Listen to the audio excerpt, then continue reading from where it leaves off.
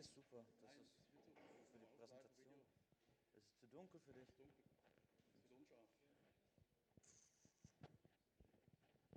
Aber hat es abgeschaltet.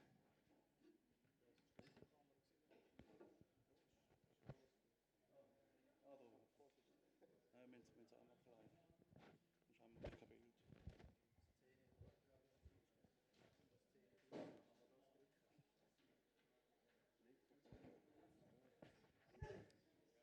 Ah ja, das ist gut.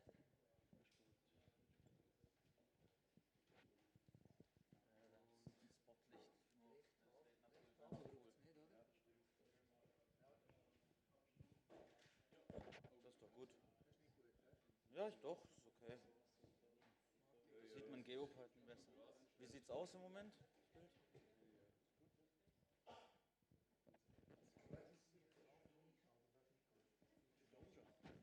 Hallo? Warte mal,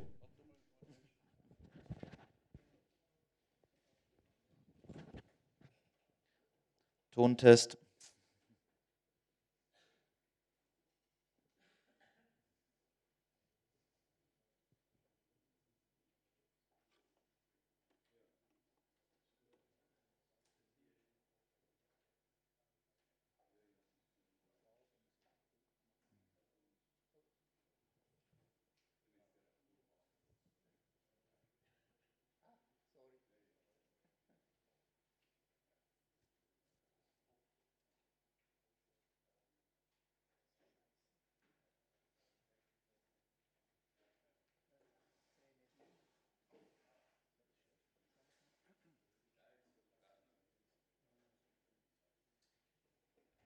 Wie weit drüber darf ich rumlatschen?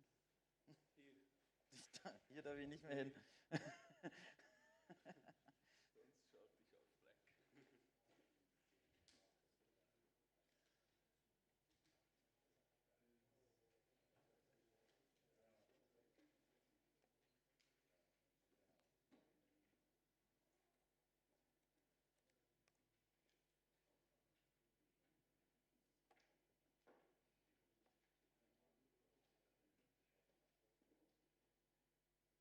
Third speaker in the room?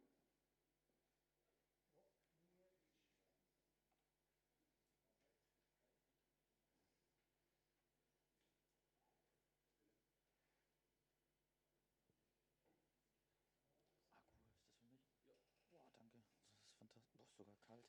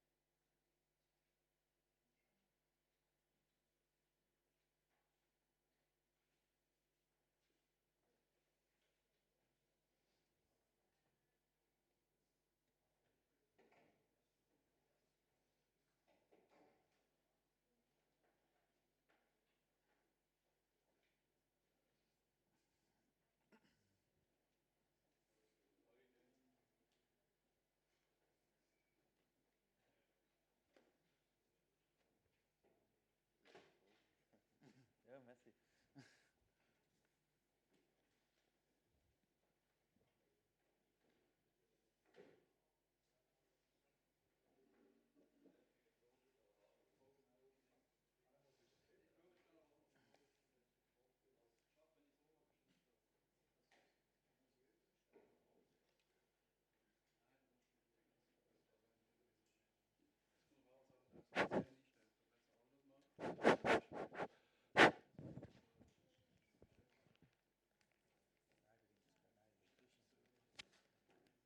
sagst du nicht?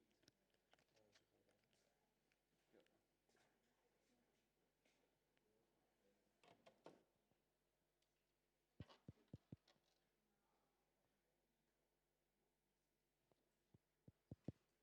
Eins, zwei.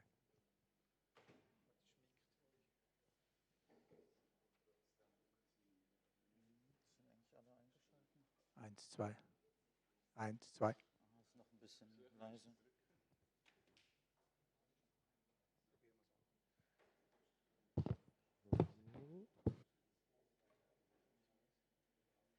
Eins, zwei. Welches ist es, deins? Eins. Eins, zwei, ja.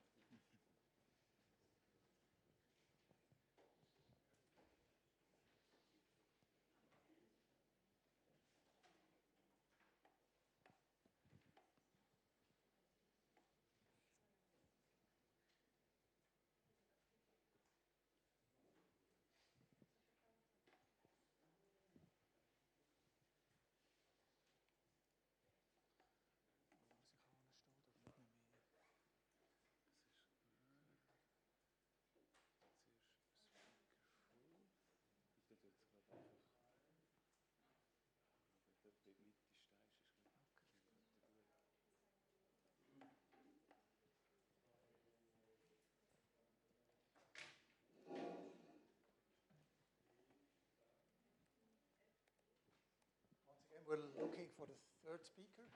Rock, Miech? Not yet. Okay, we'll decide as we go along how we will deal with this.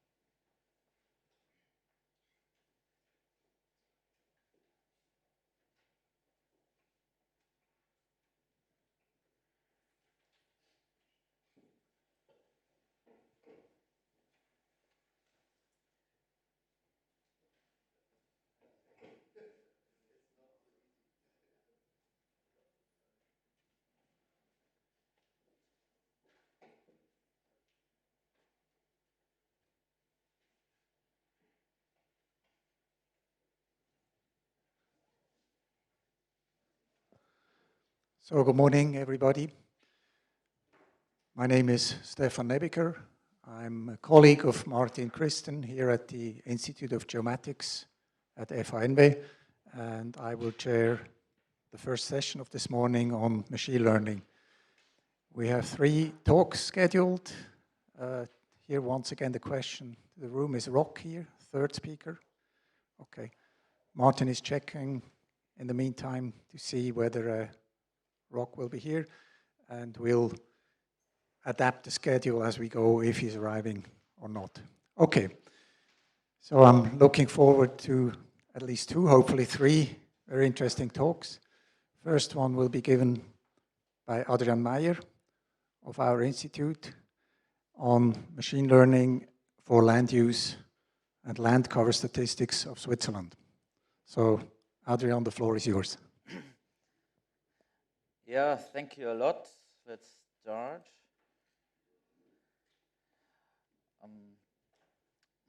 I'm very pleased to introduce you to our project that we specifically did from September last year, but it's actually an ongoing series of projects that we had at our project at our institute.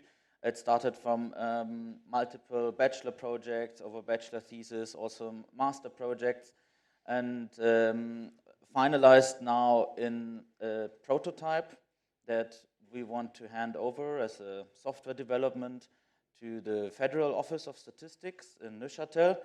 They are the authority in Switzerland to do land use and land cover statistics. Not only that, they do a whole lot of more statistics, but we are working with the Geo team basically together to achieve that. It's not just us that is involved in this project. It's also the Zurich-based startup Exolabs. They collaborated with us and they did a lot of coding as well. So this is not a very standard project in a way that you have to understand first where the land use, land cover statistics are coming from in Switzerland. They have like a bit of a special background. That's a long year series. Like in the past, they did every 6 years about that. They classified 4 million points, roughly, and rough estimate, all over Switzerland in a 100-meter grid. So every 100 meter, they would put a point, and then this specific center information counts for what it actually is. Then they have quite a lot of these categories. They're like hierarchically sorted, and this is the basis for a whole lot of different management decisions, federal decisions, considering like things where to put new building projects, how the natural areas are doing, if there's still glaciers left, these types of things you can do on the basis of the statistics. So there you can see some of these center points and also some example classes, how this actually looks like. And they always go through like maps, map layers, tiles of Switzerland. And when they're finished with one period, they basically start over again. So there's quite a meticulous workflow, and it looks like this when the people are actually doing it. It's a team of at least 10 people. And in the past, the aerial images that are used for that were black and white and 50 centimeter coarse resolution. Actually, way back in the days, were obviously analog. But with the new methods that they use, you can see it slightly on the screen here that it's stereo screens, so they have like a 3D understanding of the environment, and they also have the old sections, like from the previous acquisition periods. They use a whole lot of additional data. You can see that on the second screen on the side. Here, there's like a GIS data, for example, from Swiss Topo, with Swiss Federal Topographical Office. They also use Google Street View zoning plans and cadastral information, these types of, just to really figure out what is the actual use, what is the actual like inhabitant of this specific point. And on our side, it was 4 people mainly involved in the project. This is excluding now all the students that have worked on it in the previous years. And we have another 2 main people on the Zurich side with Exolabs. So one could argue, okay, we have these points now. We can have the aerial auto images. Isn't this the ideal use case to use convolutional neural networks? You might have heard it already. It's like all over the media, actually, that deep learning can do image classification. It can do it quite well. Like in 2011, there was the ImageNet challenge, and it was cracked. So cracked meaning that the computer surpassed human level performance. And we have these land use and land cover categories, land use more than a land cover. So each point has a land use and a land cover category. They are quite disbalanced, as you can see in the amount of samples that we, for example, have in the land cover categories. So there's really a lot of samples, for example, in Greenland, grassland, that would be category 21, I think, and 41 would be forest, and all the others are more spread out. And some have actually only a few hundred samples, which is more difficult already for machine learning. So this is some examples here. It's a bit difficult to see it with the lighting, but I think you can get a rough idea. Those are like 50 by 50 meter tiles now. And we thought, okay, we're just gonna put this directly into a machine learning algorithm. We're gonna give it like it is.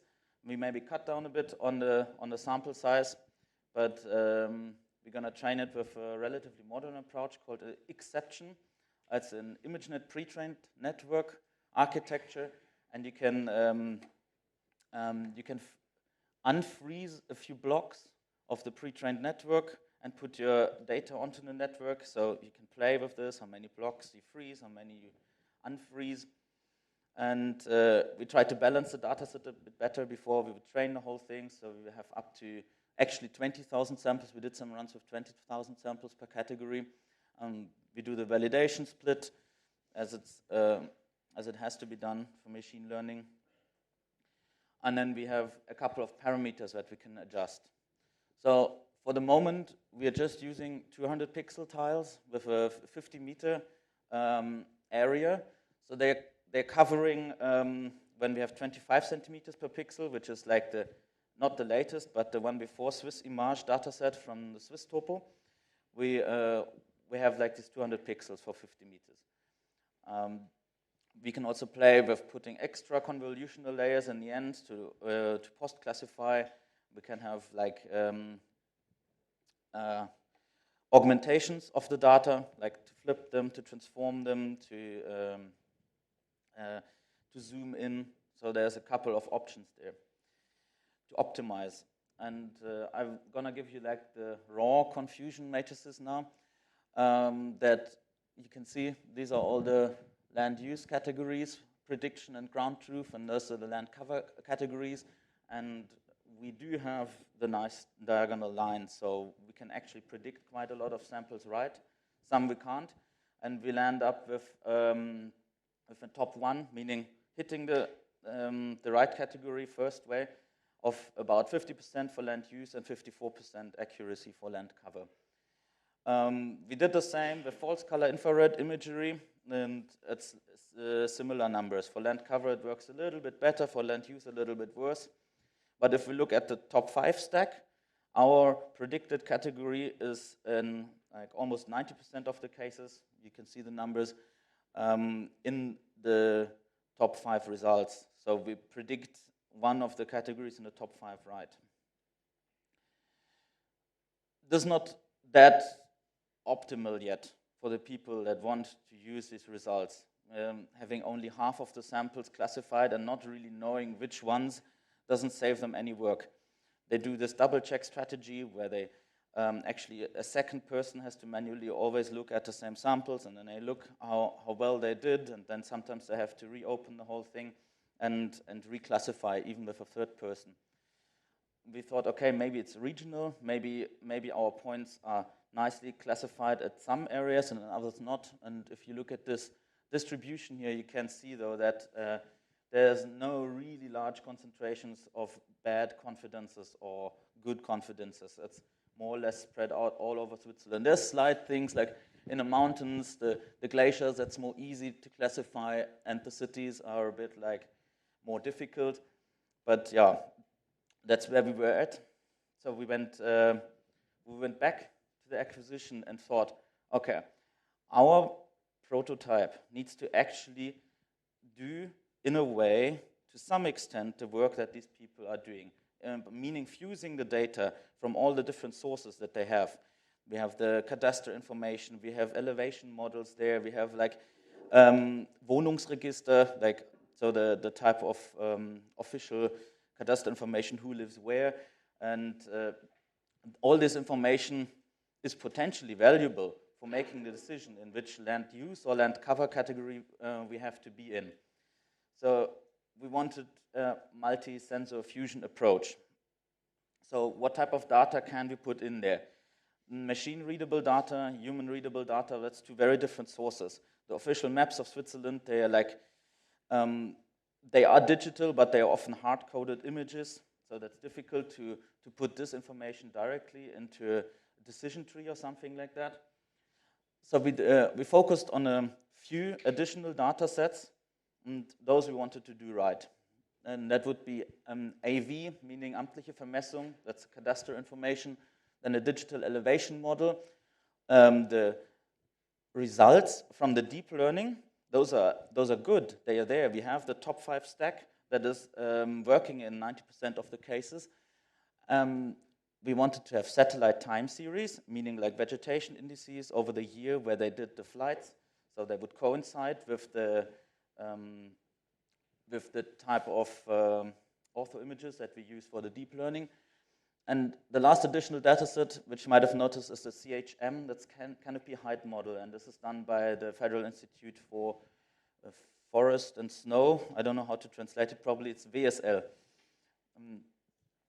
So our workflow looked a bit like this. We need to pre-process all our data, especially the aerial imagery and the satellite imagery. We need to have a module for the auxiliary data. And then we have the neural network that classifies the aerial imagery. And then we're going to fuse them all with a random forest post-classifier approach, which is good in handling very different data sets. And afterwards, there's obviously a validation happening as well. We try to automate the whole workflow so the people there at the Federal Office of Statistics can actually do it by themselves. That's the goal of the project, that they don't have to get an engineer from outside that performs these types of analysis for them. They should be able to do it. It's a command line interface tool. It's not like a click through, happy clappy word type of thing, but I think we can get it there to a point that the command line interface is easy to use. Specialty in using the data was the format that we used. The HDF5 format is around since quite a few years already. Some of you might have worked with it already.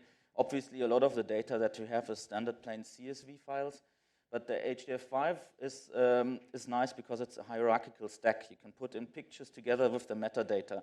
For example, the ground truth observations, and that's quite a nice thing to have it all together in one place and be able to use Python scripts to read it out.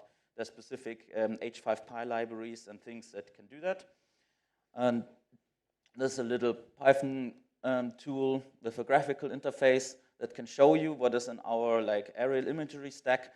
There you can see the label for the categories. This is the ID of the individual tile. And we have two image pairs in there now. The one is from the previous period, where the Swiss Marsh was still in coarse resolution of 50 centimeters, and that is the newer with 25 centimeters. Maybe it's 25 and 10. I would have to look that up again. But I want to check with you the satellite time series, how we did that. This is done in Google Earth Engine. So far, in the moment, resources are still there for free. Anyone can use it. It's quite automated. You can run a whole lot of self-programmed scripts, also in Python, also in other languages if you want. And we chose a couple of spectral channels that come directly from Landsat data. We wanted to use Sentinel data because they have a better resolution, but because we need this long time covering, and Landsat has been around for quite a longer time, we used that. When you look at 50 by 50 meter ortho images that we want to coincide with this, though, we end up having only one center pixel that really counts for each single satellite. That's why we focused on the temporal data of the specific year where the aerial images have been taken. They have to be masked. You have to render the clouds out. There's a whole lot of pre-processing going with the satellite data. This is a quite well-documented workflow, though, and you can read up on this, I guess, yourself. I want to speak a bit about the extra data that we used, the auxiliary data coming from the cadastre. We used the layer called land cover surface. We used it for both land cover and land use classification, and it looks like that. And the nice thing about it is that it's almost a complete image of Switzerland, as you can see. Not many data sets of the cadastral information of Switzerland are complete over the whole country. Usually it's the cantons that and they have their specific data set, and it's very difficult to get the timestamps right for all the different cantonal data sets if you would want to fuse them. So we had to rely on this federal data set, and it's quite accurate. It's really good, actually. And it's got this 25 categories. Some of them coincide with what we want to classify into, others don't. And we wanted to give this to the random forest and look what happened, basically. We will do the analysis about this later. The altitude data is derived from the Swiss Alti 3D data set. It's in very high resolution. We only used the center point, and over the area of our tile, we also calculated some indices like slope and aspect and the standard deviation like minimum and maximum altitude in order to show some entropy structure of the altitude where it is, but we use it then as a plain CSV files in post-processing. The canopy height model is a beautiful data set. It's really nice because it's also consistent all over Switzerland, and it's at with one timestamp, more or less. It's been rendered from laser scanning data, and where we just know how high the vegetation is. So this is, we use similar parameters like with the altitude and put this into our CSV dataset as well. So how do we do this in the random forest now? Random forest, as you guys might know, it's like a decision tree, and or actually a whole lot of decision trees. And yeah, this is just a little engineering joke, but when you come to the method of it, you actually you set up a whole lot of these decision trees. You can bag some of them together, so you take some data points from your data set, and then you model on the variables what you have decisions. Like, for example, a high pass decision, is this value above this and that, or is it between here and there? So you make these decisions on a random sort of initialization state, and you make a whole lot of trees, and then you prune and select these ones that fit well to your data set. There's a whole lot of implementations, and I know this is a Python conference, and you get a whole lot of implementations in Python. We started with R doing this because it's well documented, and so far we couldn't run it on a GPU. If we could run it on a GPU, we would maybe use Python in the future. We actually want to move to Python to have the whole prototype in Python, but in the moment we're using R adapter and do this because the library used is called Ranger. It's basically a C binding. It gets called through an R adapter. It's a bit like an adapter on adapter on adapter construction, but because it's so close to the core with the C binding, it's really fast and really accurate, as you can see in these diagrams here, compared to other random forest implementations. So how does the input vector look for our random forest? This is actually like an Excel table of the CSV file that are trained then into the random forest. And I didn't show the numbers for the satellite time series. They are just like shown here as color codes going from 0 to 225, 255, I mean. And we have our ID and the ground truth to the left. And we have our classification results from the RGB tiles. We have our classification results from the infrared tiles, the false color infrared. We have our altitude models. We have our cadastral information as classes. And what's missing on this picture now is the canopy height model, but it essentially looks the same as the altitude, just with different column headers. And then we ran a couple of models, first for land cover, afterwards for land use. And first we just did only the satellite time series and the CNN results to find out how well that would work on the area 3, which is the previous period, and area 4, which is the newer period, so we can find out what difference the resolution increase makes in the aerial imagery of the ortho image that we took. And then we put all our auxiliary data in order to see how much the improvement will be there.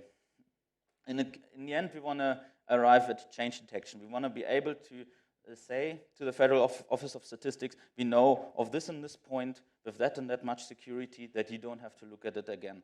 That will increase their speed of acquisition, and they can actually focus on the points that are difficult, for example, in the settlement spaces. So this is the reduced vector now that you would use just for the satellite time series and the convolutional neural network. And we end up with an overall accuracy of 78.2%. You can see again that there are some classes that are extremely high represented in the data set, and that there's also a whole lot of these big classes being well identified. Like, for example, at the Gras- und Krautvegetation, meaning shrubland, grassland, we have 1.2 million of the 1.34 million samples correctly classified, which is already a huge improvement for the workflow of the people at the federal office. So when you look at these classes, at the tiles that we put in, they're actually quite homogeneous. And this is what the neural network can do well, and also what is represented in our auxiliary data set. In this case, the satellite data, it's represented quite well when the tile is homogeneous. Other classes that work well are, for example, vineyards at the top and glaciers. Glaciers tend to look more heterogeneous. They aren't actually. They're quite monotonous, but their overall shade can change according to the solar angle. But when you get to rock, it gets already more difficult. You can see like a slight increase in the accuracy, decrease in the accuracy. And really, the worst ones are very small classes with only a few hundred samples. Like, for example, wetlands. Wetlands, especially difficult because they tend to just look like grassland on an aerial image.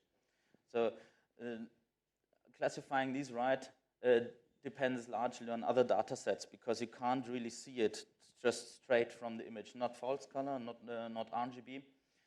And when we look at the importance of the variables of the input vector, we see that actually the satellite time series, they mattered even a bit more than the deep learning classification results.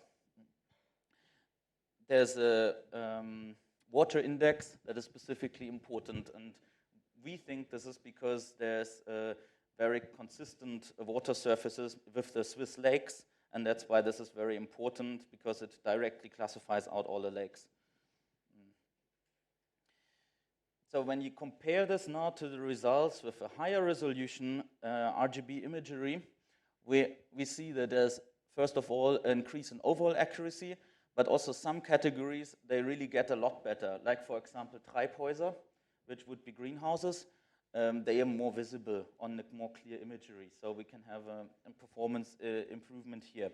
And also when we look at the variable importance using the higher resolution imagery, we are here with a much higher contribution that the deep learning results actually put into the whole prototype, and also the importances of the satellite channels, they spread out a bit more.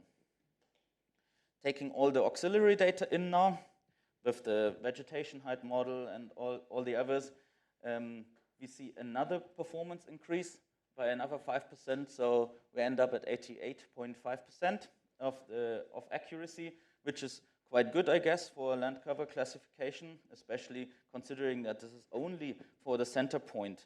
We don't classify the rest, the BFS, the federal office, they don't classify the rest of the tile.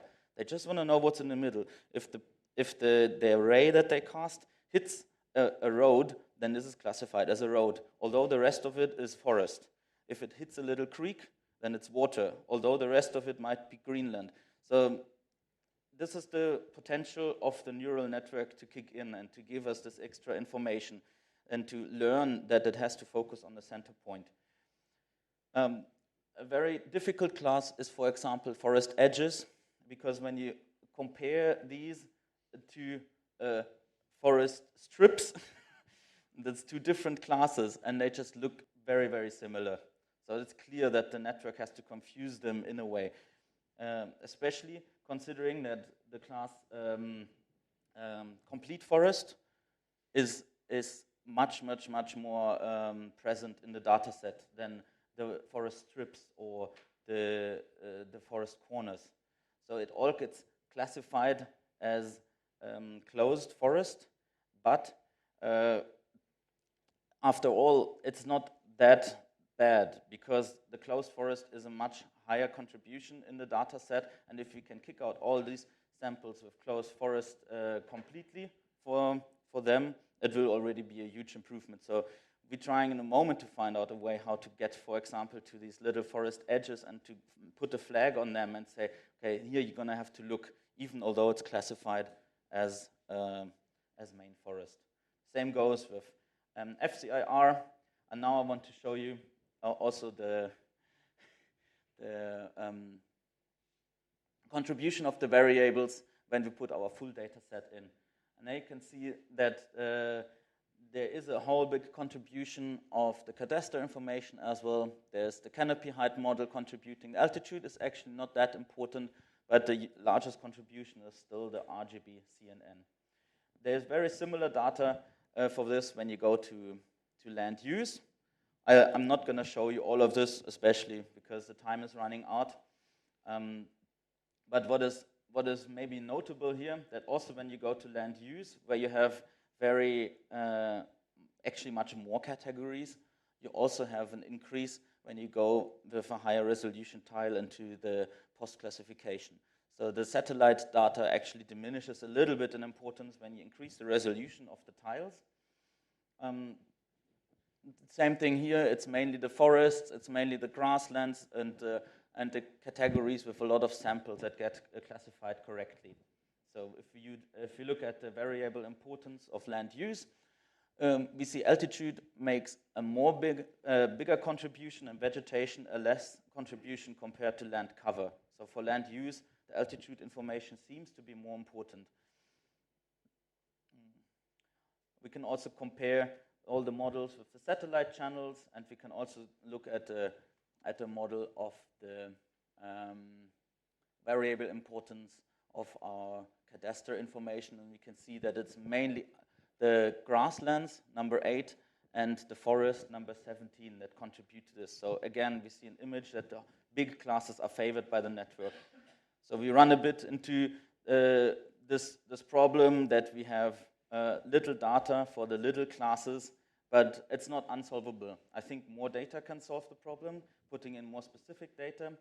So I arrive at my conclusion now. We can try out different tile sizes.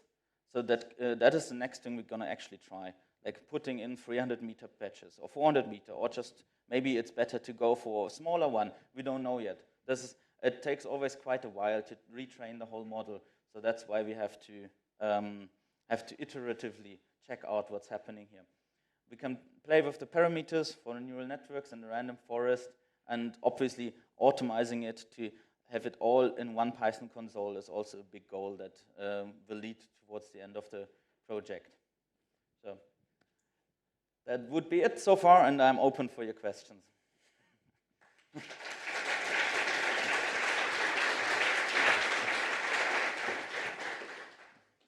Thank you, Adrian.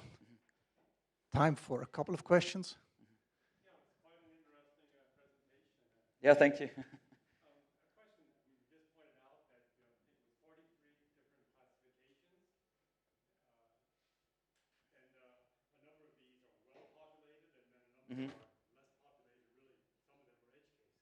Yeah. Have you thought about combining some of these less populated classifications into one? For example, this forest problem you're talking about, forest strips and forest edges, et cetera, into one, and then having a smaller number of classifiers, and then being better populated, and getting a result, and then maybe at least you would know which one to do by hand later. Yeah, it's true. And our previous work that we did, all these bachelor thesis and bachelor and master project that I mentioned before, they did exactly that. It works, for example, really, really well if you just have 4 classes. then you have no problem. But the thing is, it doesn't help the federal office. They need to know a specific class, and we need to adapt to their system. We have to take their classes and be as specific as possible. Of course, we thought about pooling some of the ones into a category basically called other. That could work, for some of them.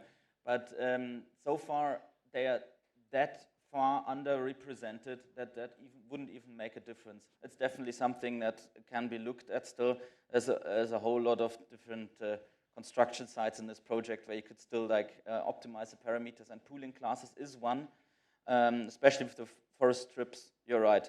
We're gonna look at it, but we also think that increasing the tile size might still work to resolve this conflict without having to pool the classes, because they really asked us, please don't pool the classes. We had this in the past. We want them as separate as possible. Yeah. It makes it easier. You're right.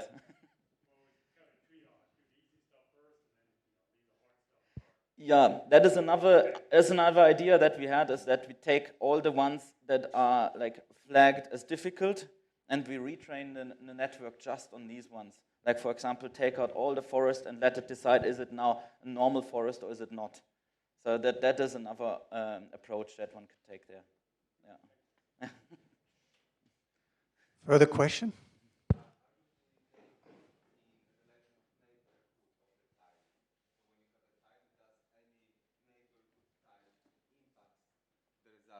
The one that you are processing.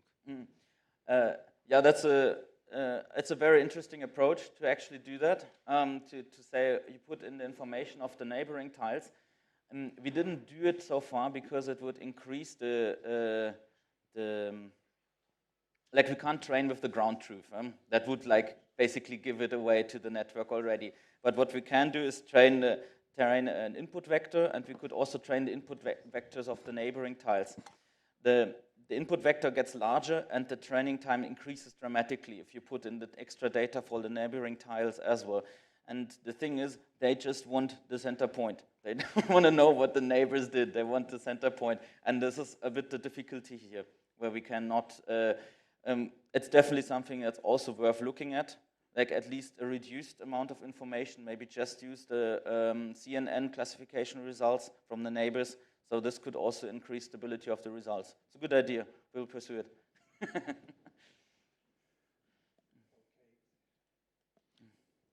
Looking at the time, I would like to conclude this first presentation. Please use the break to continue discussion with Adrian. Once again, thanks very much.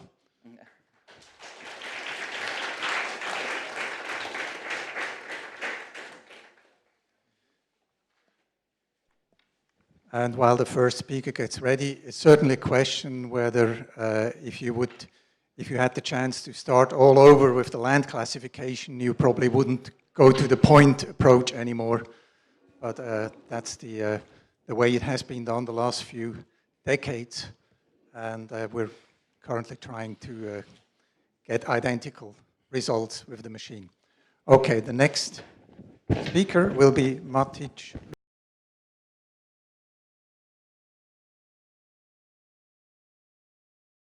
Learning workflows.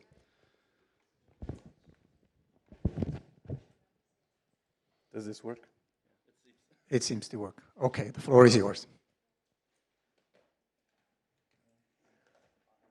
Okay. Hi, everyone. My name is Matic, and I'm here on behalf of the EO research team from Synergize, which is a company in Ljubljana from Slovenia.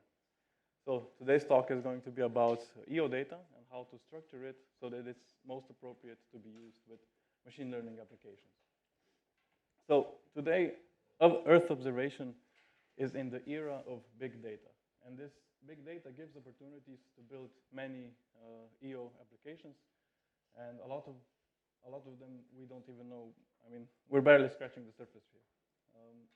So there's a lot of these satellites today around the world. Huge numbers. Most of them are private, so you need to purchase their data. But there are also quite a few of them that offer this data for free, so that we're able to take that data and do some cool stuff with it. So since these satellites roam around the world all the time at some intervals, they offer spatial as well as temporal data, which has some hidden value inside that we need to extract with our applications. And since this is, as I mentioned, big data, we cannot possibly handle this on our own in our human form. We need some help from computers and some help with machine learning. So you can now see that there is a growing need for experts in the fields of remote sensing as well as data science and machine learning. So here are just a few of these open access satellites. Most of them are the Sentinels from the EU Copernicus program, and there are also a few Landsats and so on and so on. We mostly focus on the Sentinel-1 and 2, or mostly on the Sentinel-2. Here is the data storage that we are currently using. So not the ESA part, but our own data storage at AWS. So for Sentinel-2, we have around 5 petabytes of storage. And we are gaining about 8 terabytes every day. So it's a lot of data. This map shows the coverage heat map of the Sentinel-2. You can see that it has a global coverage. So basically all land masses all around the world are covered. Okay, so a little bit more about Sentinel-2.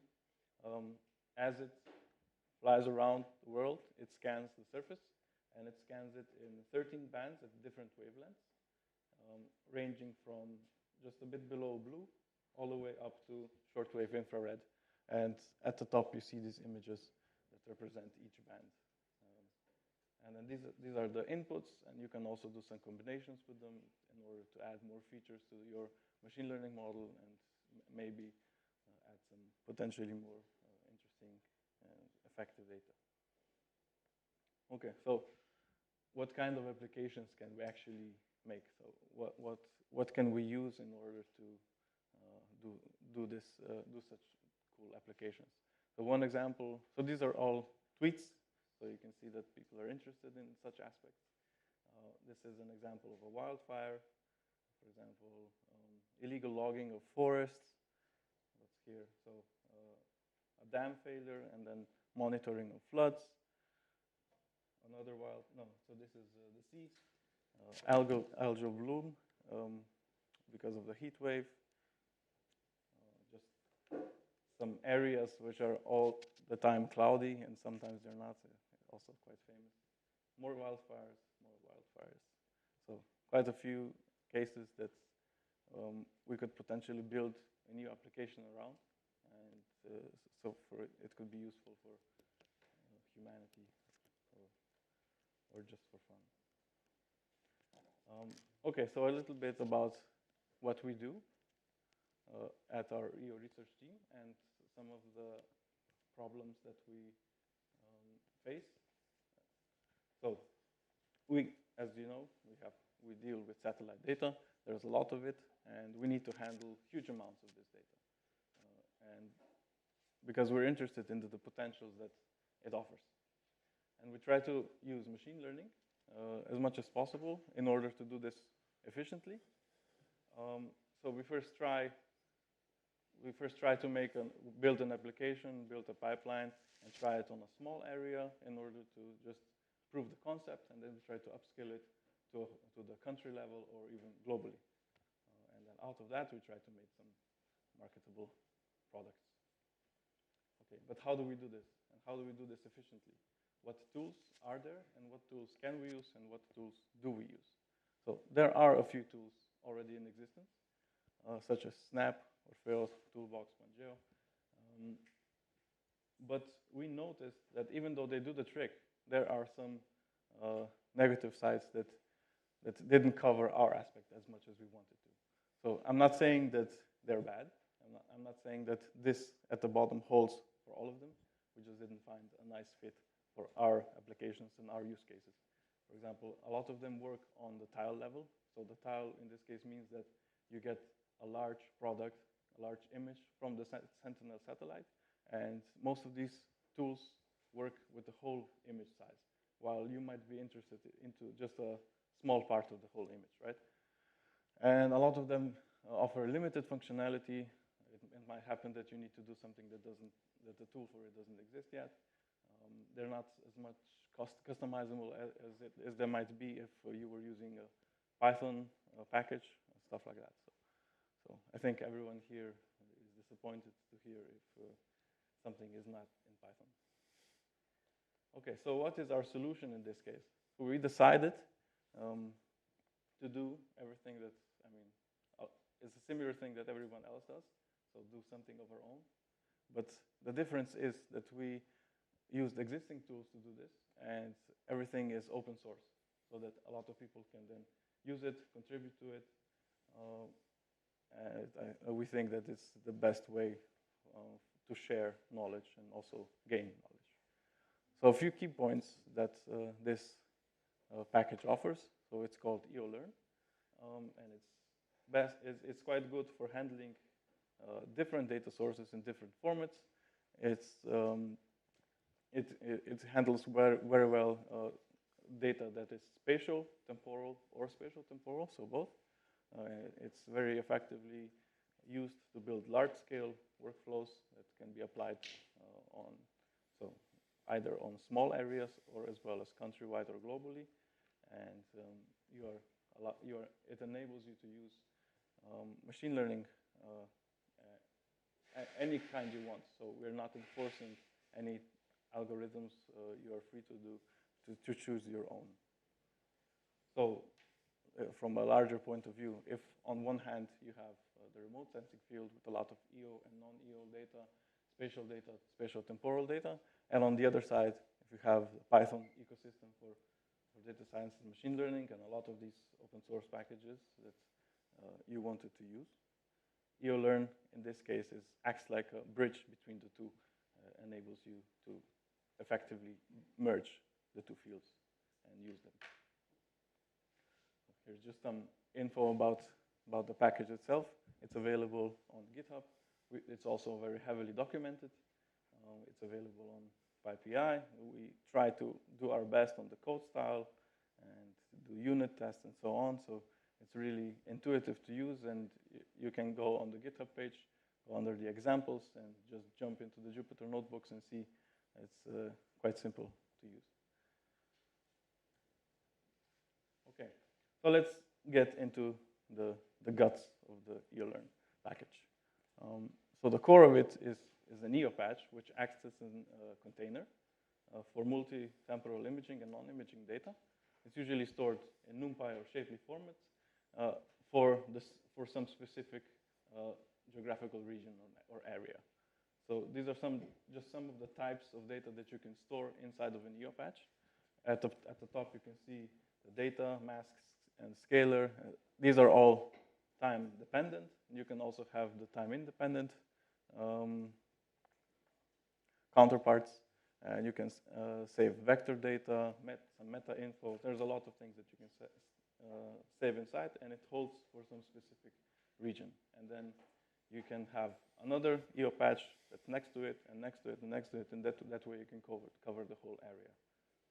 So this is more of a visual representation of the same table that was shown before. For example, a temporal data could be something like the normalized difference vegetation index, or you could have the cloud mask. The difference is that this would be, in this case, a Boolean value. Then you can have vector data, or just one component, so a timeless information, and so on. And you can all have this in one package, in one container, which is called the EO patch. And then what can you do with these EO patches? So in this case, you can see, okay, this is just a representation of how it looks inside of Python. So this is what you would see. It's like a dictionary. You call out all the information that you need. Okay, so we said that you have now the EO patch. What can you do with it? So what we have in EOLearn is also is something that's called an EO task. And this EO task performs a specific operation on an instance of an EO patch. So you have an EO patch, for example, satellite imagery, and you want to detect clouds. You write an EO task that detects clouds and produces a cloud mask. And after this task is applied on the EO patch, the new EO patch then contains this information about the cloud mask for this specific area. So in this case, we used our own machine learning model that was trained to recognize pixels that belong to clouds. There are quite a few of these EO tasks already in the package, around 50 at the moment. And you have the freedom to create your own tasks, so it's not limiting in any way. And already the existing tasks can also be fully customizable if you need to tweak them a bit.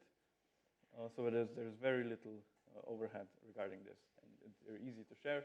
And if you write your own, it's very easy to contribute to. You just make a pull request, and we'll be very happy to look at it. So we have EO patches. We have EO tasks, which perform some tasks on these EO patches.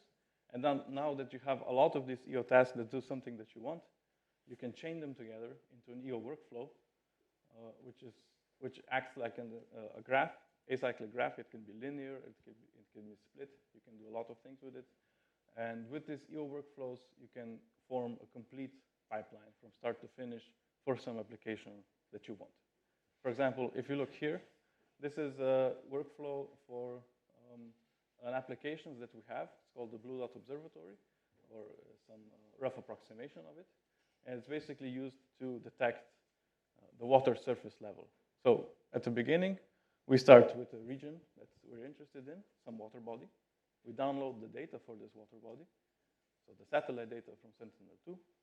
We perform cloud masking in order to detect patches which have a large ratio of clouds in order to remove them. And then we calculate the water index, add this to the EO patch.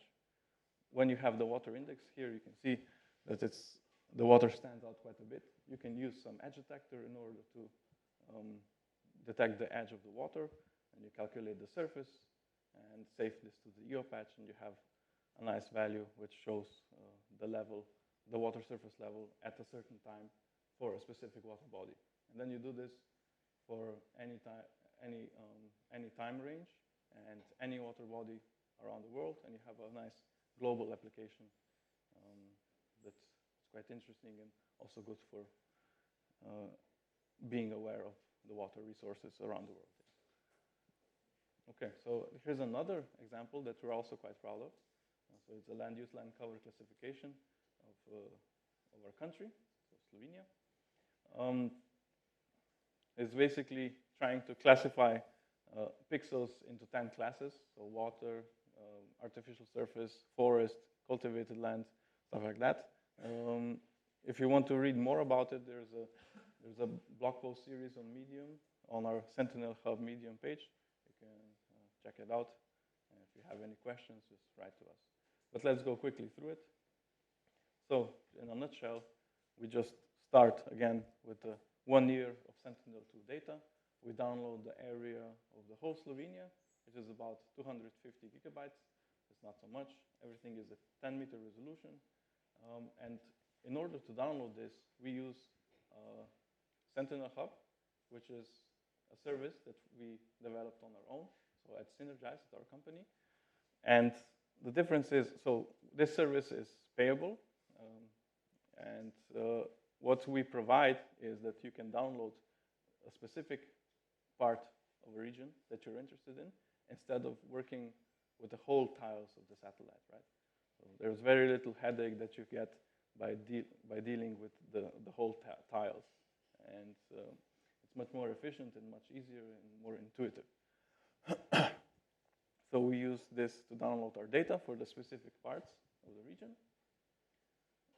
And then we do similar as was done before. So we mentioned cloud masking, calculating some additional features, additional indices that might help improving the machine learning classification. We're adding then a task. Then we created a task to add ground truth data, so reference data in either form, vector or raster. And we move on. After cloud masking, we have a lot of missing data, and we do interpolation in order to fill the gaps, and then resample to the same time range, so the same time steps. So it's kind of unifying the data to make it more simple to use. And this also offers a handle on either creating a more sparse or a more dense data set in the end after interpolation. And then, of course, the normal approach in order to train a model, sample a few pixels around the area, create a training data set, and train the machine learning model. And then the last step was then to use it and to make the prediction. Here is just an image that I wanted to show. So this is in the middle of the interpolating step. So this is a time stack of images for a specific area at the before and after interpolation. So at the top, you have missing data because we removed the clouds. And at the bottom, we then perform the interpolation into the temporal dimension in order to fill these gaps. Okay, so now that, as we mentioned, the model was then trained, we use the model to make the predictions and classify the pixels. Do this for one patch, and another patch, and another patch. You can do this in parallel using EOLearn. It offers this parallelization. And you add this together, and you have a nice map of the whole Slovenia. So this classification map of the whole Slovenia. If you want to zoom in and check it out a bit, it's available on this link, and this link is also in the Medium blog post. And you can see what it actually looks at if you close up. It's also surprising. We found some cases where it was really nice to see that it works properly. So on the left side, you see the Sentinel-2 image of the Ljubljana airport. And in the middle, you have the reference map that we used in order to train the model. And this reference map is quite rough because the whole airport is marked as red, which means artificial surface. But if you look at the image on the left, you can actually see that there's some tarmac and there's some grassland. And our machine learning model was able to predict where the grassland is and where the tarmac is. It actually kind of improved the reference map. And it was nice to see that, that the machine learning model could handle such fluctuations of the reference map. Okay, so now just a few more slides. For example, first one, the tips on scalability, how to make it easier to upscale your application to a countrywide or global scale. So there are some first layer solutions that you can do. For example, do some compression of the EO patches if you have a lot of them. So just so you can store them. We noticed also that you can use less data without actually losing a lot of a big factor of performance. You can do this with either, when you do interpolation, you resample to a more sparser grid, or you could do, for example, mosaicing. In mosaicing, you can take all the Sentinel acquisitions in 1 month or in 2 months and stack them together by some means of averaging and gain just one image for that particular time period, and do another one and do another one. And that way you have like merged data and not so much of it as you would have a very fine grid. In the end, you can see, at least in our case, we saw that we didn't lose much on the accuracy, but it increased the performance of the whole model by a factor of 2 or 4 in speed and in memory usage and everything. Okay, and then there are some also second layer solutions. For example, parallelizing on the EO patch level. You don't need to do 1 EO patch per time in sequence, but you can parallelize it, and this is already available inside our EOLearn package. You can do some calculations on the cloud. So we offer on our services, on our Sentinel Hub services, you can create your own custom scripts that can do some calculations already on before you download them. It's easier on your laptop or on your machine. And we also noticed that sometimes the resources that we have available at our company are not enough in order to do some to work with some large applications. So we often use the computing resources on AWS, and we also looked in the few at some code packages, for example, like this FastEC2, which enables you to create several instances on AWS in a very efficient manner, which helps a lot with this upscaling. We're also constantly looking into how to improve EOLearn, of course. One way was changing the NumPy into Xarray, and there are also some other types of formats that we could use. So there are lots of reasons to have this, because there are already existing tools for visualization. You have labeled dimensions. It's easier to search by the labels or by the dates instead of searching by indices. It's easier to chunk the data and using Dask for parallelization.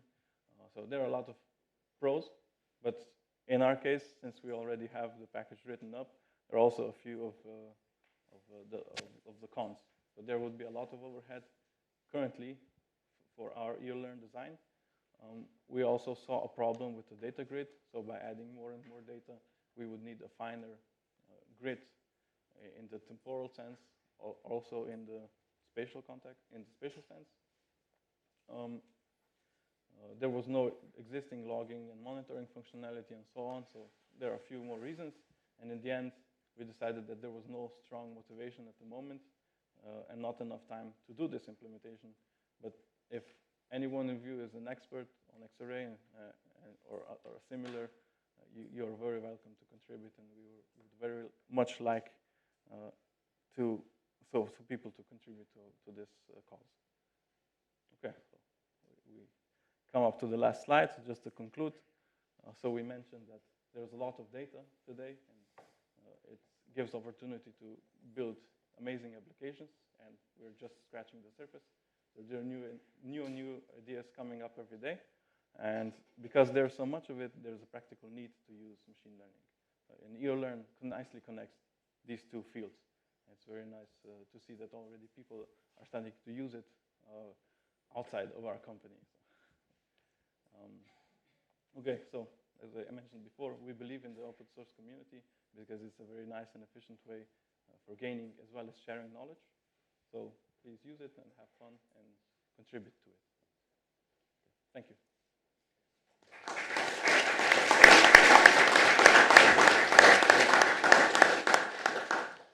Thanks very much, Matic. We have time for questions.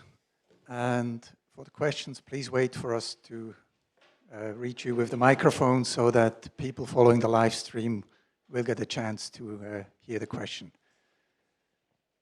So I hope I didn't keep you from asking questions now.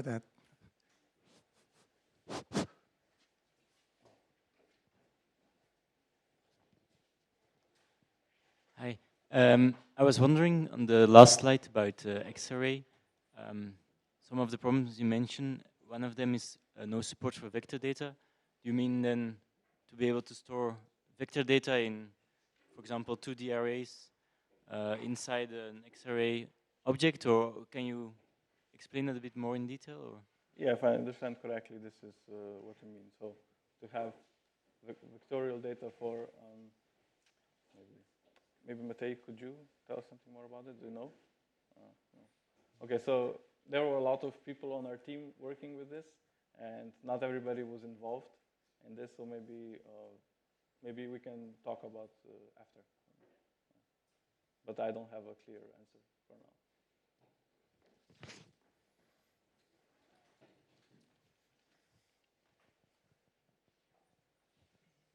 Hey, thanks for the talk. You say that EOLearn is the bridge between EO data and then TensorFlow or other machine learning libraries. Do you have in EOLearn, is it possible to output the actual dimensional tensors, or is it that coming as a new feature later on, or is it because I've tried a bit of EOLearn and the last merging into tensors, for instance, in an LSTM or a convolutional LSTM has to have some data merging before that. We're building tasks for the applications that we're working with, and it doesn't work out of the box with all the machine learning models out there. And if you want to use a specific one that, for example, we haven't worked with yet, you need to write your own task that transform the EO patches into some application, some format that is acceptable for the machine learning model. And so we weren't trying to sell it so that it already works out of the box, but the fact that it's possible to customize it into every possible way that you can. So currently this is not possible, but you're welcome to try. Okay, more questions for Matic? If that's not the case, then we're just in time for the third speaker who has arrived in the meantime. Once again, thanks very much, Matic, for this interesting presentation. Thank you. Good luck.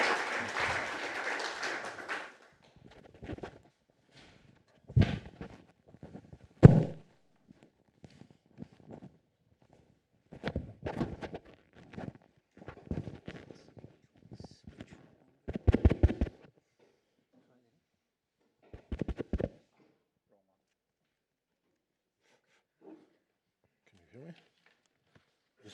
Does this work? Yeah. Okay. Try it again. Yeah. 1, 2. Yeah. Okay. Good. Okay. So the third presentation will be given by Rok Mihevc. It's on terrain segmentation with label bootstrapping for LiDAR datasets in the case of doline detection. Thank you. Hi, good morning, everybody. My name is Rok. I'll be talking about doline segmentation today. First, a bit about me. I'm a freelance data scientist currently working out of Amsterdam. So, why is this not moving? Here we go. Okay, so first, a bit about my talk today. First, I'll give some context about what the doline is, why is it important.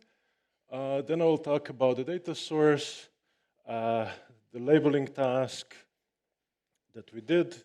I'll give a short demo of the method, and finally we'll discuss results. So first about the doline. So every rock surface on Earth forms a different surface features, right? So in case of limestones, you will get dolines. Undergrounds, you will get caves, and you will get canyons or whatever. But this less sexy feature, doline, shapes on the surface and can be quite abundant. So what happens is you have limestone, that's the top left scheme there. And you see the surface, I mean, the bedrock is a bit fractured, and certain fractures are bigger than others. Because of that, they draw surface water as it falls, and water kind of drains through these fractures and it enlarges them because limestone is soluble with water and weak acid. So these big faults kind of tend to win over others, and at some point a doline is formed. That would be a shape like that. This is a cross section. Usually they're nicely symmetrical. Right. So there can be different ways they come to be, not just the one I described, but this is actually not entirely clear yet. I mean, there's discussion, but because this is not the most interesting thing in the world or important, there's not much research and there's less data. So, but there's a lot of them. So this is in Bosnia, maybe a month back. And you see it changes the landscape significantly. So you have really rocky surface, and then in between you have these basins of dolines. And you can't do much here. This area is used for pasture and wind farms now. You can see them here, they're behind the camera. And yeah, there's a whole lot of these things around, and no data to study them. However, that recently changed in Slovenia. The Geodetical Institute of Slovenia did a survey with aerial LiDAR in 2014-15. I probably don't need to explain the method here. Maybe, well, anyway, they flew a bunch of planes over Slovenia and scanned the ground. They produced about 4 points per square meter point cloud. So yeah, point cloud basically takes everything, right? Trees, houses, ground, whatever. However, we were only interested in the ground, and they even went so far as to provide a digital elevation model of resolution 1 square meter. That's pretty accurate, so they claim 15 centimeters y-axis, so that we felt was pretty good. And this opened an opportunity to study this dolines. So this is to give you an idea of abundance of the feature. So that is entire Slovenia. That's about 20,000 square kilometers. And this is just, let's say, 6 by 5 or something kilometers area. And you see there's probably about 10,000 of them in this image. And yeah, because the data was available, we discussed with Karst Research Institute to do a short project on this and to do basically a catalog of the form for the entire country. Now, we estimated there would be about between 200,000 and 1 million of them, just by, a bit of back of the envelope math. And yeah, assuming 10 seconds of work per doline to draw a polygon around it, that would take between 2 months to 1 year to do manually. So that was not an option on the budget of the project. So we looked into machine learning approaches. So first, the data that's available from Geodetic Institute is basically XYZ tiles of 1 square kilometer. There's about 20,000 of them. And basically to go from there to GeoTIFFs or some other raster format is already a bit of work on a laptop. So we looked into different options, and we ended up using Amazon Lambda to do everything from downloading to gridding, to processing, to NumPy, and so on. So, like, I would highly recommend Amazon Lambda for that. It's very scalable, and you don't own any infrastructure. But it is a bit of work to set up. What else? So yeah, in post-processing, we were using GeoPandas for the polygons, and for statistical analysis on the individual DOLine, in the end, we used raster stats. It's a not well-known library, but basically it enables you to do statistics on a polygon. So it uses GDAL in the back to do statistics, but you pass it polygons to delimit the raster, and you get some statistics back. It's quite nice. And you can write your own functions. Anyway, the data we got was kind of like this. So this is basically 3D data of DOLines and no labels, right? So these things were never mapped. So you can do machine learning without, well, supervised machine learning without labels. So what to do? Well, in 3D, we can't really draw labels. So we wanted to draw them then on tiles, obviously. So the left one is just elevation data. And while it's okay for machines, for humans, it's a bit hard to see. So we decided to go for hill shaded. So we used GDAL to produce these shaded tiles, and they're a bit better. However, there's a bit of an issue there. Do you see the shapes there inside or outside? Because some people see them, yeah, concave, some see them convex, and it's a problem when, yeah, late at night you try to do this, and suddenly, like, they turn out. Yeah, and what we wanted was basically the thing on the right, so a mask, but not just a mask, also per object polygon. Yeah, so this is what we wanted to accomplish. And you know, the data looks like this. This is relatively clean, actually, because it's just DOLines, but you know, the whole country, you see a lot of different things. So we had about 20,000 of these, and you know, 3 months to get somewhere. So what did we do? Let's take a look. So first of all, I want to show you a library we wrote for kind of building label sets. So it's on GitHub here, and there's a small demo that I will show on Binder Hub. So hopefully this is still live. Let's see, starting up TensorFlow, maybe not.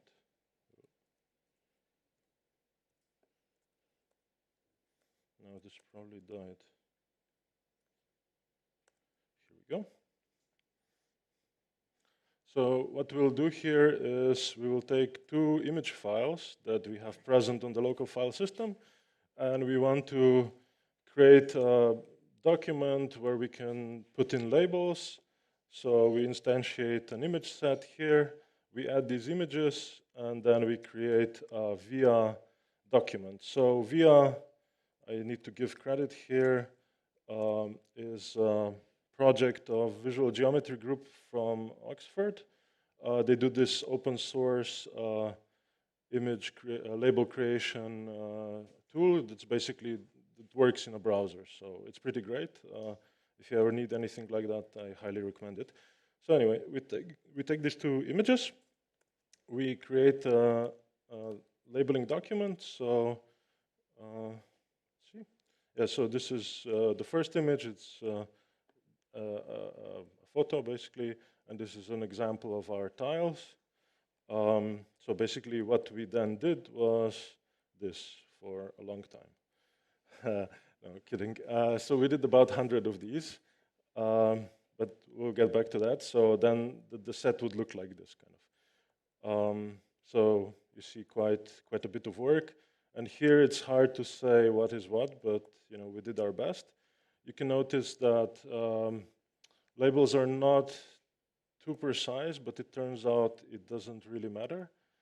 However, it would be interesting to study mathematical background for this, but that's a separate discussion. Maybe if somebody's interested, we can go offline. I get distracted there. Okay, so then let's say we now created these labels. We can now export them as JSON. And yeah, so this is what the JSON looks like. I don't know. JSON as label JSON as label JSON. I mean, there's different formats. This one seems okay, but I don't know. It's okay. So let's say we label the data set that let's say we label these two images. Now we want to, we exported the JSON, and now we want to create a mask out of it so we can train. So here we have another set of commands. So we load the JSON in, and we export it as TF records. So TF records is a format for TensorFlow. Well, it's a way to serialize images on disk. It's useful for TensorFlow, but I think others are going to support it as well. And here we just read it and plot it, so you can see that some labels that were written in that JSON were read into TensorFlow, and we can now see them as bitmaps. And on this, we can do training and inference. And finally, we can transform inferred labels into polygons. So you see here, this is not an oval, it's a polygon, and this is not a circle, it's a polygon, and these things are also polygons. And I can review the labels now, right? So we first created a training set here, up here. We imported it to make a TensorFlow set, so basically masks and images. We trained on those, we inferred something. Well, the inference we skipped, but for the sake of argument, let's say we did it. And then we imported the inferred labels, and we're now reviewing them, right? So why is this important? We'll get to that. So let's go back. Because, yeah, we'll get to that again. So the model we used for training was UNet. Why? Because it's a simple model. The data that it was developed for, which was microscopy, images of cells, looks kind of similar. I mean, it's basically one channel, and the shapes are not all that different. But frankly, also, yeah, we didn't try much other things. This worked. It would be interesting to do a comparison with other models, and that is now actually possible. We did several augmentations of the data. So machine learning models, I mean, can overfit, right, on images. So what you want to do is flip the image and the mask. You want to mirror it. You want to do elastic transformations. As long as it's a valid image, it should do as a training example. And what does that do? It makes our model more robust, and it kind of enlarges our training data set, right? It's I think previous speakers also mentioned this. I'm just giving an example here. So I think we used all of these transformations. Yeah, that's that. Now, why did we want to review data sets, right? So as I said, we had 20,000 tiles to label, but we obviously didn't want to do a big data set by hand and then train on it and then predict. What we did was we took a batch of 100 images, that's batch number 0, and we manually labeled it. That's what you saw earlier with circles. we trained the model on it, and we predicted, with that model, we predicted on training batch number 2, and we had the predicted set number 1 now. And maybe I should rather point with the mouse. And then this set we could review, right? That's why we needed the review functionality. And once the labels were reviewed, we said these are good enough. They're as good as our manual labels. We concatenated our original manual set with this reviewed set. And we now had about 200 tiles labeled. And we trained another model on this, etc. And we did this until we had about 1,200 tiles labeled. And at that point, it seemed that the model was general enough that not much review was needed anymore. So at that point, we stopped doing this. This is kind of a very simple way of active learning. So in active learning, an algorithm is able to ask the user, hey, this example, I'm very insecure about, what is it? And then the user actively provides feedback. Here we kind of picked different regions to make the data set as general as possible. But anyway, that's why the active in the title. And these are some of the results. So on the left you see is our manual labels, and on the right are kind of the produced bootstrapped ones. There's a couple of issues. Here and there we're missing stuff, for instance, here and here. So edges of tiles are problematic. We had to address that in post-processing. Then you get this kind of peanut shapes where two DOL lines are too close together, they get merged. We addressed this with watershed segmentation and a couple of things like that. But in general, we felt as you know, a binary pixel classification problem, we felt it was good. So the problem that was specified right to machine learning was basically, is this pixel a DOL line or not? And we felt that was done pretty okay. Here's another example. And yeah, a bit about what did we do for the training and inference in terms of hardware. So our final training set was about 1,000 tiles, about 1 gig of data, so not too much. But because we were training the model from scratch, we didn't do a transfer. It took about 30 hours to converge on a laptop. So yeah, it was not too practical, especially when you're developing stuff and you make errors, you go back and forth. It's not nice to have such a long latency between trying something and figuring out what went wrong. So we used Google's TPUs. They're available through Google Collaboratory. I think that was mentioned yesterday as well. However, they are not that expensive, really. So we created a new account on Google, and we just used the free quota you get with that, and we didn't burn through it. So yeah, give it a shot. I think it's worth the investment. However, okay, if you're going to do this every day for several countries, you might want to invest in your own infrastructure. Depends.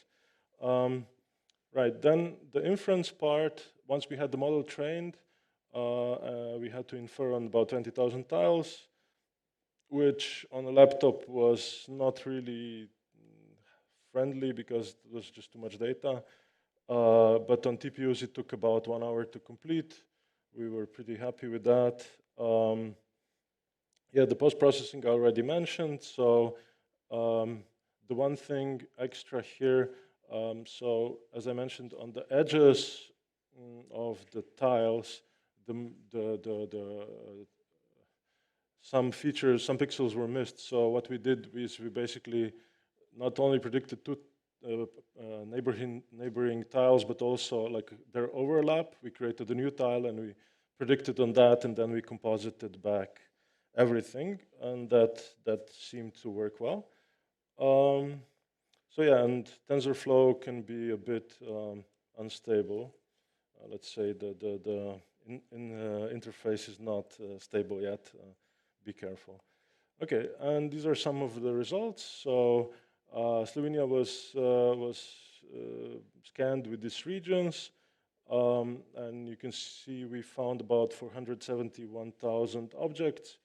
Their average diameter is 42, which is a nice reference, if you know it. These are histograms based for different regions, and you can see that diameters, histograms of diameters. So you can see diameter is a bit different for different regions. Some regions also, for instance, the first two rows have significant sample size, and you see that kind of the median fluctuates left and right. So there is information there, and we didn't just get some random size objects. There is something going on, and there's something to study for later. And this is kind of how it looks like. So on the left is, again, significant area of Slovenia. These are dot lines. This is a relatively flat area here. So you see the dot lines are kind of equally diffused. And on the left, you see some hills. So there's kind of missing objects here because the lines don't form on slopes. And wait 1 second. Let me show you one more thing. So this is then how it looks in QGIS. So here, the line shapes are overlaid over a raster image. And then if I zoom out, you can see this is a significant amount of objects.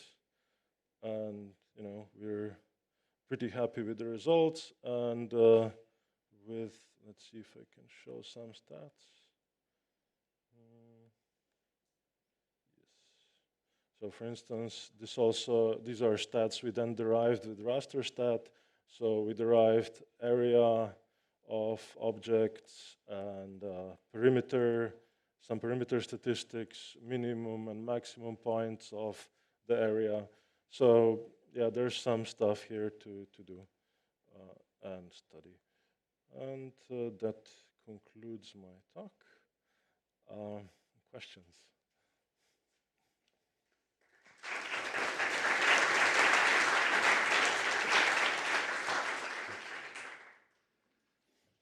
Thank you very much, Rod. Questions for speaker?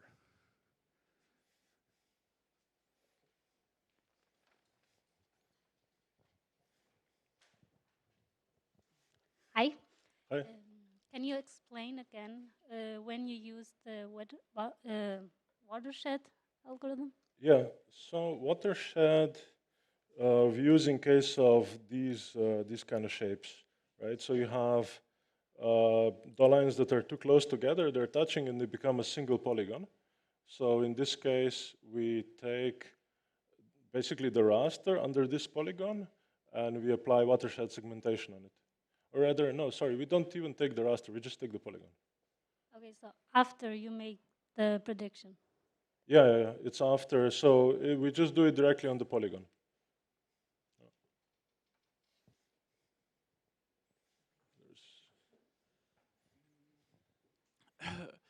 You mentioned you also use the AWS cloud computing or the Lambda function. So where in the process did you use it, and did you fit in the 5-minute limitation? Yeah, so I used it to download all the files, to grid them. So you go from XYZ coordinates to a TIFF, and to convert them to NumPyZ format. And this was all done on individual files, so it was done. It took maximum like 10 seconds, and the 5 minutes limitation was not a problem. However, if I did it now, I would probably badge these things, and then I would just try to hit the 5-minute limitations to kind of maximize the use of Lambda calls. But 5 minutes was not a problem. Thank you.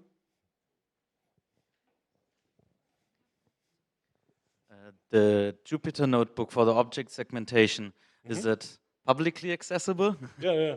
So you can, where is it? Yeah, here. Yeah, So there's a binder link here, and you can, and the code is in examples, I think. Yeah, here, label wrapper. So right now, this doesn't support GeoTIFF, but I would like to add it. I mean, it's not the exact same code that I used, and you know, this is cleaned up.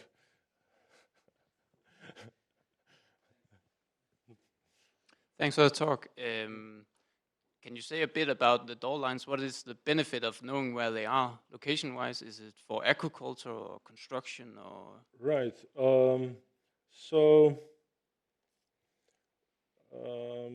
I think it's interesting to study land use of in this kind of economical way for the state.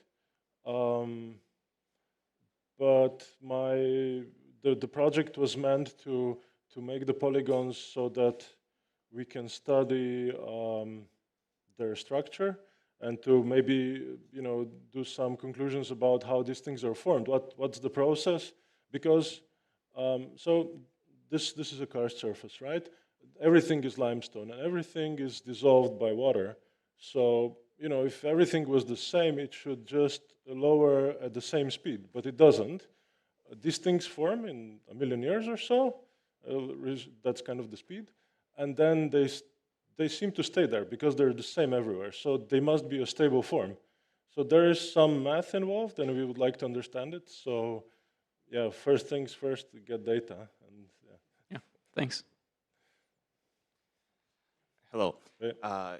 You got the result that average door line diameter is about 42 meters. Yeah. And isn't that a result of your chosen scale? So can it happen that if you choose another scale, the door line with another diameter would get recognized better, and the distribution would be another? Yeah, definitely. Yeah. No, this is just funny because it's a reference.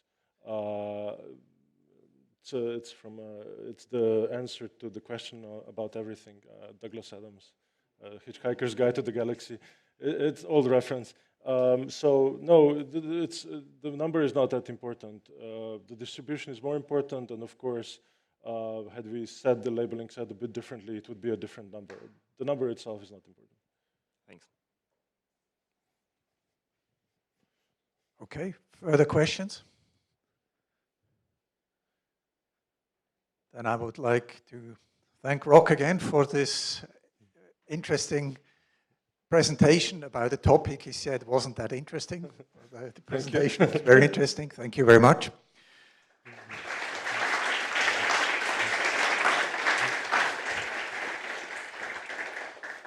And sorry about our brand new microphones, which seem to have some problems with changing the volume. So it's not the speakers, it's actually the microphones. So this concludes the first session of this morning. And we will now have coffee break until 11:30. And please make use of the opportunity to go and register lightning talks. We're expecting many interesting short 5-minute presentations. So there is an opportunity to address your colleagues later today and also tomorrow. Okay, enjoy the break and see you back at 11:30.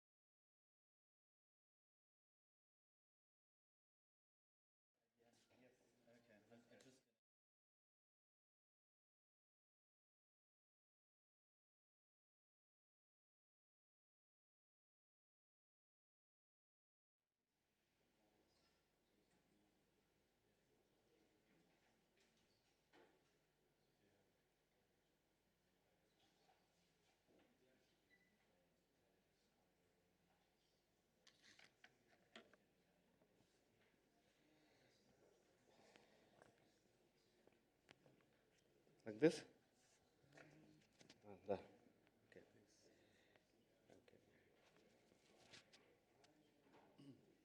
Thank you.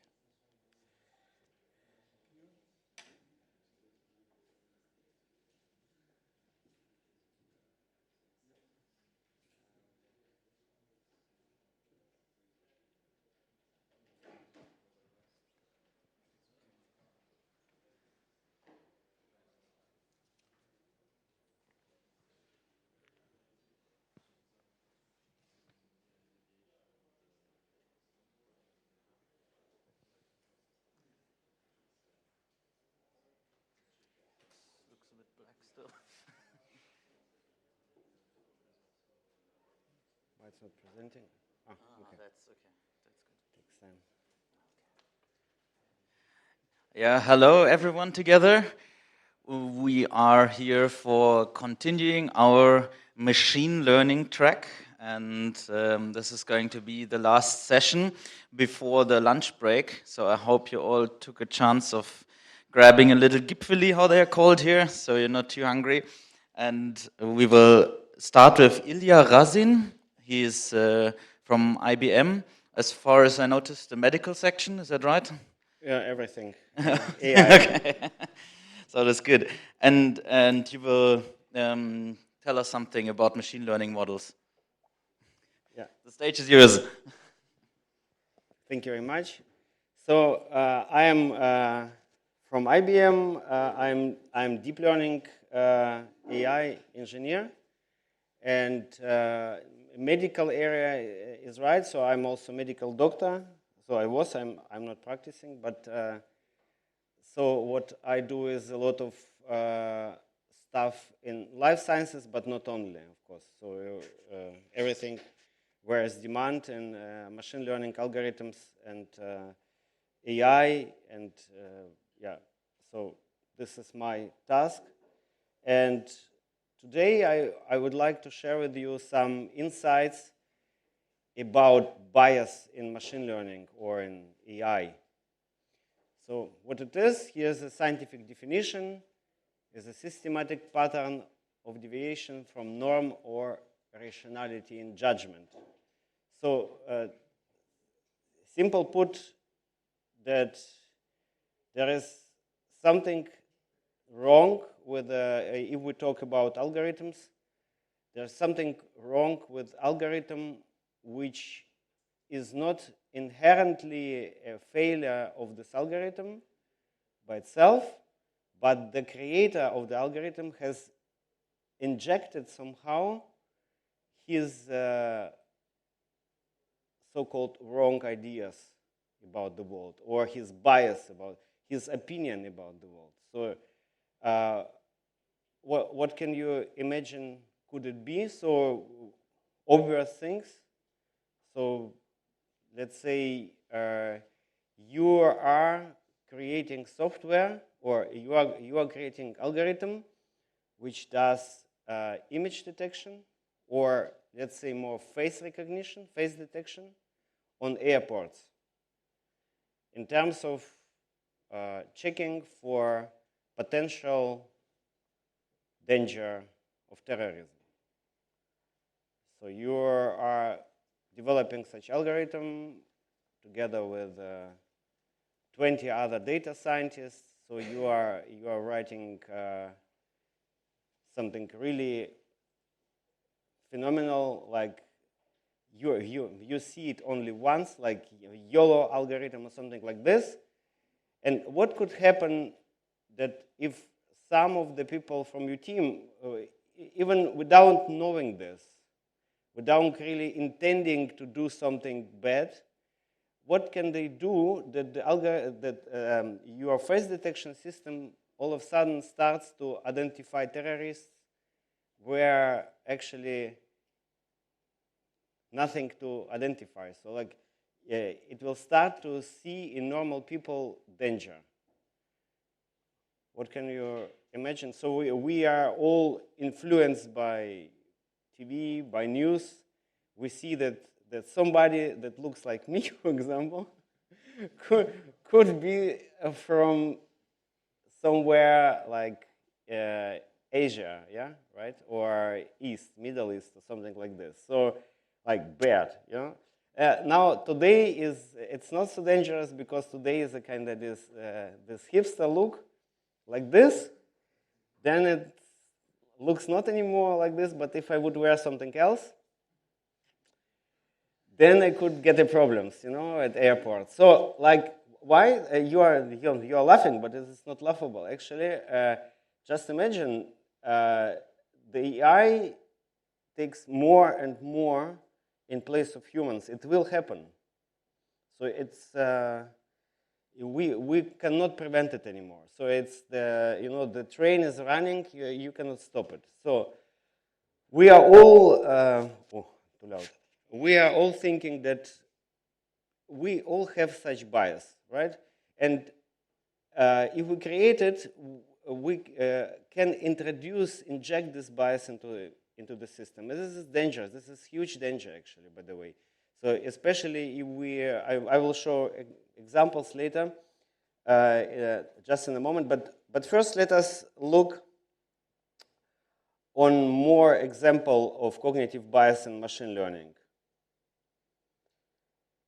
So this one is a typical example where actually the algorithm should match faces, and it was trained to detect faces. And we see that all companies, we have here Microsoft and Face++, IBM, they have all of a sudden big difficulties on dark female example. Yeah, so why do you think could it be?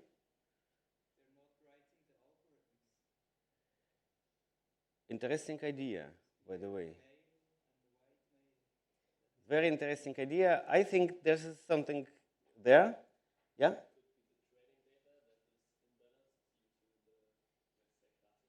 Yeah, something like this. So they have composed the data set, even if it's Google or big companies which have access to a huge amount of data. Somehow they have composed data set in such a way that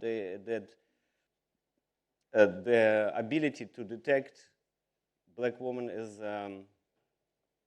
much worse than else. And also probably you are also right that people who are developing this, they take care on something which looks like they, and then they have omitted this, just like this. And yeah, this is also very interesting thing, very interesting. I have tested it also, and this is this algorithm is called sentiment analysis. You can do it with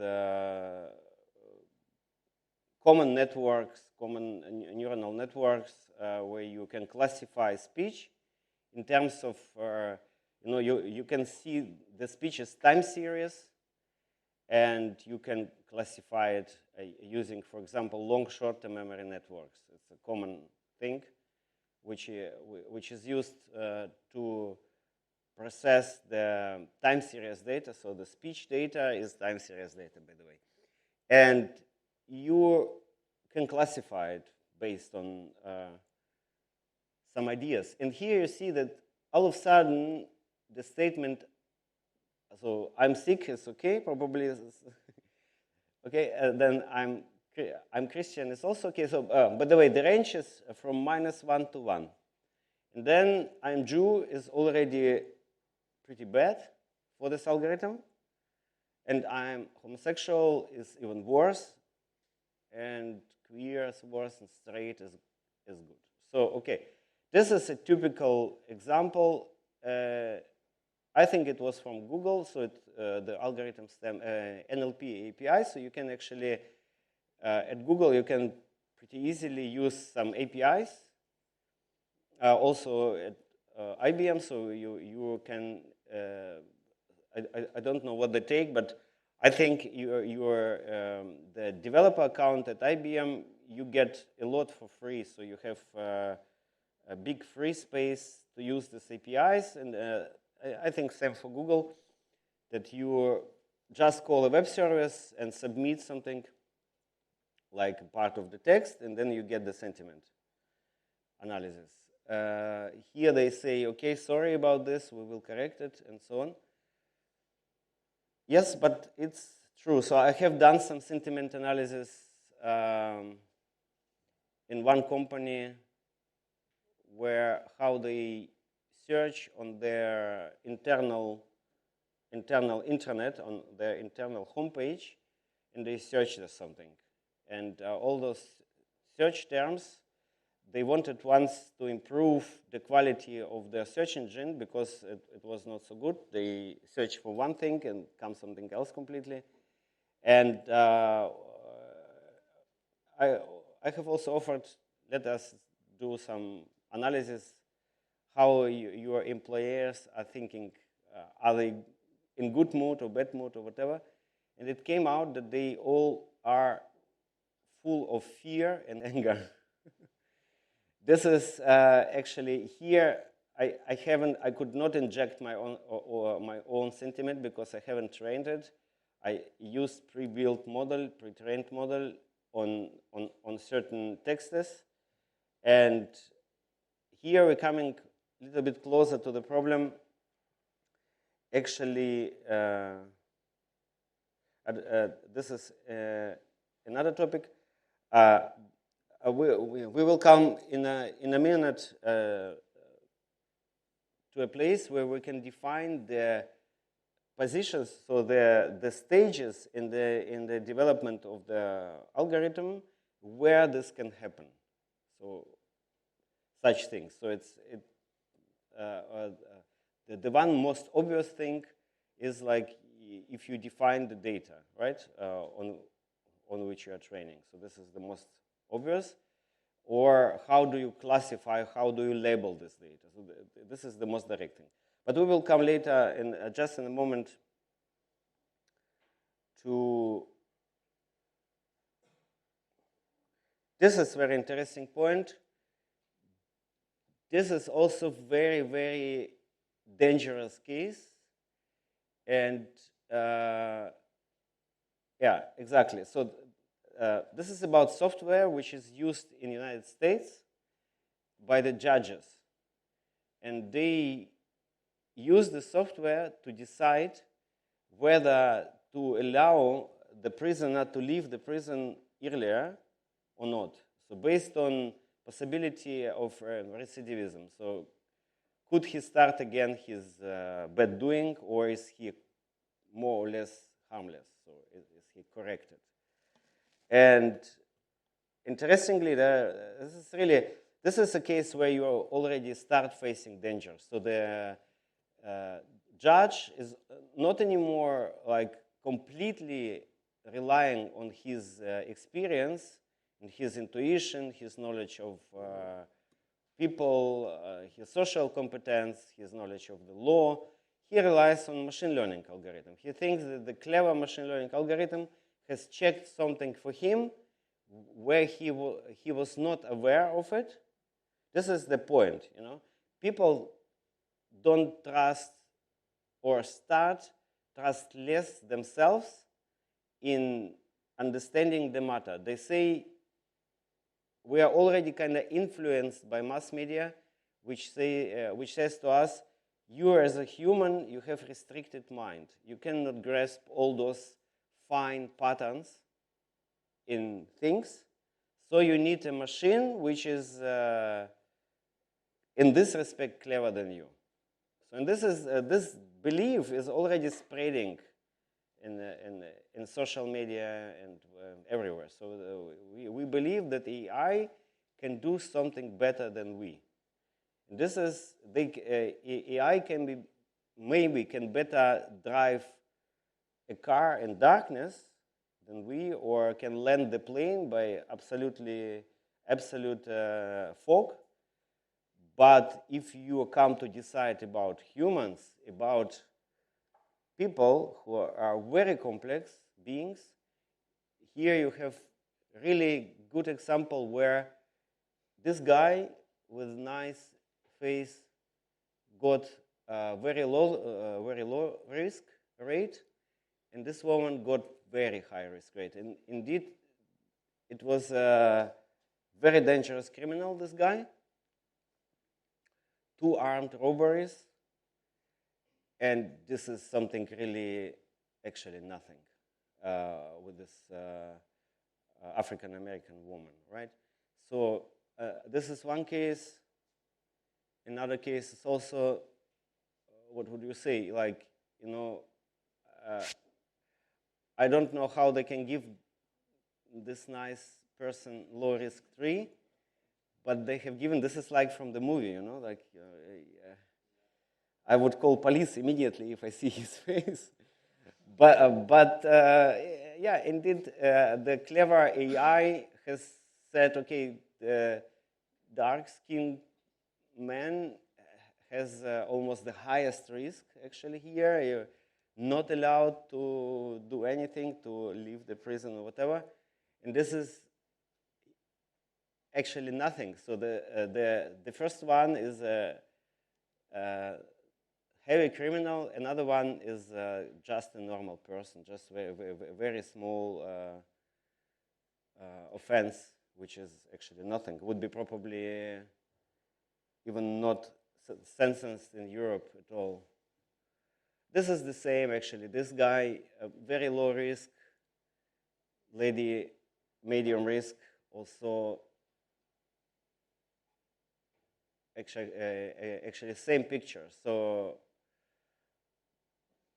we have here a problem, and we don't have very much time. This is also interesting, biased policing. Yeah, this is exactly the case, by errors in pre-crime algorithms. So what do you think?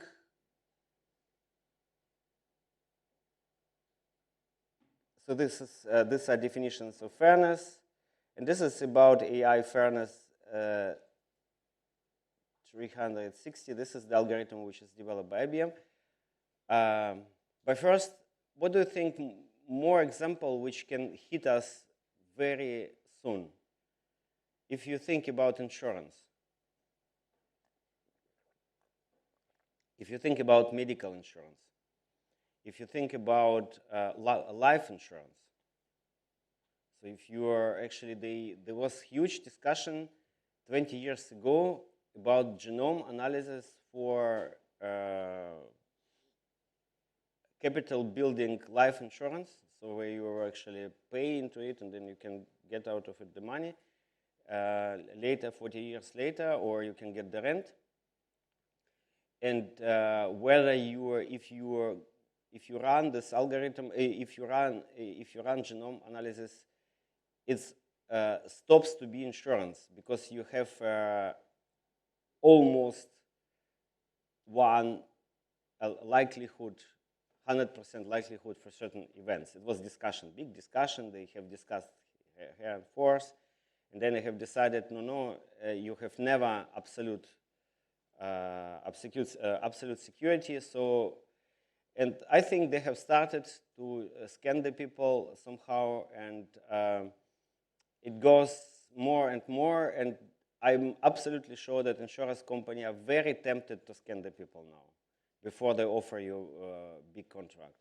I'm not sure, I don't know it, but just out of logic, I think it will come also into this area. So there also social insurance and everything. So so previously it was kind of a collective insurance. So you were not checked, but you have the security that actually, if you get a problems, that the entire collective pays for you. So it has worked somehow, but they are on the companies are on maximizing the profit, you know, and they, of course, they want to build absolutely healthy collectives with which are perfect for example, for health insurance, and then they introduce these algorithms, and then they introduce biases into these algorithms. Who is, in opinion of these people, should be rejected? So, like, you know, this is again personal opinion.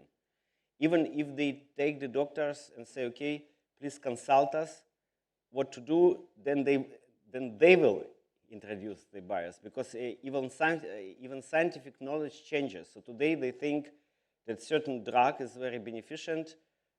If a person takes this medicament, it's okay, but after 5 years they will maybe prohibit this drug because it's a very negative effect. So we have always such biases, and they can come very close to us. So all of a sudden they start to reject you, and in very important points of your life, you know. And this is what actually should not happen, and what IBM is one of the companies which is pretty fair and pretty aware of such things. And but not only IBM, of course Microsoft, also Bill Gates is many times repeated the threats of AI, actually in general. Also Elon Musk and all those big people, these big visionaries of AI, they think we must be careful, we must create rules, we must create mechanisms to prevent these dangers. And bias is one of these dangers. So this is actually an open source software, or open source tool, AI Fairness, which is available on GitHub. You can download it, you can play with this. And what it does, actually, it's a pretty complex algorithm, but in general terms, it has a bunch of metrics which checks the AI development process on different stages, in whether the bias already is introduced or not. So it's called, you can say it infected. So this is now the popular word for many things. Something is infected. Something starts to be bad, right? And they look from this infection point of bias. So it could be that already data set is infected with this bias, right? They have dataset metric explainer. Then if you pre-process data, how do you do this? So there are also many kinds how do you pre-process the data. And also during pre-processing, you can inject something which can bias the data. And you have, of course, pre-processing metric. And then you have training. And also you have during the training, you can check this training process, how it goes, in which direction it goes. Maybe it starts to skew in something, you know? And this is already, you can detect bias. This is called in-processing algorithm. And then you have even post-processing algorithm, which actually checks, again, the metrics of the model. And then if we classify, for example, if this is a classificational algorithm, we can apply the classification metric. So we have a lot of metrics. They are on many stages of this process, and you ensure that you actually haven't developed something which takes your errors, your misunderstandings of the world, and you build it into this application. This is again the whole algorithm. And here is some here's some list of the metrics. Some of them you know probably, some not, but it's worth to look at it. It generally is a normal statistical metrics which check for, like, equal opportunity differences. Behind all these terms is a normal statistics, nothing very new, but it's applied focused to find the biases. So this is the main actually purpose, to find the bias. okay, this is something else. Yeah. So, what do you think? What would you think now, as you heard it? So, what would you suggest? Maybe you have ideas of the source of bias, and what would you do now? Now, if you start now to develop your algorithm, what is the easiest thing? How can you prevent bias? What would your suggestion? So, just something which comes into your mind very straightforward. Do you have any ideas? Maybe we can exchange ideas. Maybe you have ideas which we can take with us and implement. So maybe you have any questions now to what I have. Yeah.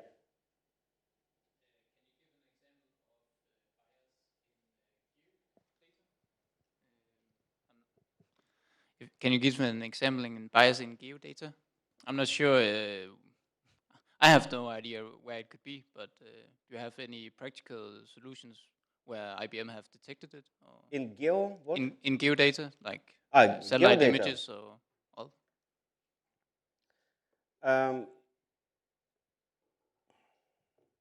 Yeah, could you specify more? Geodata is so geo-tracking, for example, or something, or easy. So you are actually, if you want to track people how they move within the city to understand where they go to buy things, for example, or something like this. So yeah, of course you are biased immediately. So you think of certain places. So if you develop this algorithm, you would start to focus on the places where you think it should be.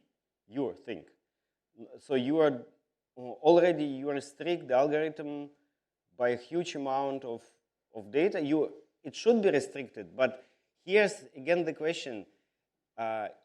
Maybe it's better to let the machine look for this completely, cold.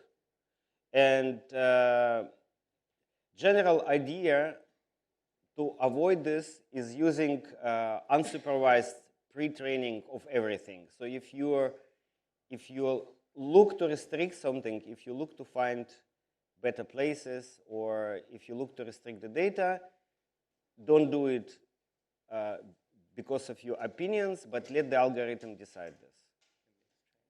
Okay, yes. Yeah, thank you. Okay, I think we make a point here. If there are more questions, I'm sure you're very welcome to answer them during the lunch break. So, thanks so much.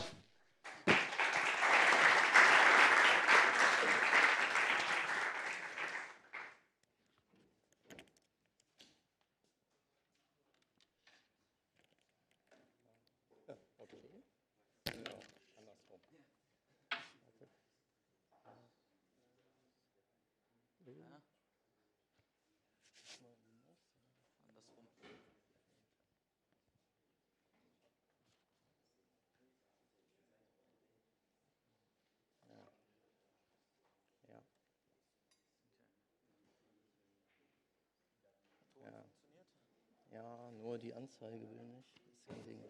Ja. Ja.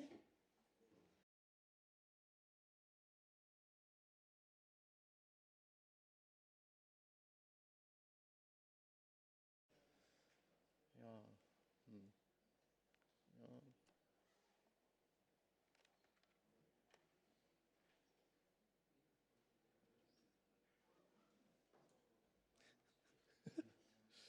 Yeah, one moment, sorry. Try something else. Change an account. Ja, warte. Oh. Ja, es ist nicht zu fassen.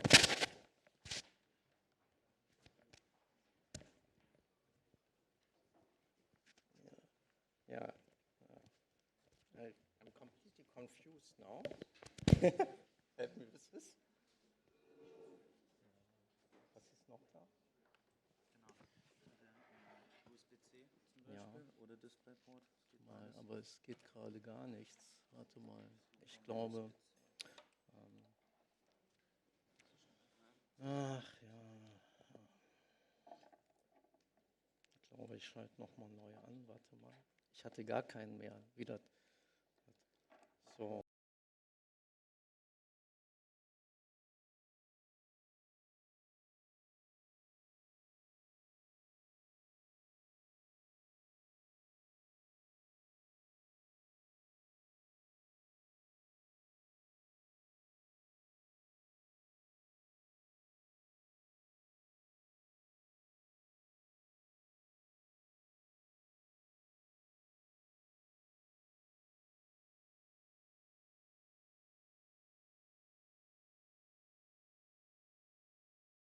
An atmospheric scientist, as far as I got this right, and you're working for the German Research Center in Jülich.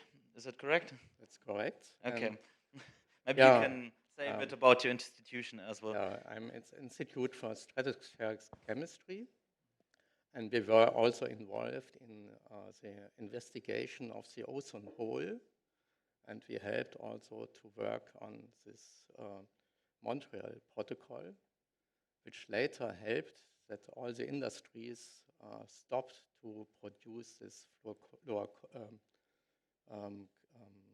stuff into the atmosphere. And so without this releasing of this material, the ozone hole recovered, and we at least solved that problem. Now we have a new problem. And this makes it also important that we always know what happens in the atmosphere. So let's see.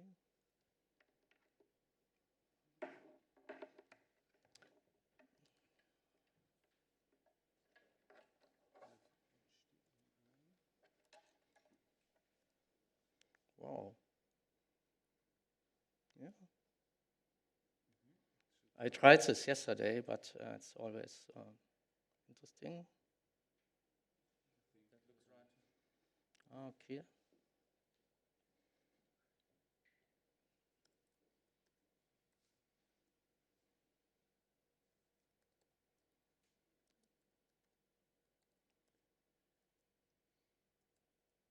So, no, I'm nervous, but that's, I think that.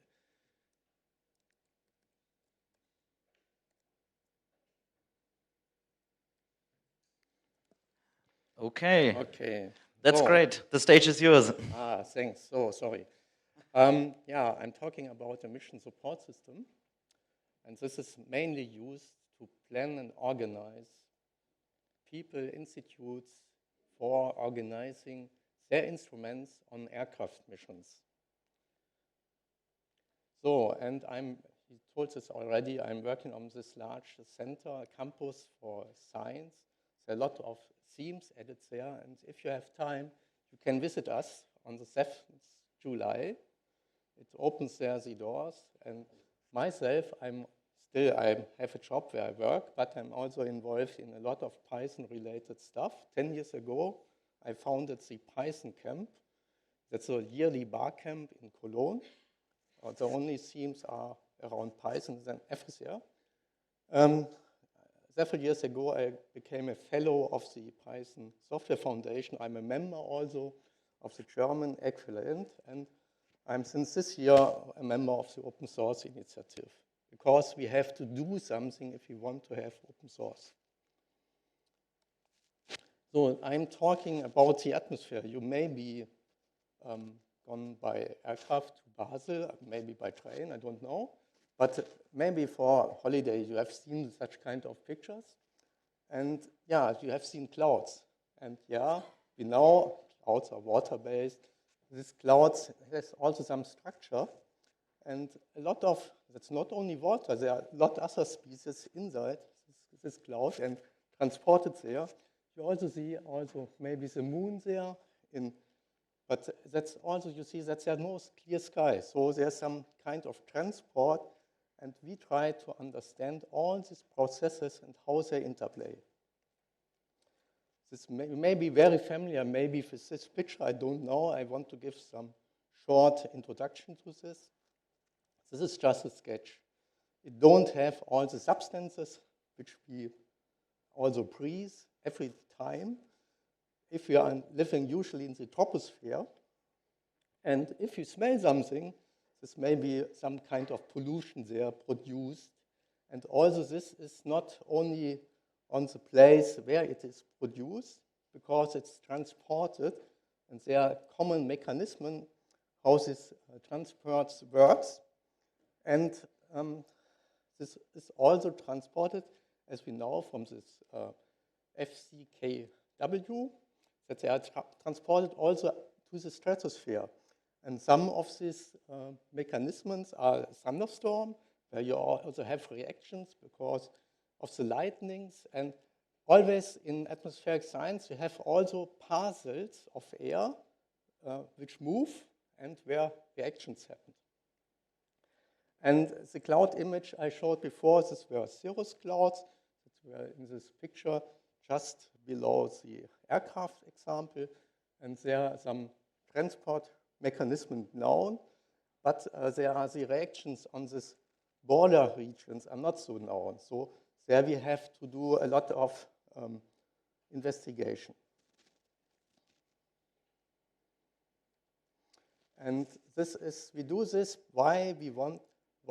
That's just, we want to understand the climate, also in the yet known situation. I think you have seen Fridays for Future, maybe have to help there to demonstrate for this change. This is a big amount, and this is based on scientific data. So, and the politicians, they currently don't hear as much on us. So we are happy that there is now a group which tells them that's an important thing we have to do on. So our point is we want to understand this and also take as most information from the environment to understand what happens there, because there are also people who think they can fix this by adding some more substances to the air.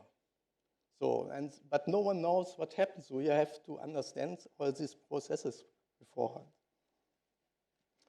And yeah, you can do this by a lot of things. We have seen also this machine learning talks, all these kind of analysis of data is done. Also, you can use in laboratory, you can add two substances and can check how long it takes, how do they react, what happens, what are the products they create. And also you can send by balloons instruments, there's a large balloon network on Earth.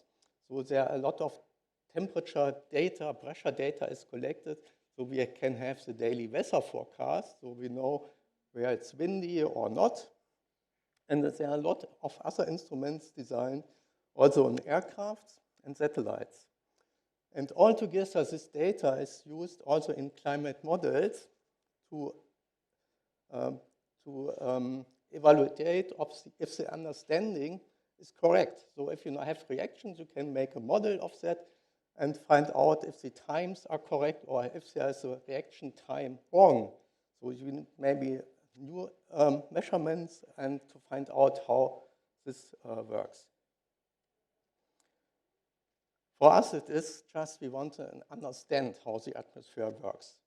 And so there are also sometimes for example, with this new hydrogen stuff by cars, there may be more hydrogen in the atmosphere later or more water or whatever. What this means, we try to understand this before we introduce a new technology. And so we have to parameterize all this information, and this is a lot. There are a few hundred kind of reactions you have to know, and each has some parts into the air all the time. And of course, if you have more data, you can also improve your models. More data, more computer, faster computer, new measurements, whatever. And we were going to aircraft measurements because this is much cheaper as a satellite instrument.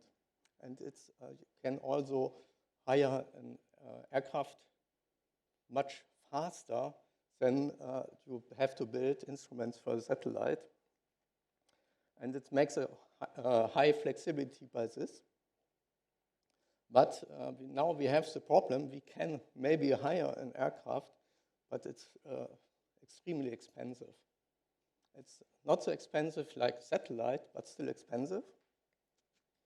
So we have found a solution for this. Here in Europe, we just collect all people who want to measure stuff by aircraft missions. So and then we have the money together to hire an aircraft, but then we have very different scientific goals. And so we need some way to collaborate that we can make flight hours, measure the substances, make publications, and get the money. An aircraft we use is, for example, a former Russian spy aircraft. This has its name GeoPython, Massachusetts, and it's the short name M55. And this was used in Germany, over Germany, in 20-kilometer range, and it has range about 3,000 kilometers, and it took photographs in the past. So, but now you can hire it for science. And you see how much you can add to this. There's not much room for the pilot. He has a pressured cloth or tuxedo or whatever you name this. And there are a lot of bays, and all this base could be equipped with different instruments. So we have a lot of instruments, people there, and this what they can do for, and where in this aircraft they have a place. And we have to decide, we can now fly maybe 2 hours, which instruments fits best to the atmospheric situation and for what the people want. Another aircraft is the Halo aircraft. This is based by the DLR, and this cannot go as high as the other, but has a much wider range, about 10,000 kilometers.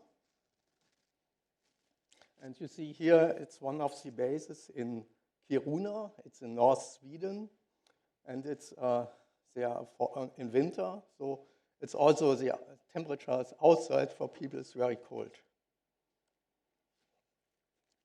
What do we do now? That's the thing. We want to plan. So we have all people together on some airport, somewhere on the world, but on this situation, the people there, they can talk, but they have maybe only a very small internet rate. And we can provide by model simulations the data which helps them to decide what to do. And they want to have the best outcome for their flight proposal to discuss with the pilot. And so, but signs are independent from borders. So usually you find some interesting spot and you thought, okay, let's go to this. The range of the aircraft did this. And then the pilot says, no, we have no overflight permit for this. That's because the countries where the aircraft is based, Russia, so they are not allowed to fly everywhere. So that's a limitation we have to keep them with. So now we get, this was the theoretical part. Now we get to a software part. You may be also interested to use the software maybe for other things. The Mark Rautenhaus, formerly at DLR, he had introduced in 2012 a Python project. At this time, there were Java projects and some others, but it was not easy to maintain this software together with others. And as he left the DLR in 2016, he was able to move this project to Bitbucket as an open source project. And today it's a Python 3 application. And it was very difficult to install, and we fixed this by adding it to Conda Forge on Anaconda. At this time, there were only 700 packages on Conda Forge, but there were all packages needed to install it on Linux, Mac, and Linux.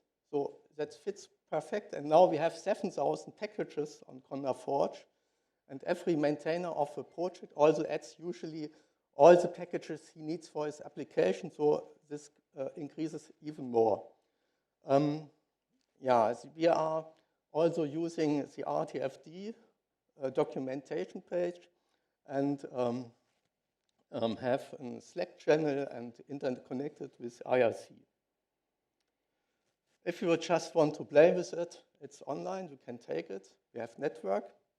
It's just adding the Conda Forge channel, creating environment. Environments in Anaconda are very important. I hope you always use environments because Conda needs environment variables for some projects which they don't have in the base environment.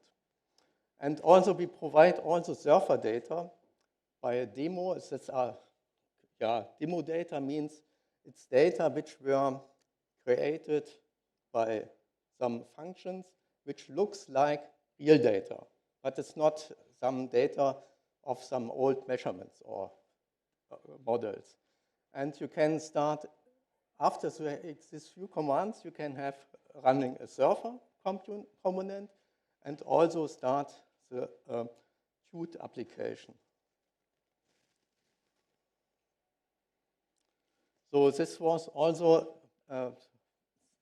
that Mark Rautenhaus has published this in GMT. And the principle of this is, I think, who's using OGZ from you?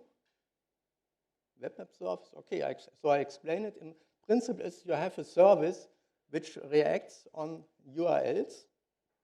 So you have a server process which could create images by small requests over HTTP.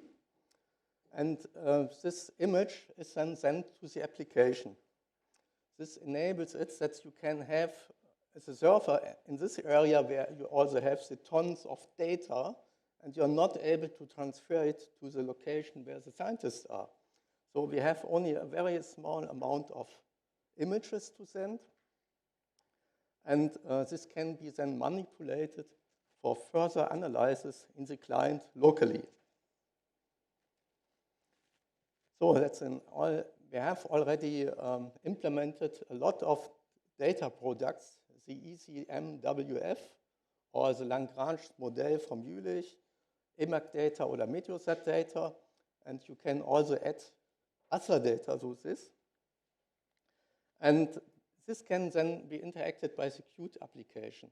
The Qt application can also use other OGZ web map server, and you can use this also for other things.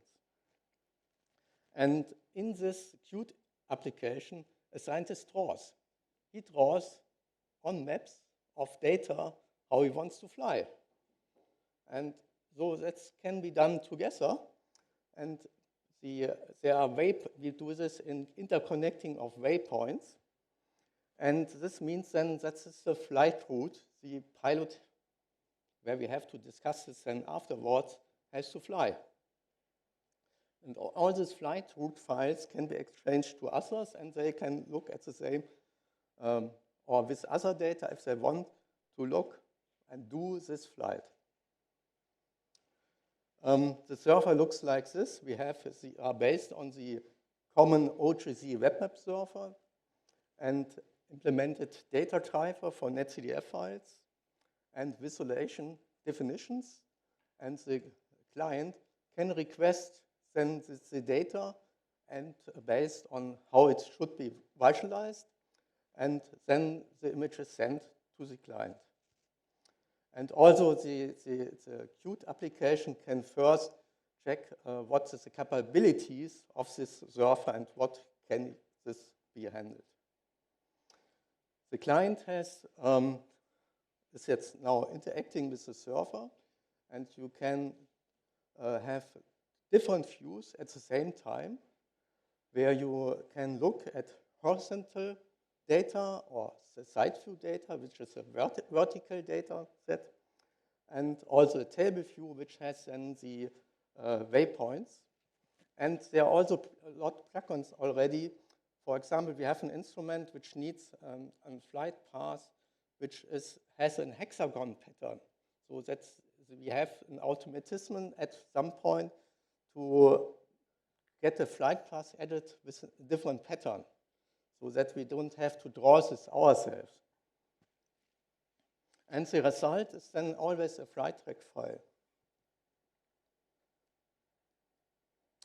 We have a predefinition of common used configuration, but this can be changed by a user-written JSON file where you can enable everything you want. You can also add there your own import-export plugins, or you can start with a whole flight set so that you add a complete flight plan from somewhere else, and these are predefined waypoints then.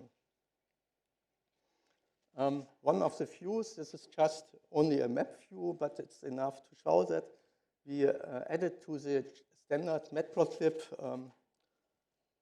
view of a map handles to set waypoints, so that we can move waypoints around and don't have extra menus for this. So, and there's also the option to add open controls, add layers, style, set a time setup. So you can scroll then by 30 hectopaths, 50 hectopaths by mouse clicks or by the keyboard, so that you have very slides of the data and can compare this with the flight path. The vertical profile looks like this. There's also the option that you directly draw and move the waypoints in vertical now. So this means that the aircraft has to go up. And in the lower part, you see the table view. There we can also add the performance data of an aircraft so that we know how much fuel is consumed for which action, so that we maybe can get back to the base, or we have to need another place where we have to fuel it later. This is an example with simulated data. That's what you can do with the demo data, so that you can just try out or see also on the server side how to enable this for your own data. And there's just both views together. So that means if you move a waypoint, then it's also moved in the other view. If you exchange the view, what kind of data you look up, then the flight path stays there, and you can fix this. This are doing all the scientists together and to find out which kind of instruments they can now fit for the planned flight to the aircraft. So we also can match this with satellite tracks. Sometimes we are asked to measure in the same region like satellites passes. So, and we are also able to add KML files. So sometimes that's interesting if you have some region you want or you want not to overfly, so you can just show this up. And also remote sensing is a part. And yeah, this hexagon flight pattern is a feature of the flight table directly. This can be looked like this. This is a flight from the Harlow aircraft from Kiruna to Oberpfaffenhofen. And these waypoints you see now, this were then added by the pilot because there are signals he has to pass. So, and this I think I hope I can add these also to, as I learned yesterday by the Wikidata workshop, that's maybe that we can get this directly and use this. So that would be a feature of also for scientists that they can talk to pilots easier. Here you see that we had needed, this was also a flight from Kiruna to Oberpfaffenhofen, but there are two flights and there was a base somewhere where we had to refuel.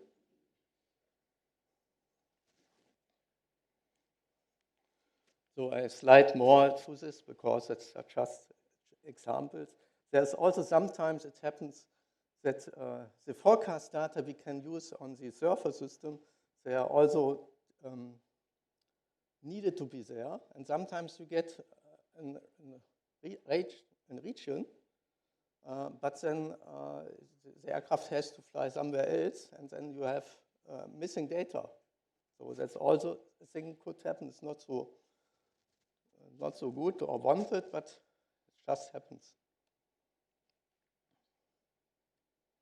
So we have now a lot of communities already using the software. Sometimes they send us a note to the repository, and they thank you that you did this. And we also have our campaigns are always, there's also a pre-planning meeting so that we can look up before what the constraints of the different institutes are. Currently, we have 2 Google Summer of Code projects by this. This is also an important thing. If you have a license which is open from the open source initiative approved as open source license, you can take part at Google Summer of Code, and you get students in the project which spend 3 months in summer break on your project, and some of them, they join very early. There was one student who joined in February already and just said, hello, I want to fix issues, and he did very great. So and now we have a project which is refactoring base map to CardioPy in our usage, and also a real-time editor for this flight path so that we don't have to exchange the files and could directly edit on different places on this data. And also colleagues suggested the MSS server installation directly on the weather cloud of the ECMWF Center. I don't know if you know this, there is they plan to enable their cloud system so that we don't need to download all the data, we could prepare it then also there directly on the center. And of course, we all the time like to resolve issues, and this is also the open hub. There's also MSS listed, so you get some statistic what we are doing. Okay, so that's the documentation. Again, it's just on Bitbucket, an Anaconda project. We have some publications. And yeah, if you like it or like to work with us, you're welcome. Thank you so much for your talk.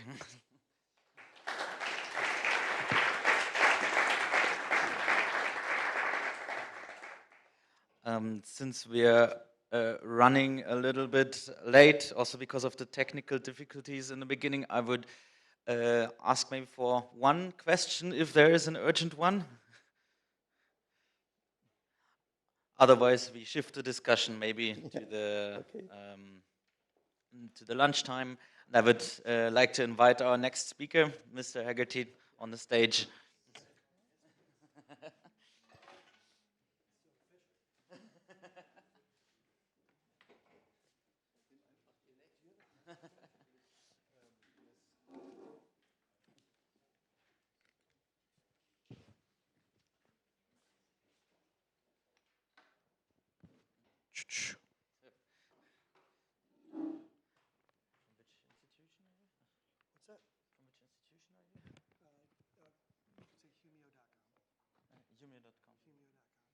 I'll say it in my talk.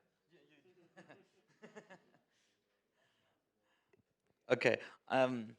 I guess you will introduce your backgrounds yourself to us.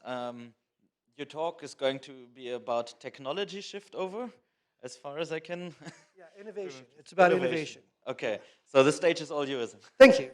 Hey, everybody. I know that I'm the only thing standing in between you and lunch, so I'll try to go as quickly as possible. My name is PJ. I'm a developer and developer relations specialist. I hail from Buffalo, New York. I've been programming for more years than I care to say, but if you notice the color of my beard, you probably know I've been doing this for a while. I'm also a dad. I'm a hockey coach. I play in a band. I like to do karaoke. My wife and I like to travel the world. And one time, I did let my daughter, who was 11 years old at the time, keynote a large-scale open source conference. It was the scariest thing I've ever done on stage. I work for a bunch of companies. I run my own company called DevRelate.io, which is Developer and Community Relations as a Service. I also work with Humio, which does monitoring and logging. Magma Labs, which is a consultancy. OSMI Help, which is open sourcing mental illness, which specifically addresses mental illness in the tech space. You should definitely check them out if you haven't. Tito, which is a wonderful ticket sales site. And Hippie, which is still in beta, so I cannot talk about it, but I work with them. So a little bit of history. If you came to this talk and you weren't sure how this was going to go, first we're going to start with a history lesson because we are not in the United States. So how many people have seen a Western movie or like a cowboy movie before? How many people noted that there was always like this thing about the Pony Express? They're kind of always there. It's interesting. There's certain facts, if you want to call them that, about Western movies. The good guys always wear white hats, and they always win. Everything west of the Mississippi is completely lawless. Some bank robbers weren't such bad people, and the Pony Express was how the mail got delivered. Awesome. So these were dearly held beliefs that all of us have been allowed to consider were part of the story and how things really worked. And part of this talk is going to be to point holes in kind of that story. But we have to give a little background. So how many people know about the Civil War in the United States? Yeah, I know this isn't like a super, like, I'm not going to go really deep into it. But so part of the issue was before even the Civil War happened, we were trying to do this thing in the US called Manifest Destiny.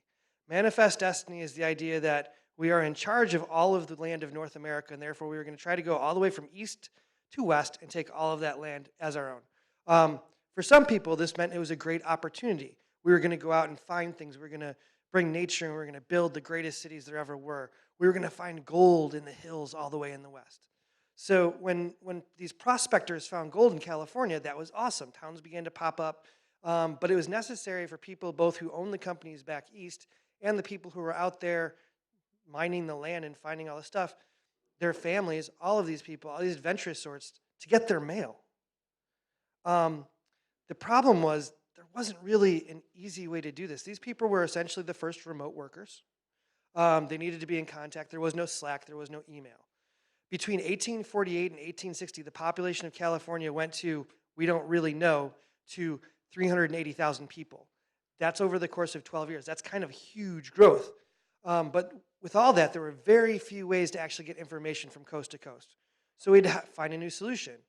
The first thought people had was like railroads. Railroads seem great, right? Like railroads are awesome. Like they must do the job. But keep in mind that, like, you know, around this time, the railroad in the United States only went to about Missouri. After that, you had to get in a wagon and you had to spend several months, possibly years, getting to the West Coast. And let's be honest. Back then, there was no guarantee of safety if you put your mail on the railroad. This is not exactly a unique example.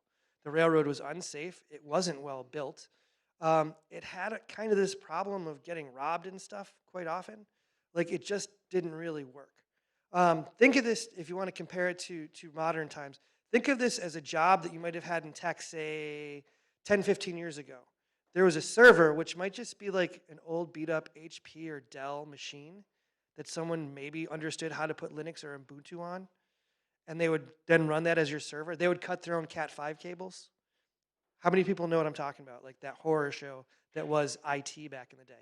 Yeah, so that wasn't great. That's kind of what the railroad was like back then. Unsafe, unstable, prone to failure. It wouldn't work for this growing country that we had. On top of that, there was this kind of like this issue that we don't like to talk about a lot, about who is doing all the work. So I'm from the north part of the United States, and there we would do our own work. And in the south part of the United States, they weren't really about that. They were like, these people aren't exactly human beings. We'll just make them do what we want them to. That's not great, so we had a war. War was on the horizon. With that level of things going on, we had to find another solution. Messages had to be passed quickly. Hence, the Pony Express was born. A network of riders, generally young people, mostly orphans, because a lot of people died back then and just things weren't good. The healthcare system was worse than it is today. Also escaped slaves or freed slaves, slaves that had bought their freedom. It began on April 3rd, 1860. Suddenly, you could get a message from New York City to San Francisco in just 10 days. That's amazing. It was a miracle of modern communication. People were like, holy crap, I can send something and get an answer in 20 days I already know. That's so amazing. Why would we ever do anything else? If we've learned anything from the Pony Express, it's how ubiquitous and long-lasting it was.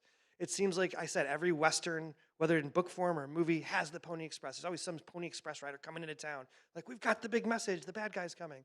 There's been movies and television shows dedicated to the riders, their horses, like everything, flying across the plains, outwitting dangerous animals and bandits and Native Americans who kind of had the right to tell them to go away because that was their land and we were taking it away. But that's a whole other issue. That's not what this talk is about. The Pony Express was a paragon of innovation in 1860.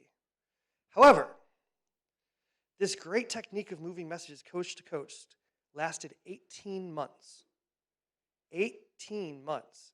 That's a year and a half. The needs of people and the speed of technology overtook all of these Western riders pretty quickly. So instead of innovation, the Pony Express was really just a stopgap method.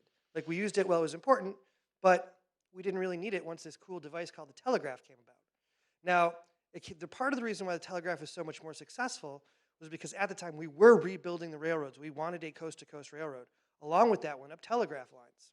Suddenly you could get a message in moments instead of 10 days. So this paragon, this thing that we've learned is such an important part of our history, lasted 18 months. A lot of people spot this and say, well, that's kind of interesting because we always talk about this idea of automation replacing workers. But we talk about it like, oh, smart cars will replace the Uber drivers and AI will replace some of the programming tasks we do. But this isn't a new thing. I mean, the telegraph is one thing. When's the last time you got into an elevator, told a person what floor you wanted to go to, then tipped them as you got off because an elevator operator was a job? We don't do that anymore. So you might say the Pony Express lasted only 18 months. How long did the telegraph last? Like, it couldn't have lasted that long. There was a telephone and things like that. Funny you should ask. Perhaps you've heard of this British person who was working in World War II. They made a whole movie about him. It was really cool. His name was Alan Turing, 80 years after the Civil War. If you've seen the movie, The Imitation Game, you understand what Alan Turing was working with, which is exactly what I just talked about. He was working with telegraph messages. That's still, 80 years later, how the military was using things to encode communication. It was easier, telephone messages could get intercepted. If you said something, it'd be easier to translate from German. With the telegraph, you could encrypt your messages. Cool. They used this machine. It's called the Enigma. It's still an extremely hard to decrypt machine. And the whole point of bringing this up is to point out that certain technologies last a long time, while others fade much more quickly. They have limited use and they disappear. If you don't believe me, feel free to complain about it on your LiveJournal or your Bebo page. I'm sure everyone's still using those formats. So let's take a look at some things like in our modern world that might have more lasting power, and maybe we can speculate on what stays and what goes, what's more of a flash in the pan. Which, how many people have heard the term flash in the pan? This is an idiom that was developed during the gold rush of 1849 because that's literally what prospectors looked for. They saw a flash in the pan, it meant they might have gold. Anyway, so we'll start with a little bit of a philosophy lesson. We've done history, we'll do philosophy. We're at a university, this is all working out. So philosophies around technology are not new. Whether it's the idea that mainframe computing is the only one computer science solution, to the idea that DevOps is going to revolutionize everything we do, so you should get your team certified. There have been no shortage of ideologies. Most of these were really meant to be kind of a best practice, like an idea on how you should do things. A lot of them kind of have good parts and bad parts. We're trying to move away from the whole idea of worked on my machine so that people in groups could work. So let's take a look at the most common modern era philosophies and see what strengths and pitfalls they have. Waterfall. How many people are familiar with the waterfall technique? Fun fact, as I mentioned, I'm from Buffalo, New York, which is about 10 minutes away from this place, which is Niagara Falls. Niagara Falls is supposed to be absolutely amazing and beautiful, but if you go there on every field trip in elementary school, it suddenly becomes just water falling over a cliff. It's not that exciting. At any rate, for those who don't know, this is the definition of waterfall. The waterfall model is a relatively linear sequential design approach for certain areas of engineering design. In software development, it tends to be among the less iterative and flexible approaches, as progress flows in largely one direction, downwards like a waterfall, through the phases of conception, initiation, analysis, design, construction, testing, deployment, and maintenance. pretty thorough for an idea that was developed in the 1950s. It's interesting when we think about our technologies and the things that we use, our philosophies, being new. Most of them are not. Most of them are just reiterated and repackaged. So this is a mere 10 years after Turing was dealing with telegraph signals and trying to decrypt them so we could figure out what the Germans were doing in the war. It was a great idea at first. Computer science was blossoming, but very shortly people began to see the flaws.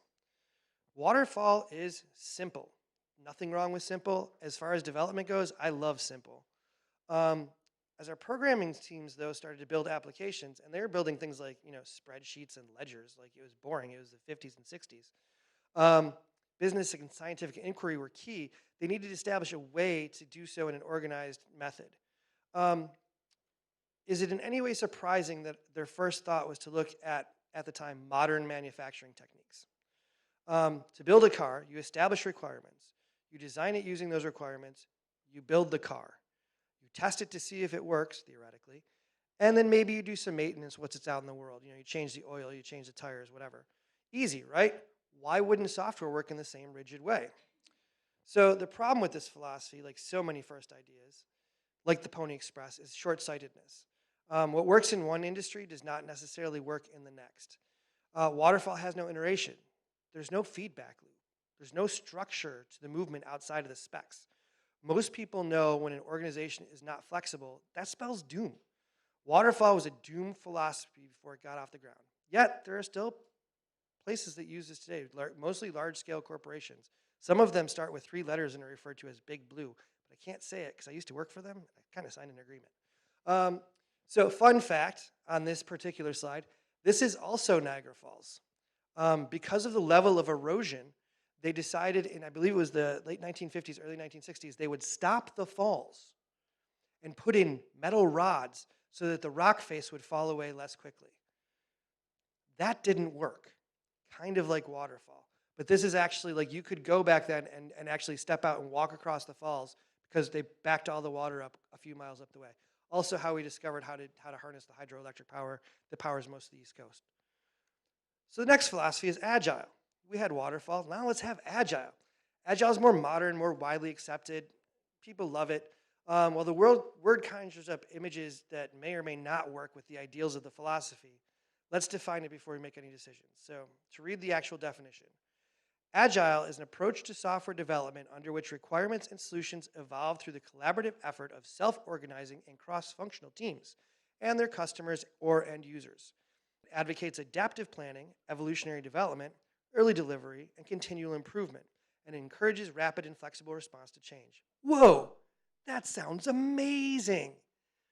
Rapid development, self-organizing teams, iterative development, customer input. What could possibly go wrong? Agile is the space age solution.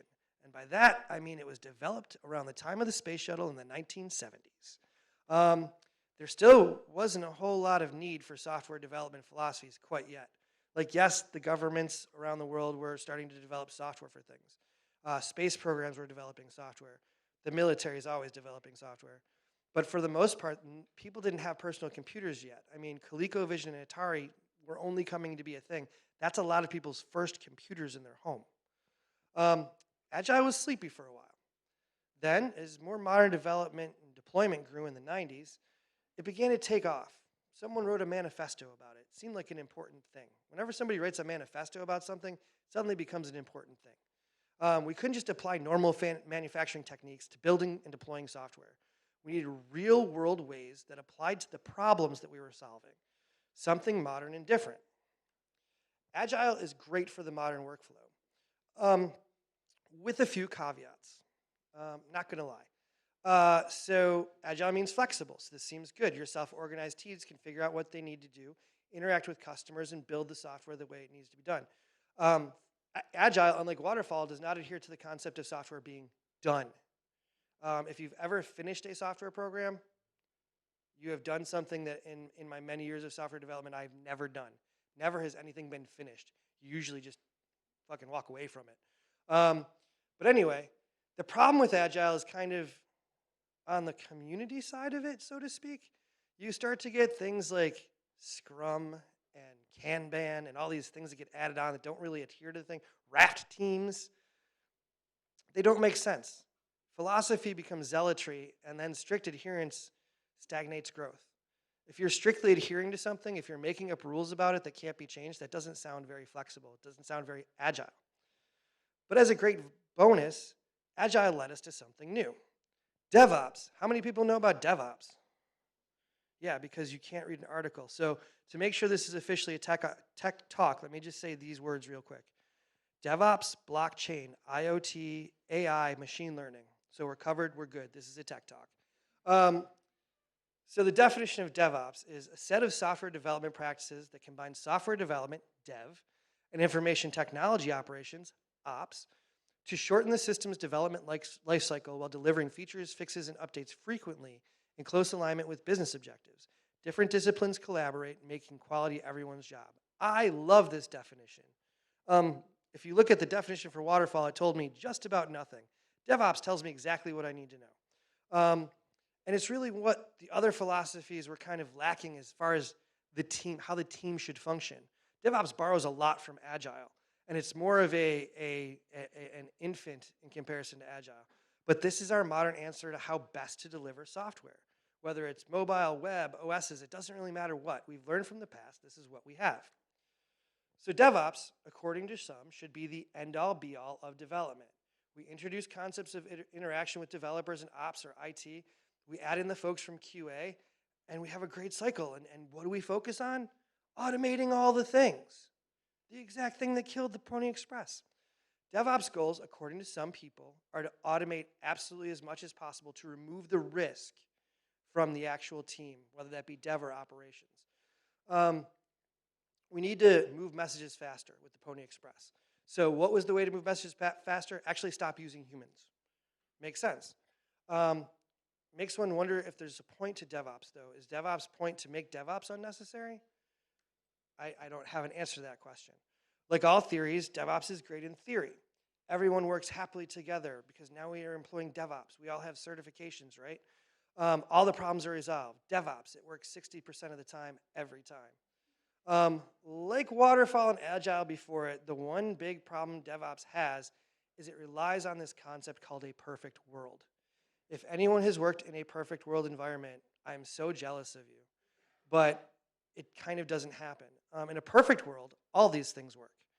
When faced with the reality of organizations functioning at modern speed, some of these things start to fall down. That doesn't mean we should abandon hope to all these philosophies, but we need to be sure where these philosophies fit in our organization. All things in tech should be a constant evolution. When we write a program, it should constantly be evolving, not just the UI and UX, because I know we have to do that like once a year with every program, but like the actual way it works. Whoever writes the software that is done is the person who finishes last. But beyond those methodologies for the infrastructure and how teams should work, we also have concepts about how we should build this software in the first place. And we'll start with test-driven development. I won't read the definition. It's pretty self-explanatory. This is a concept, everything you build, software, hardware, application, mobile, infrastructure, database, doesn't matter, must be thoroughly tested before it goes out into the world. This is a great idea, except that it takes nearly twice as long to build anything. Additionally, since you never really know how people are going to use a thing once it's out in the world, it can be needlessly pedantic. I'll give you an example. I used to work at a software company where we had a guy who said we had to have 92% test coverage. 92%. That means we were writing unit tests for form boxes to make sure that they were form boxes. Absolutely pointless.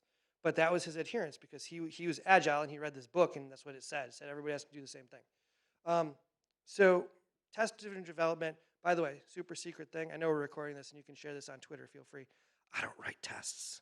Test-driven development is not my thing. How about behavior-driven development?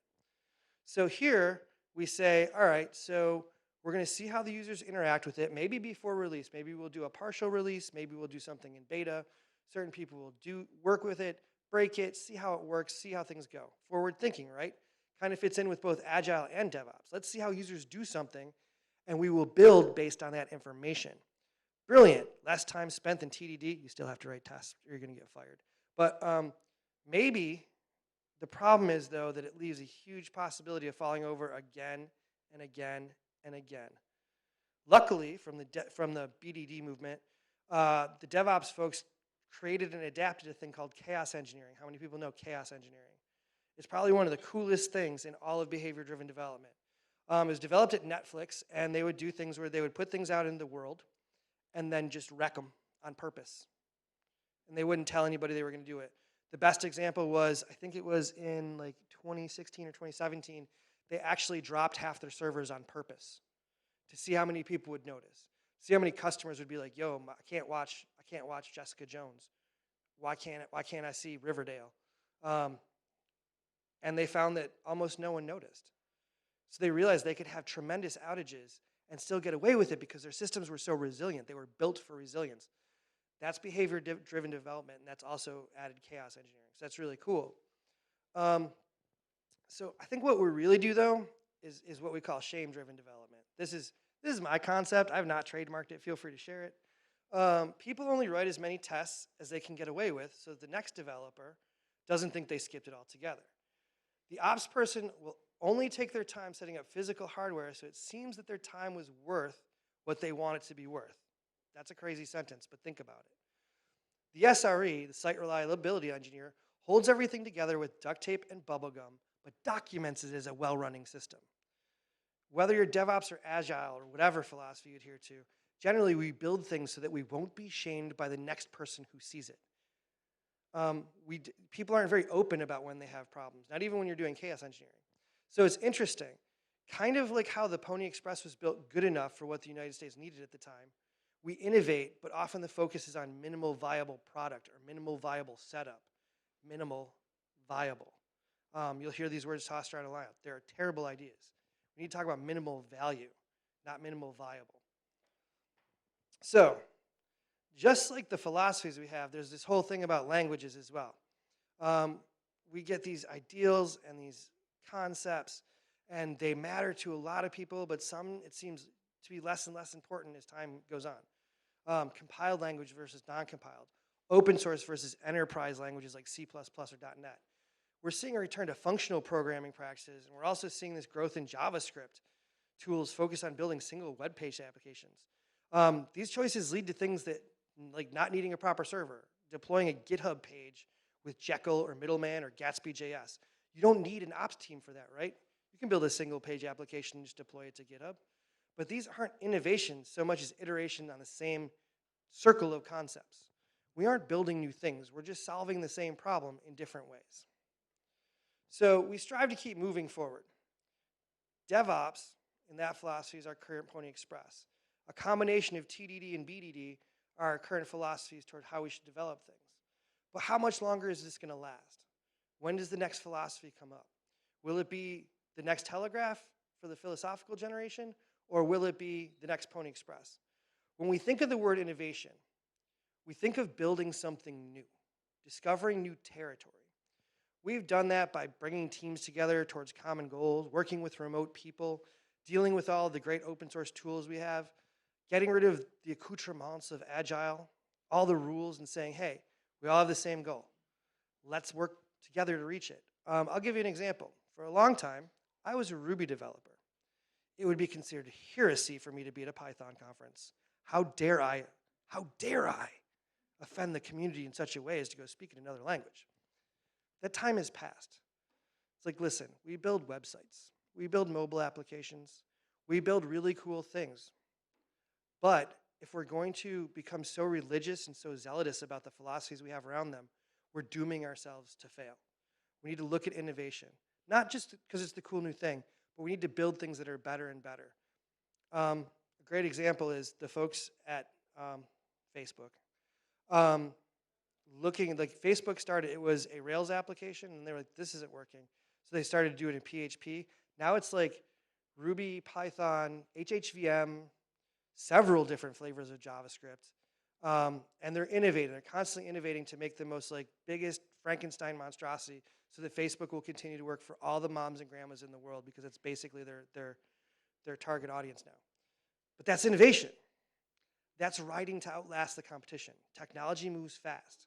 We need to learn, adapt, and innovate if we hope to keep up. So we see things come and go. We see innovation built on failure, There's so many books written about that, right? We see philosophies grow from simple, adopted ideas, concept borrowed from somewhere else and retrofitted to our needs, to the best solution today that might be outdated tomorrow. When adopting different cultures and ideals, we seek to find the best solution for our teams and our development and our ops environments. We should never accept these ideas blindly. We have to question things every step of the way. At some point in time, there was a young man on a horse racing across the hills of California to deliver a message. He never read it. That wasn't his job. His job was to deliver. The message read, "Telegraph service reaches San Francisco, Pony Express retired." He was the very last rider. Every point of our job in tech is to innovate and build. We continue to do so knowing that the future is our goal, not just what we can get out of it right now. Thank you very much.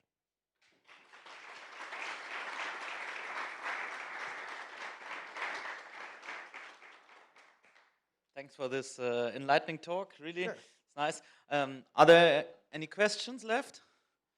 Everyone just wants, they want to go eat lunch. Yeah, I also think so. I will say, now would be the time. Yeah, please. While they're running the mic, thanks everybody for staying. I know it's about 1,000,000 degrees Celsius here. Thank you for staying awake during my talk. Yeah, hey, so question. What do you do if you're a big company with a big code base and you know your build process starts to take 6 months? Oh my God. And you're like a big operating commercial system? Yeah, so what do you do? This is the hard answer. You're a big corporation. Your builds take 6 months? It's one of the blue companies, right? A big Yeah, commercial okay. OS. I got you. You heard the rumors? You don't have to say it. Yeah, so what you have to do is you start small. You have to break up that big, gigantic, monolithic code base and see what you can build out. And I say this every time somebody asks me this question. You start with the authentication system. It's so easy to build out an authentication system into a microservice. And I'm not here to advocate microservices, but that's the best way to get away from that huge code base. You take the authentication system, you modularize it. Then you look and you say, all right, well, what else can we modularize? Maybe the way users are stacked, maybe the flow of the program. And you just keep taking little bits and little bits. It's going to take time. It's going to take probably up to a year. So you're going to get 2 big build cycles. In the meantime, you're going to be doing all this little work in between. But eventually you can get there. Do I think they'll do it? Eventually? This is kind of like an adapt or die question. Like, yeah, they're going to have to. It's a burning platform, right? Yeah. I mean, okay, so the big blue company, the thing that they have going for them is the fact that a majority of their sales come from deals that were made 50 years ago on cash registers and servers. It's rock so solid. They've got, I mean, they have, what is it, 80 billion no, I know this. I worked there. I demanded these numbers. It's 80 billion net capital every year for 600,000 employees worldwide. They're making money, so it's hard to get them to do it when there's no, like when the big people need to make the decisions, it has to be a money-based decision. So you have to explain, like, we can move faster, we can innovate, we can make more money. Or you just do what I do and just do it. Just do it and tell them later. It's always better to ask for forgiveness than permission. Don't tell my wife I said that. That's some good advice there. Okay, I think we are ready for the lunch break. We will meet again at 2 o'clock, same spot, for more machine learning and innovation. Okay, thanks. Thank you.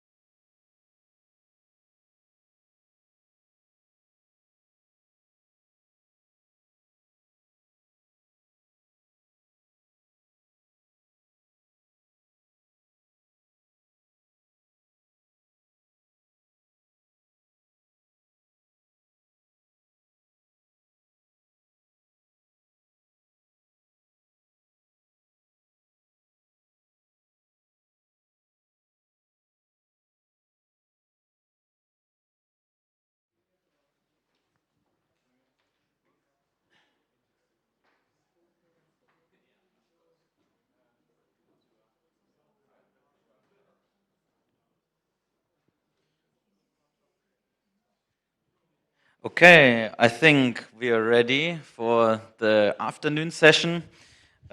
Once again, I'm Adrian Meyer from Fachhochschule here. We are very happy to host this machine learning session. It's continuing, and we have as a speaker now Andrew Carter, and as I read, you're from the University of Warwick. Yes. You graduated from there? A few years ago. A few years ago already, and he's gonna tell us something about TensorFlow Object Detection API and how to use it for wildlife detection.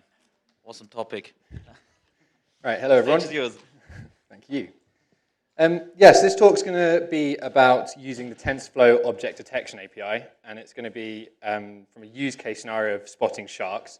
I was asked actually about the topic. The reason for the topic is that my younger brother recently emigrated out to Australia.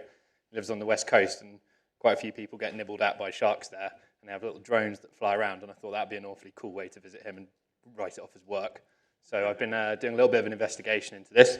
And I saw how easy the TensorFlow Object Detection API was to use, and I think you should all know about it. So, a bit of an introduction to me. There we go. I work for a company called SmarterDM in the United Kingdom. It's a very small company, actually. We've only got about 20 to 25 people. What we tend to do is industrial IoT. So we've got a lot of experience working with LoRa, if you've heard of that, Raspberry Pi and Arduino. We do have a lot of data science going on as well. I'm going to start. And I know you've had some machine learning talks already today. I'm going to start with a basic introduction to machine learning, and then we're going to move on to looking at classification problems, specifically image classification, how that develops onto object detection. So this is one of the most simple machine learning problems that you can start with. We have one feature, which is the number of bedrooms in a house, and we're trying to predict a label, which is going to be the price of that house. So when we look at this data, what we need to do is suggest what's called in machine learning a hypothesis. So a hypothesis will map our input data onto our prediction, which is our house price in this scenario. And for this hypothesis, we're going to use a very, very simple hypothesis. It's going to be a straight line equation. So you might have also seen this written as y equals mx plus c, and it's the same thing. Theta 0 here will be our y-intercept on that previous graph, and theta 1 is going to be the gradient of that line. This is a simple linear regression hypothesis, and we can actually have hypotheses that are a lot more complicated than this. So we could have a hypothesis that was a many-layered neural network, or we could have a polynomial equation, or we could have multiple variables in here, such as distance from train station or number of floors. This is one of the simplest. We only have one feature, and it's just predicting house price.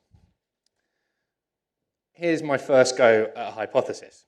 So in this hypothesis, looking back at the equation from before, theta 0 is going to be 100,000, and theta 1 is going to be 0. This is just a flat line that intercepts. It shouts out 100,000 as house price for every house that it looks at. And you won't be surprised, it's not a very good hypothesis. We can look at this as humans and quite easily see how we would move that line to be better, but we need to think about how we would do that as a computer. So the first step is going to be knowing how bad this hypothesis is. And to do that, what we're going to do is we're going to measure its cost. So these here are called residuals, and we're going to add these up and do a little bit of maths and turn those into a cost. So the residuals are how far away these data points are in the data set from our hypothesis. So this is a cost function. It's a least squares cost function. And what it does is it adds up the squares of all of these residuals, and then it halves them. That half actually drops out in the maths, but that's how it's defined. And we call this the cost function, which measures the cost of our hypothesis. So you can see here, for each data point, xi, big Xi, would be the number of bedrooms, and yi would be the price of that house.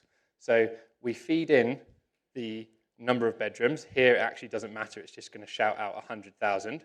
Subtract the actual house price from that, and add up all the squares of all of those residuals, and that will give us a cost. This cost is how wrong this hypothesis is. We want the hypothesis to be less wrong, so what we're going to have to do is change these parameters of the hypothesis, theta, to make the cost smaller. So a common way of doing that in machine learning, and I'm not going to go too much into it, or the most common way of doing it is gradient descent.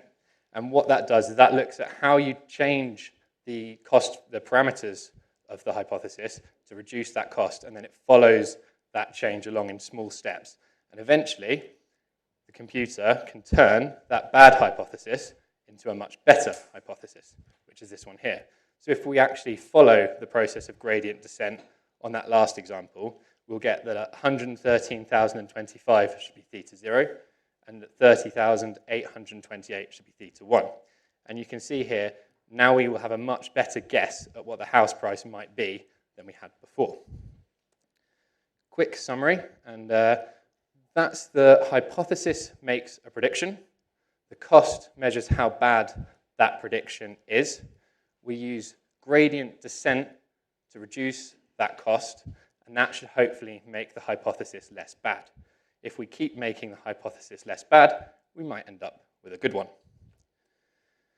Now, that problem is called a regression problem. So the house price that we predict can actually be infinite. That could predict a 1 million, a 2 million, or a 3 million house, or a 50,000. It's not a classification problem, it's a regression problem, because the output variable is continuous. That means it's not a 1 or a 0 or a yes or a no. So regression problems are what should this house price be, or how old might this person be? Or sorry, how long will this person live? Classification problems are different. So here we're actually trying to predict a probability that something is true or false. So a good example of a classification problem is, what will the result of this football match be? Or specifically, will this football team win in this match? Or is this a picture of a shark, which is obviously the one that we have of interest today. Now, it might be difficult to see how you would map from a hypothesis such as this one that's infinite into a probability that's between 0 or 1. But statisticians have long had a trick up their sleeve, which is that they'll use something called a sigmoid function. There are actually other functions that do this as well. And at positive infinity, this sigmoid function is 1. And at negative infinity, this sigmoid function is 0. And that gives us a probability, because all probabilities are between 0 and 1. So 0 being, it's certainly not a shark, and 1 being, it's a shark, get the hell out of there, in this case. So we can put that hypothesis, a linear hypothesis, or a multivariate hypothesis, or a polynomial hypothesis, into a function such as the sigmoid function, and out will come a probability. It will make the maths for the gradient descent slightly more complicated, but still very, very doable if you're a computer. So that's how we go from regression problems to classification problems. With image classification, the first step we're going to need to do is convert this image to a vector.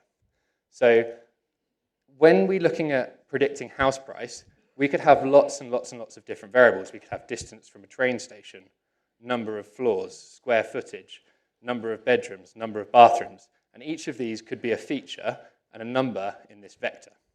So when we're doing image classification, we also need to generate a vector, and here we're going to take each pixel value as a vector. And that's actually quite convenient, because it's commonly how images are stored and processed by computers anyway.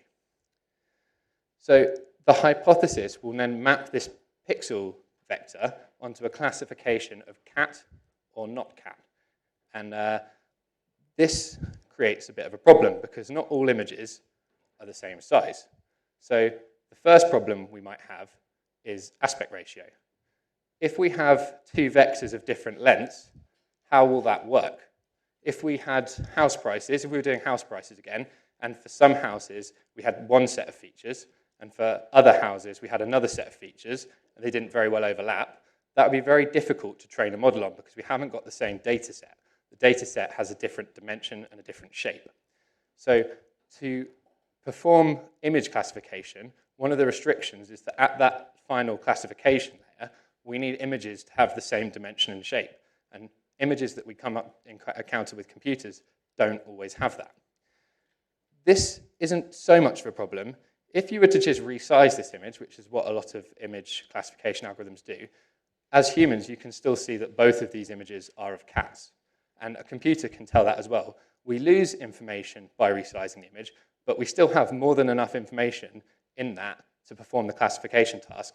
And now these images are of the same shape, and they have vectors of the same length and the same features.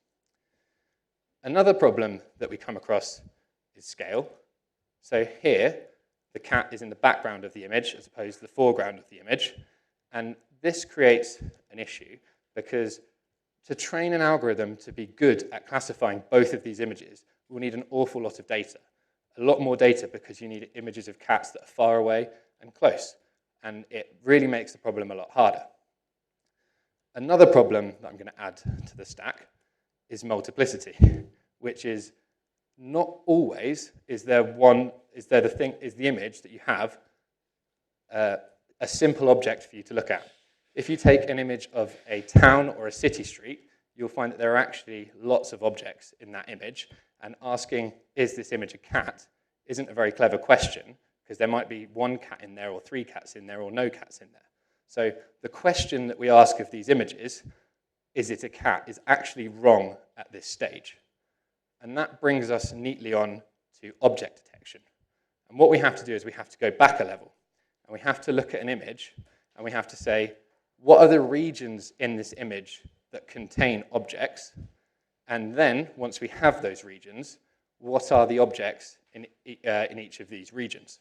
And that makes this problem a lot easier, because if we skip back to this task, we'll actually have God knows how many regions which are of cats' faces, and they'll all be of a very similar size, and it'll make the job of training the classification algorithm much simpler, and we'll actually get a lot more information out of the result as well. Here's an image that I've been dealing with. This is one that's come off a drone. You can see there's a person in the water and a shark swimming right next to him. The first step of this algorithm will be to draw bounding boxes around that image. And a good algorithm would probably draw boxes there and there. This is actually a very easy image for a bounding box algorithm to have a crack at. And the reason is that there's not many other objects in this image. Again, if you were to imagine an image of a street, you would find that there's probably hundreds and thousands of boxes that an algorithm could quite rightly draw that all contain an object of interest. So once we take these regions out of the image, we have something like this. And these are now simple classification tasks. So we've done the first task, which is image segregation. And now we're on to the second task, which is image classification. And a good algorithm would tell us that that is a shark. And a really good algorithm would tell us that that is actually an idiot for being where he is at that point in time. Going through object detection algorithms, one of the first object detection algorithms that sort of made sort of groundbreaking progress on this problem was called RCNN. CNN stands for Convolutional Neural Network. And what this algorithm did is it generated proposals for the bounding boxes. It ran these images through the model to classify them. And then once it classified them, it would tighten the coordinates around those bounding boxes. It had a number of problems. The main problem was that it was slow. And this broke down into other problems, which was that it required a forward pass of the CNN classification algorithm for every box that it drew. And this was roughly 2,000 per image, given the way that it divided the image up into different sections. It also had to train each of its 3 models separately. So it had to train the segregation, classification, and the resizing of the bounding boxes separately because they were separate models in this algorithm. Not long afterwards, this algorithm was developed into one called faster CNN, which you see a lot in use today. And this made a number of revolutions. And one of those was that all of these steps were converted into one single step. And what it would do is it would generate the proposal regions. It would classify the objects in the same convolutional neural network. As a result, it didn't need to perform 2,000 passes of the CNN for every image. And it was much faster, about 250 times faster. There are other algorithms that are a lot more complicated. Single shot detector is one of them. You might have heard of YOLO as well, which is you only look once. I don't actually understand the differences between all of these, but they have different trade-offs. It's very difficult to compare them because they perform differently on different sets of data. Faster RCNN, unlike the name, is actually slower than a single-shot detector. Single-shot detectors are faster, so they're probably better for video applications. But faster RCNN is much more likely to be accurate. And single-shot detectors do struggle with small objects in images, especially when you start tuning them to be very quick.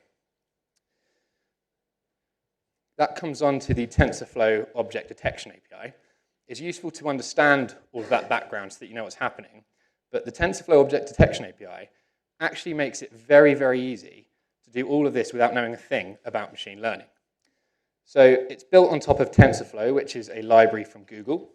It's open source, and it makes it easy to create, train, and deploy image classification models and object detection models.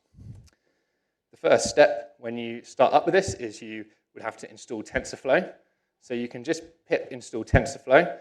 If you have a GPU, such as an NVIDIA graphics card, you can install the GPU version, and you can install the CUDA libraries as well. But you can also just run it on the cloud, which is not particularly expensive. It's quite cheap because you don't tend to run models for a long period of time. So you can host, I think you can use AWS and the Google Compute platform, and you can run quite advanced computations at your desktop. TensorFlow has the models repository, which has in it the object detection source code that they've been working on. And I've also got a reference repository which shows how I use these and pulled these together for the task of spotting sharks in an image. The first thing we're going to need to do is create a data set. In the same way that we had house prices, we need as many objects or items in our data set as possible. In this case, it's going to be images, and unfortunately, you have to go through the task of classifying each of these images. Because if you don't know what's in them, you can't train a computer to know what's in them as well.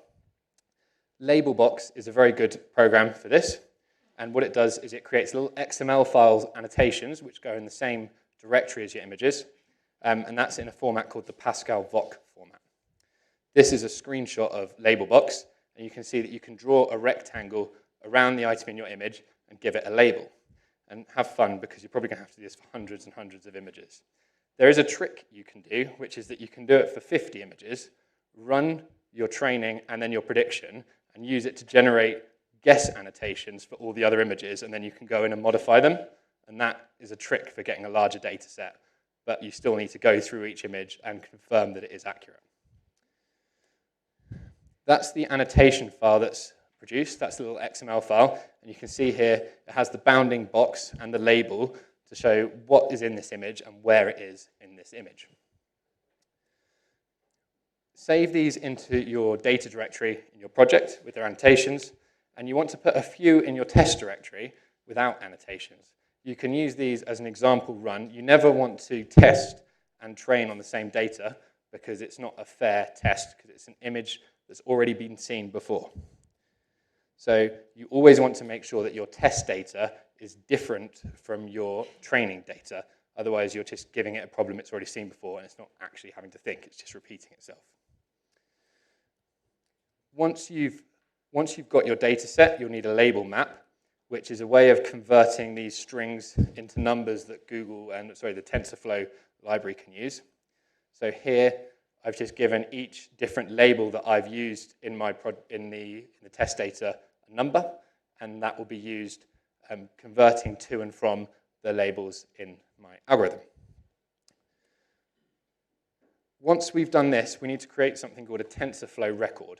So this is quite common in lots of TensorFlow projects, and there's an example Python script inside the source code repository that does this for you. So you pass it the data directory, you tell it where you want the record output to go, and then you give it the label map that you've just created. That create Pascal TF record.py will then go through all of your images, turn them into vectors, add in the labels there, and turn that into a data set and an image classification problem that TensorFlow can then go and train. Once you've done this, you also need to start with a pre-trained model. So there are lots of different data sets out there which image classification problems are tested on. ImageNet, COCO, there's lots of different ones. And the best algorithms have all been tested against each of these data sets and trained on hundreds of thousands of steps to get to a point where they already understand a lot about what an object is in an image and what isn't an object in an image. So if you start using that as a foundation, you have less training work to do when you come to running your own, creating your own models, because you train on top of a model that's already been trained before. So if you go to the TensorFlow object detection API list, there's something called the model zoo, I think, or the object detection zoo. And in it, it has a series of models that have been trained on the COCO dataset. And we're just going to use the first one here. There's lots of different algorithms, and you can use faster RCNN, and you can use lots of different variations of these algorithms. But the first one is quite good. And for all intents and purposes, you can probably use any of these and get good results. Inside that zip file or that archive that you've downloaded will be a configuration file for the pipeline. In it will be a lot of configuration about that, and a lot of these parameters you don't need to understand. They can change how the image is mapped and resized and scaled, and they also do an amount of fuzzing on the data set and preparation on the data set. So you can do things like you can flip images before they're loaded into the data set randomly, or you can convert some of them to grayscale. You can play around with this. If you know a lot about how you're going to use this and the specific setup of your output stage, here's where this configuration file is how you tune the behavior of your algorithm in a fine-tune approach. So this pipeline configuration file just defines how your algorithm will run. Once you've done this, you can actually start with training your model. So you can do this, as I said before, you can do this in the cloud, or you can do this locally. If you have a GPU, I don't recommend doing it locally. If you don't have a GPU, you'll be there for ages. There's inside the object detection library that you've downloaded, there's a train.py. You can make it log to the standard error. You pass in the pipeline configuration file that you've just created, and then you create a training directory. And inside that directory, it stores the checkpoints, which it saves as it goes along training. So after every 1,000 or so steps, it will save a checkpoint, which if you need to stop your training, it can then restart from there. And you can also export those checkpoints to something called an inference graph, which we'll talk about in a moment. This is what you see when you train a model. So it starts off saying it's loaded the parameters from the previous checkpoint. And what it does there then is it goes through steps of the algorithm, reducing the loss. Now the loss is the same as the cost that we talked about earlier. And what TensorFlow is doing is it's making the model that it's been given less bad. So it's following that gradient, and it's looking at that cost and trying to reduce it. And you can see in 10 steps, it goes from a cost of 12 to a cost of 8. Now, the biggest fall-offs in cost happen very early on in the algorithm. And as you get later on in the training, you do get diminishing returns. So the difference between the first 1,000 steps and the second 1,000 steps is a lot different. But you tend to need to run algorithms for at least a few thousand steps before you get good results, or at least the best results. Once we've trained for a few thousand steps, I think these ones were, the example I've got here was trained on 5,000 steps, which is quite short. It's just a demonstration. We can do something called exporting an inference graph. Now, what an inference graph is a graph that can be used to make inferences. So another word for an inference is a prediction. So this is a file that contains all the information about our problem that we can now use to make predictions about where sharks are in an image. So all we do is we pass in, we tell it the image type that we're using, pass in that configuration file that we created earlier, give it the training checkpoint that we want to export, which will usually be the last one that we came to, and then we give it a directory to output that in. And we'll get this frozen inference graph.pb. From there, we can run our shark detect script. I'm just going to flick over now to some example code, just so you can see what's in these files, because I think I've got a small amount of time left.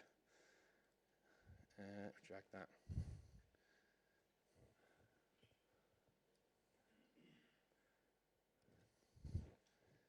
So, doesn't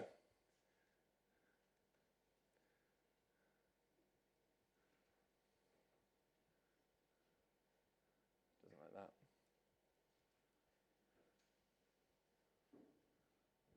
Obviously, this was going to happen. Right. So, you can see this is actually drawing on a lot of code that's already been pre-written, and a lot of the code in this object detection algorithm, example is boilerplate. And there's not that much that you need to change, because most of what you can configure is pipeline parameters and your training data. All this is actually doing, if we scroll up to the top, is it's loading that inference graph that we've just talked about.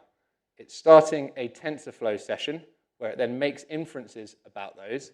And then we're using another utility inside this TensorFlow object detection algorithm, where we can convert these output bounding boxes into annotations for an image. And what that will give us is some boxes around the images with a probability that that image contains what we're looking at. So there's not a lot of work here that we've done, and we've actually got our hands on state-of-the-art technology that wasn't available 10 years ago to us. So here it's actually done a very, very good job. This is a very simple one for it. It's got 99% probability that the thing in the object is a shark. Here, it's going to get confused by some of the other clutter that is around this image. This is obviously taken from some sort of military camera.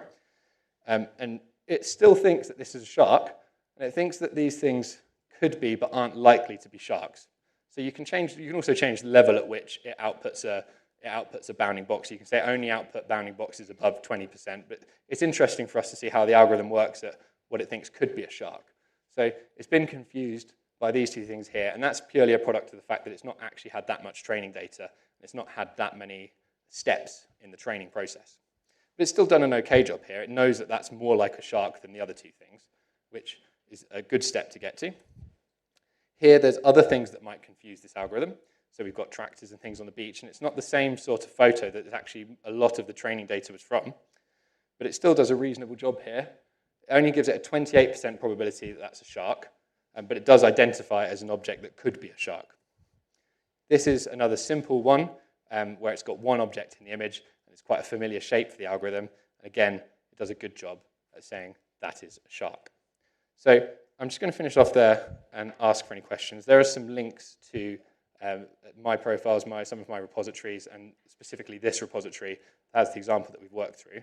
I think I've got a couple of minutes for questions. Yep.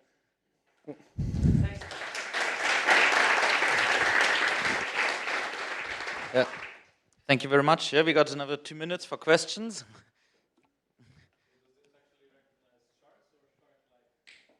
So that's an interesting question as to whether a dolphin would get confused by it as a shark. I imagine with the amount of time I spent training it and the amount of data that I bothered to label, you could probably very easily confuse it between shark and dolphin. I didn't actually have that much training data for it for dolphins, and that is one of the hardest things to do because the differences between a shark and a dolphin are difficult for some humans to tell. Not a lot of people don't know about the way that the fins differ.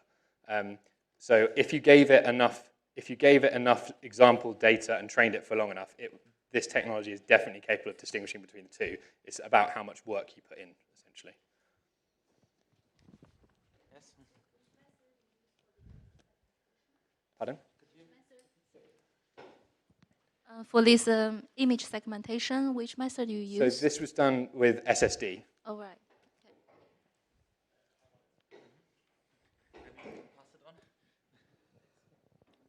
Okay, any idea how this could be used in practice? You know, what are your plans? Pardon? How? Like, you know, you're obviously imagining how this could be used in practice, right? Or is this already used in the real world? No, this isn't used in the real world. This is a project that I would like to convert to a drone processing feed. One of the limitations as to how far this project's developed is actually access to training data, because I've gone through pretty much every shark photo you can find from a drone-like view on Google.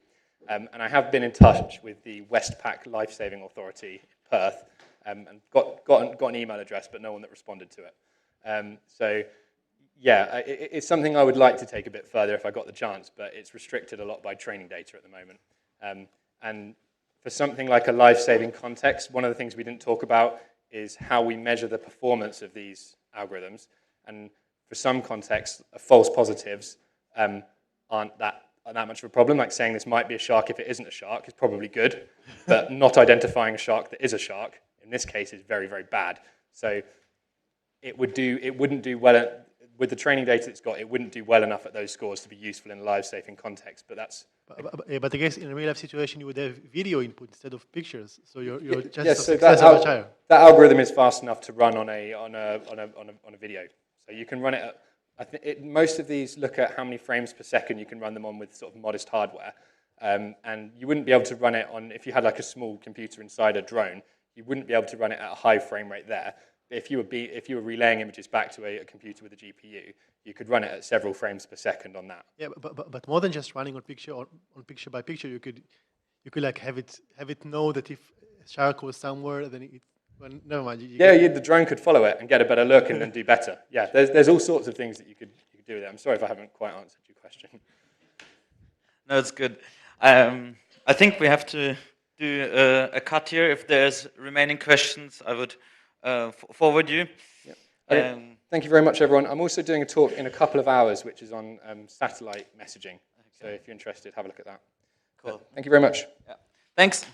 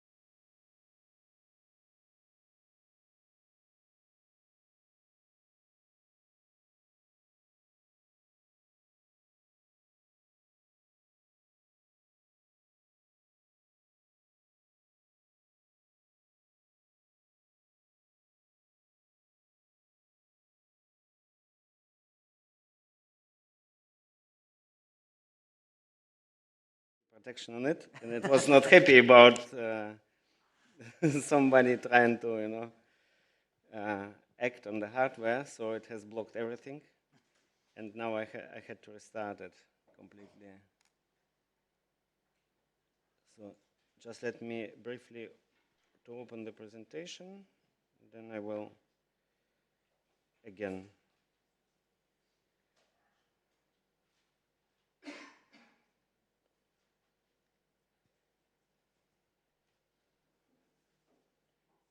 Yeah, this is about the security, this is, now it's again popping up, yeah, But it went. So I will use my iPhone as a relay. As internet better.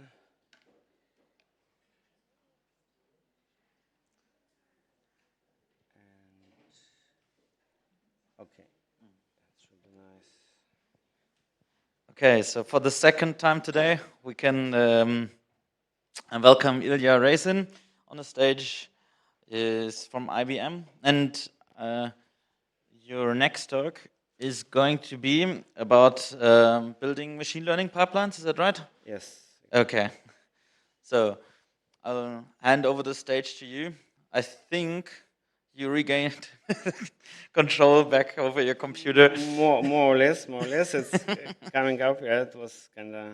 Okay. I think you still need to connect your projector. It's no problem. Good. So. Okay, we'll have to cut back a bit on the question session in the end. Yeah. It's okay for you. Sure. I will be a little bit faster. So the stage is yours. Thank you very much. So for the second time today, today morning we have spoken about bias in software, and this is actually building the reliable pipelines, and bias, they are all connected. So bias is actually a part of the pipeline. So many of you are, I suppose, were also at today's session, today's morning session about bias, and now we're talking about the whole thing. So, and what is happening now is that many individuals and also companies, and they build models, they build AI components how they like. Actually, there is no unified methods how to do this.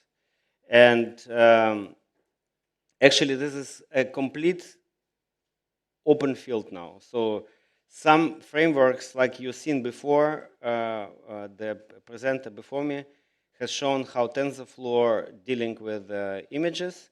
So TensorFlow kind of by itself requires a certain setup.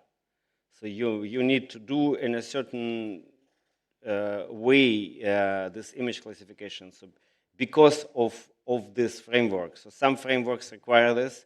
They are more strict, like TensorFlow, and some are completely loosely coupled from everything, so you can do whatever you like. And so here you see the typical process, how this typical pipeline, which everybody does actually, whether here intentionally or not intentionally.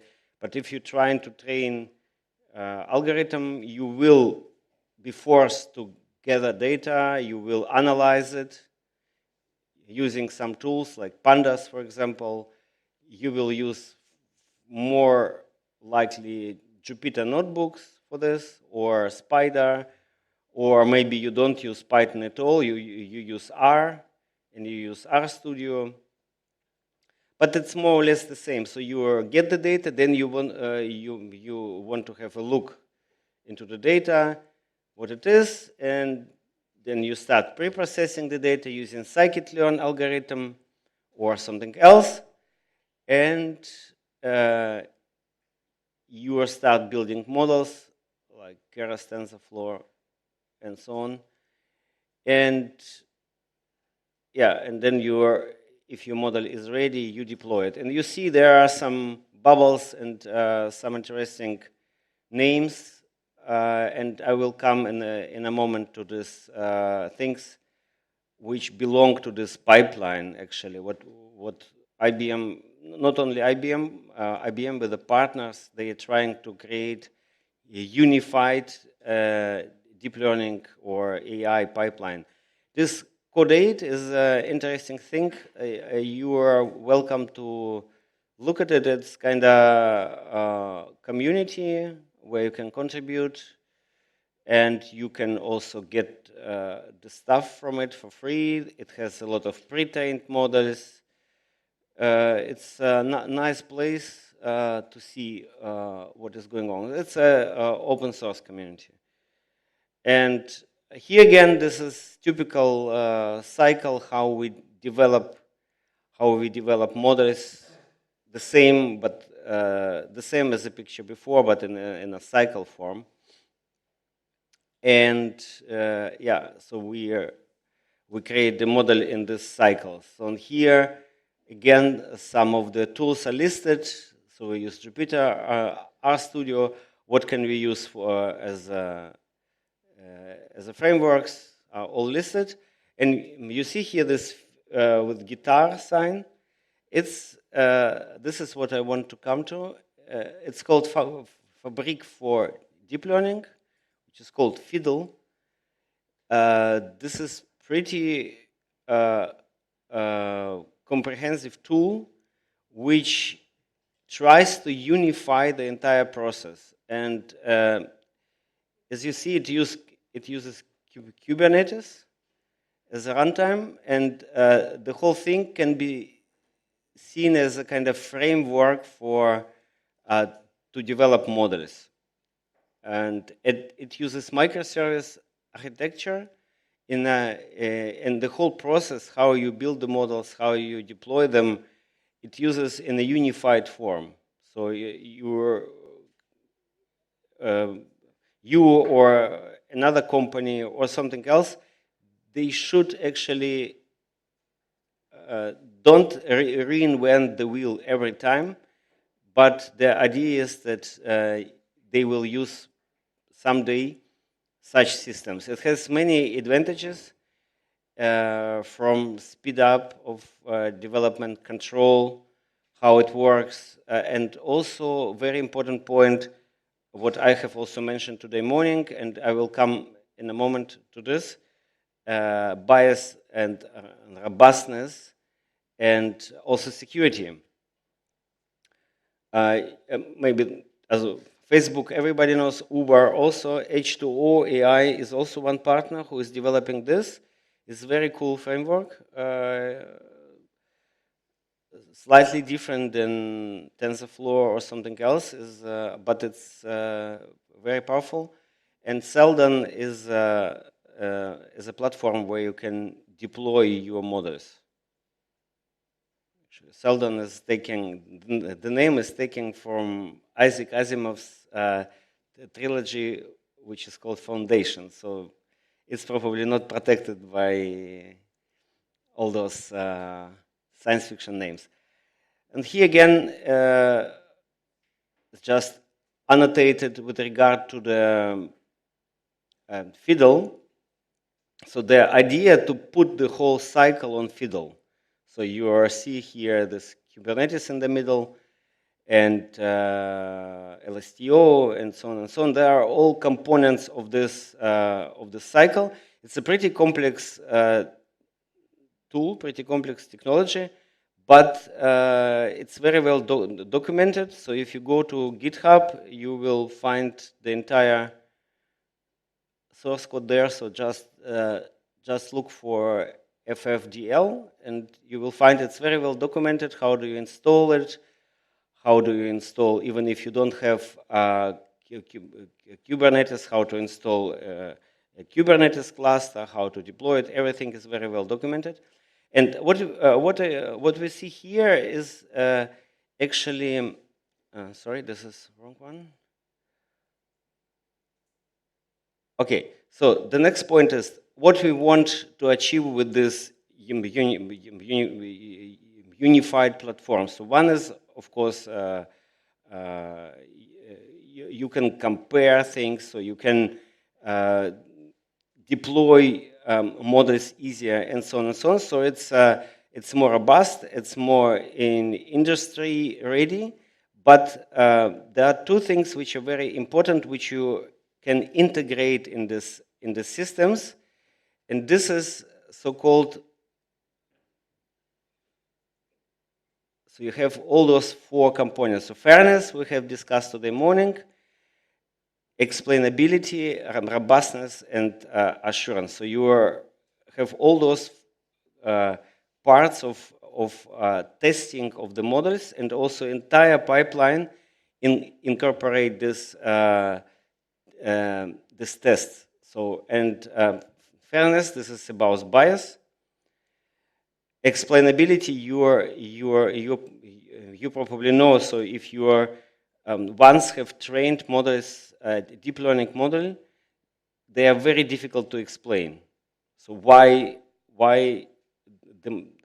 certain model classify this image as a shark and why as a dolphin? So it's from the previous session. It's not so easy, and there are some tools which can help you, like Lime, and but still it's a challenge.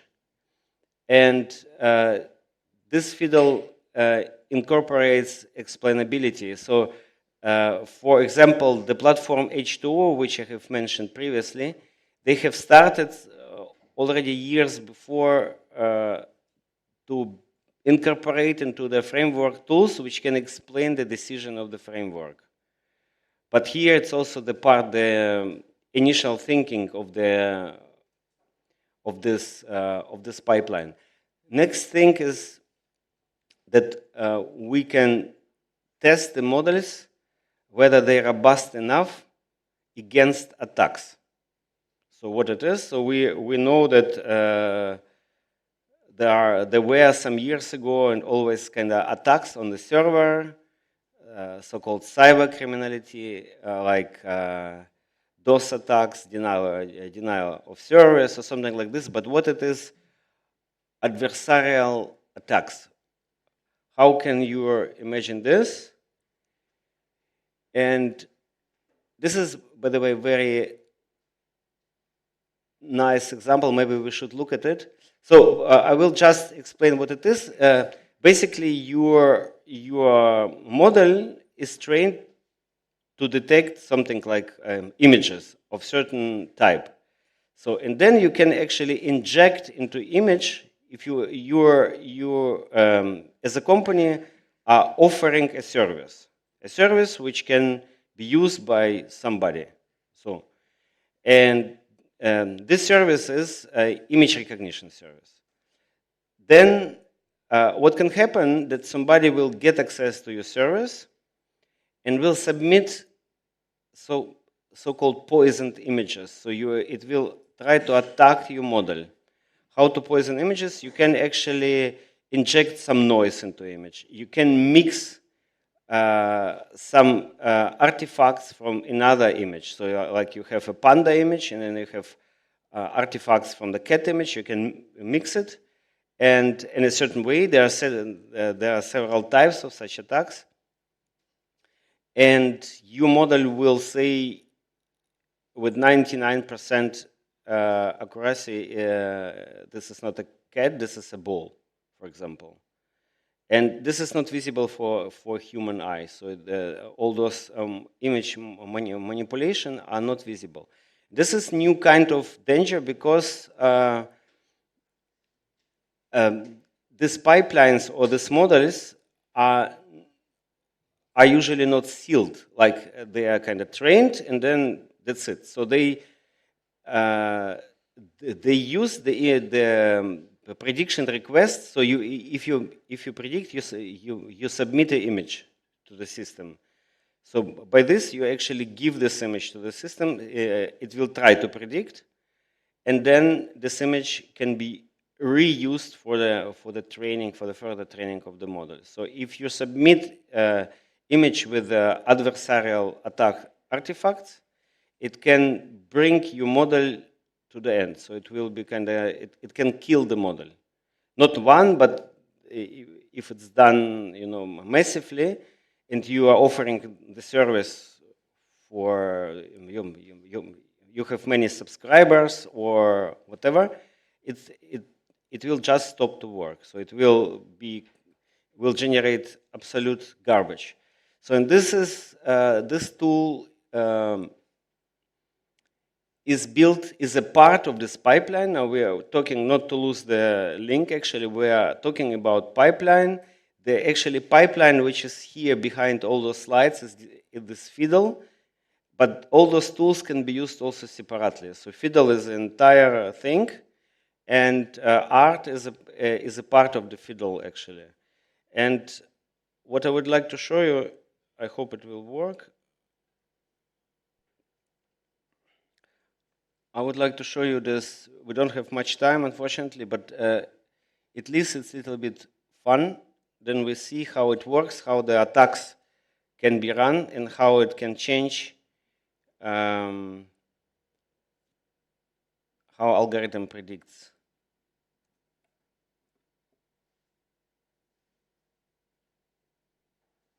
This is GitHub.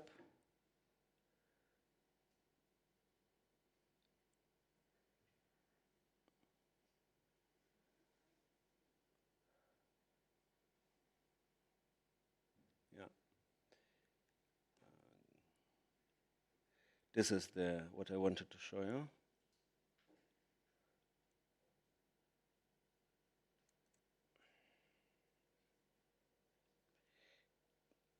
So it's open source. You have it on GitHub. So if you like to, you can also contribute to all these things. So this is funny, actually. This is a site from IBM Research.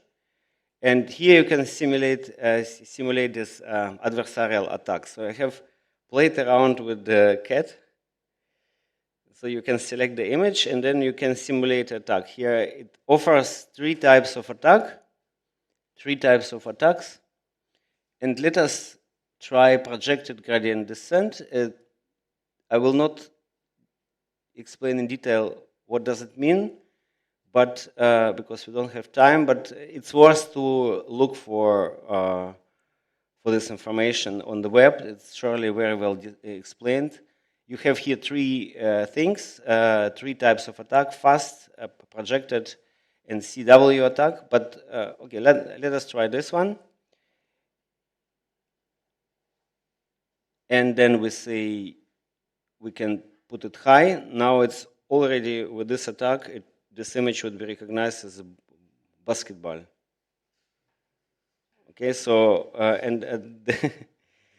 it's a real thing. So, and what you see here is the code, how it looks like. So if you run the attack, you create object of a certain attack class, and then you attack it. So actually it's created to simulate these attacks. So this is a framework, this art. So if you create deep learning network like CNN for shark idiot detection, you can implement this, you can import this library and try to simulate the attacks. And then you can try algorithms which can protect against the attack. This is a typical Gaussian noise. So maybe we little bit increase. Still basketball. Okay. Then we can use spatial smoothing. Okay, this is already same as cat. So we see that it has very high efficiency. Or feature squeezing, let us test this. Basketball. Still basketball. No. Okay, this only on very high level of protection it works. So it's actually things where we are not aware of it, that they are happening. But this is a very important point, and it will be a part of all those things. And just pay attention on it. So it's not, it's very important. So it's just like in previous days, previous years, normal attacks against web servers, normal, but we have heard of it, that some server is down and so on. This is completely new kind of cyber security and cyber danger. So you can imagine you use with iPhones, I use too, this Face ID, right? So you can imagine that somebody, and you use it probably to log in into your banking system, maybe. Then you can imagine that evil persons can create something which can gain the success by using such attack surface. Not necessarily on iPhone, but this is the security threat. So I have 2-3 minutes, maybe a short question or something.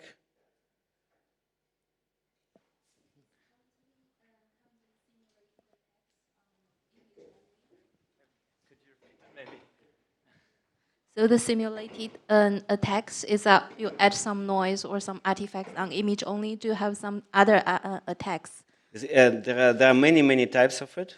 So, for example, this algorithm itself, because some currently attacks can, for example, block some hidden layers when it's doing this algorithm to detect that. The idea is, the general idea is here that you have many types of attacks. These attacks you are simulating with the code. So actually the code is attacking your model. This is a real attack, but it's done by yourself. And then you can protect by using countermeasures against this attack. So you get both tools. You get tools to attack your system, and you get tools to protect your system. There are many different kinds. It's kind of 20 different kinds of attacks. And this is as a part of this fiddle. Okay. So. Okay, I'm afraid we're out Yes. of time now, but Yeah. Thank you so much for your talk. Thank you very much.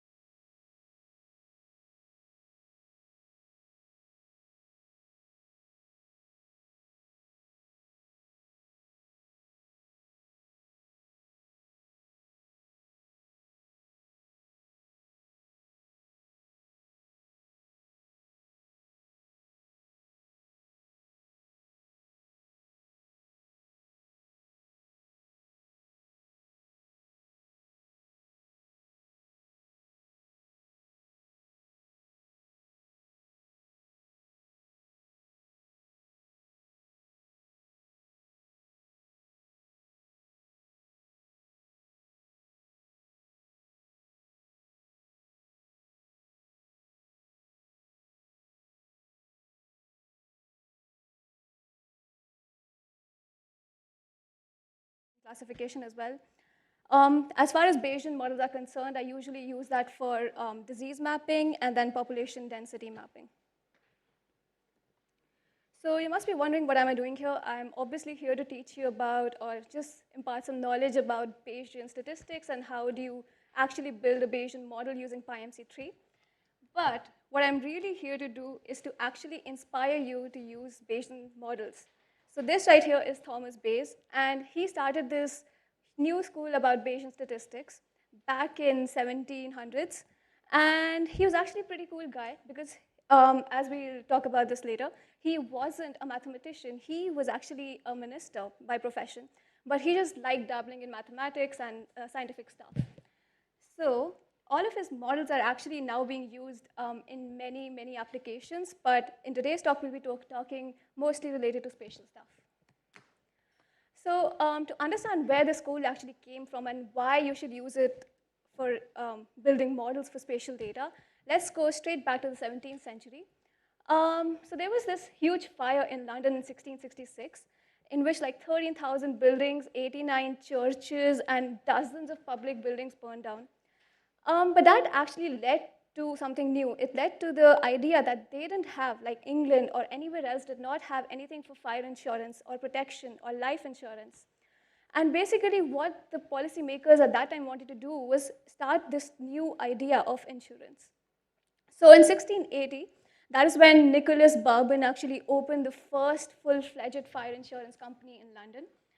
And at that time, they were not very on board with this still because they didn't have a lot of probability theory. Enter Thomas Bayes. In 1702, he was born. Again, he was a minister, not a mathematician, but he just liked dabbling in all this stuff.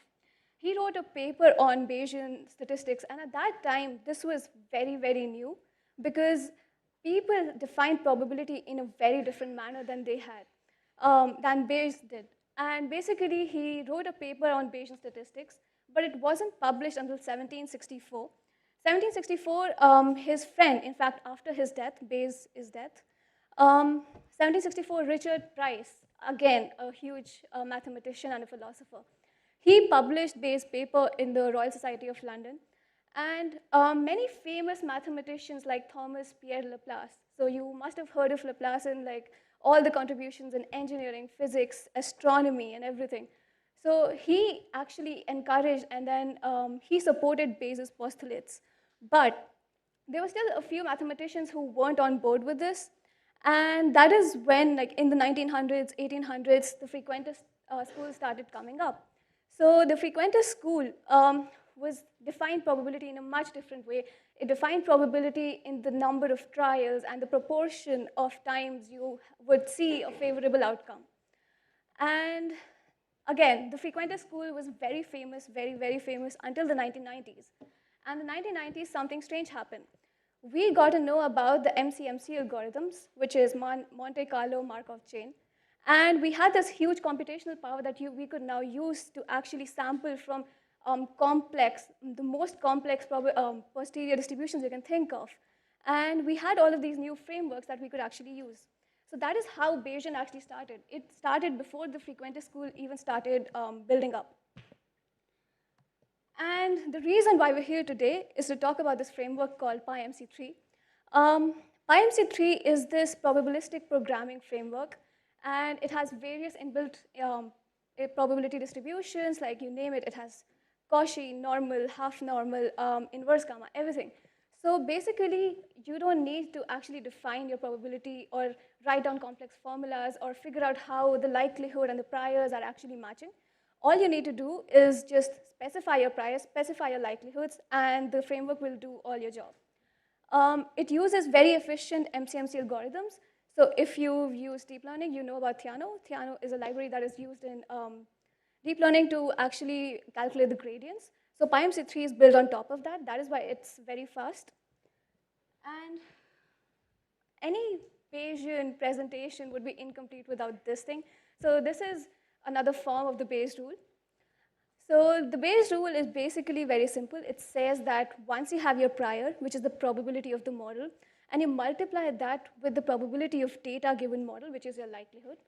So that means that if you have some prior belief about certain parameters, and you use your data to actually update your belief or whatever you think of that parameter, you get the updated probability, which is the posterior probability. And it's very simple, and that is what Bayes actually gave out in his paper as well. But the reason why we're here today is to actually talk about why Bayesian actually works for spatial data. And the answer lies in the fact that it's all in the definition. So, like we talked about, the frequentist, they usually define probability in terms of number of trials. So it's based on this long run definition of probability. So if you've taken any statistics or probability course, the first thing they teach you is the number of tosses. So what is the probability that a head comes up? Or what is the probability that if you roll a dice, number 6 comes up? And that is based on the fact that if you conduct an infinite or a very, very large number of trials, and in the same manner, so theoretically all the experiments have to be similarly conducted, you get a proportion of the number of times that you see a head, and that is your probability. And so the frequentist definition is based, at least theoretically, on the assumption of repeatable experiments or the sequence of repeatable experiments. Whereas the Bayesian probability is different. It does not require this assumption at all. And basically, the Bayesian way of thinking about probability is to actually think about how likely for you as a person is that event likely to occur. So my probability of an event can vary drastically different from anyone in the audience. And that is why when Bayes actually introduced this concept, many mathematicians were against it because it relied on this uncertainty of probabilities. But the one thing that they missed out was that when we are talking about probabilities, we're obviously talking about data. So you and I can have any opinion at any point, and that is our prior. So our prior can be drastically different. But as soon as we have new data to actually verify that or update that prior, our belief about that parameter becomes drastically different, and it will approach closer and closer to the true value. So that is why Bayesian actually works. And in spatial data, we often do not have the luxury of having repeatable experiments or conducting sequential repeatable experiments. That is why I want to actually inspire you to actually use Bayesian, because it's fundamentally based not on that assumption, which is most likely not true. And just to give you an example of how this assumption is actually violated in almost all the real events that we see. So there was this recession in the winter of 2007-08 in the US. And what happened was that there were so many things happening at the same time. There were social, political, major factors. Like hundreds of houses, they were foreclosed. Thousands of businesses that had their whole business shut down, and the price of oil had gone up to $100 a barrel. Now that is a lot. But the main question in the minds of the policymakers at that time was that, will the US go into recession or not? And the way that they could answer was not using this frequentist statistics, because that actually relied on the fact that you would have to have similar political, social, and financial, economic, all factors had leading to that point would have to be same in order for us to actually calculate that probability. Like how often would you expect to see that the same number of houses being shut down in a recession, or the price of oil rising increasingly in the same manner as it did during this recession? So you would have to have a huge number of recessions to even talk about that frequentist probability, and that is definitely not going to happen. Okay, so from this part, we actually start to talk about a little theoretical stuff. So priors, again, are a way to quantify what you believe about your parameter. Like often when we talk about data, we need to estimate something, right? When we talk about deep learning, we want to estimate the weight matrix. When we talk about machine learning, we want to estimate certain weight vectors or something. And you can, again, go through the deep learning where you can go forward and backprop the gradients, and then so on and so forth.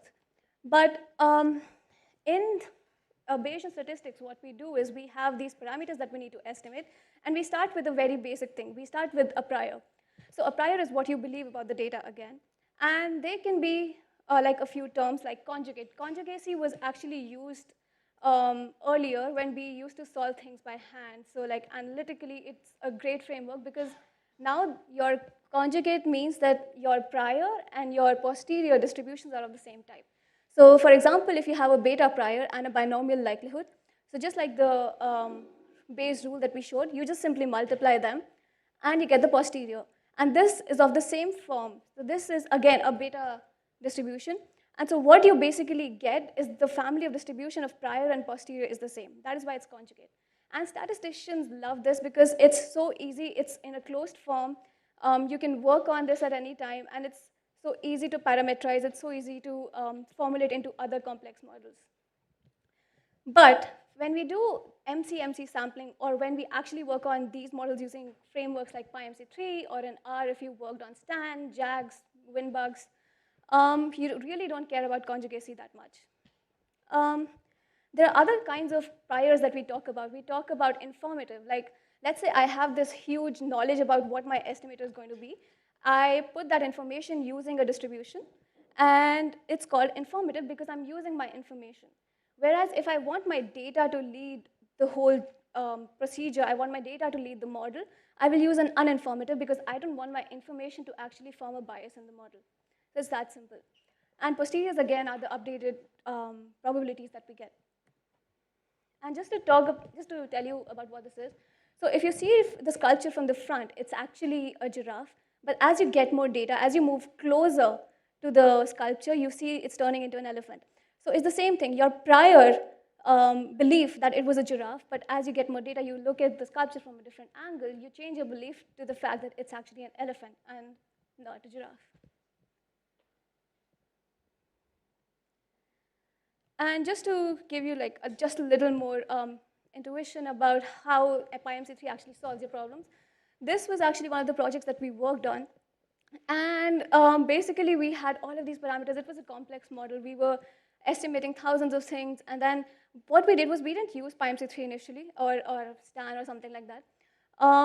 We coded all of these by hand. And then we had to code all of this in R manually. So imagine if one of these parameters actually goes wrong. It's a huge job for anyone to check code that looks like that. And like my professor always used to joke, like, how many grad students does it take to actually check this kind of code? Which brings us to MCMC, why this is helpful right now. So MCMC gives us a very nice way to actually sample from very high dimensional posterior densities. And we don't really need to calculate or form or this whole thing of completing the square and then solving it by hand. We don't need all of that. We can just sample it from the posterior density. And there are two main methods that we're going to be talking about today. One is Metropolis Hastings. Metropolis Hastings is a very simple algorithm, and the easiest way it can be understood is that, let's say you have this area in which you have certain balls, imagine 2D balls if you will, or just circles. And now what you do is you choose any ball at random and you move it to a new position where the displacement is actually, displacement in each of these axes is distributed normally. And you accept the new position if it still lies in that area, and you reject it if it doesn't. So it's as simple as that, because you're in Metropolis Hastings, what you do is you move one sample, or you draw a sample from a distribution, and then you have certain conditions where you accept it or where you reject it. And Gibbs sampling, it's a little complicated if you think in terms of Markov chains and something, but if you think it intuitively, it's very easy to understand. It's just a sequence of samples. And the way to do Gibbs sampling, and the way that it usually happens in most of these frameworks, is that you use, it's kind of like imagine like a race that is happening to the convergence, and it's not a social, it's not a capitalist race where everyone or each person wants to win. It's a socialist race where all you want to do is help others. And so what happens is, let's say you have 3 parameters that you're trying to estimate. You find the conditional distributions of one given the other 2. And what that means is you update one parameter given the old values of the other 2. Then in the next step, you update the second one given the new value of the one and the old value of the first one. And in the third one, you use both the new values of the other 2 parameters. So now you see you have these sort of rays where imagine if you have 3 people running and one of them pushes the other for some time and the second one pushes the other 2 for some time. So it's basically you're all helping each other race to convergence. And that is all that Gibbs sampling is. Okay. Now that we have the relevant background, we can start modeling. Let's talk about a very simple model. Now, it has only 2 levels, and the first one is your data. The first one in any Bayesian model is going to be your data. So it's going to be either actual counts or continuous data. It depends on the use case you have.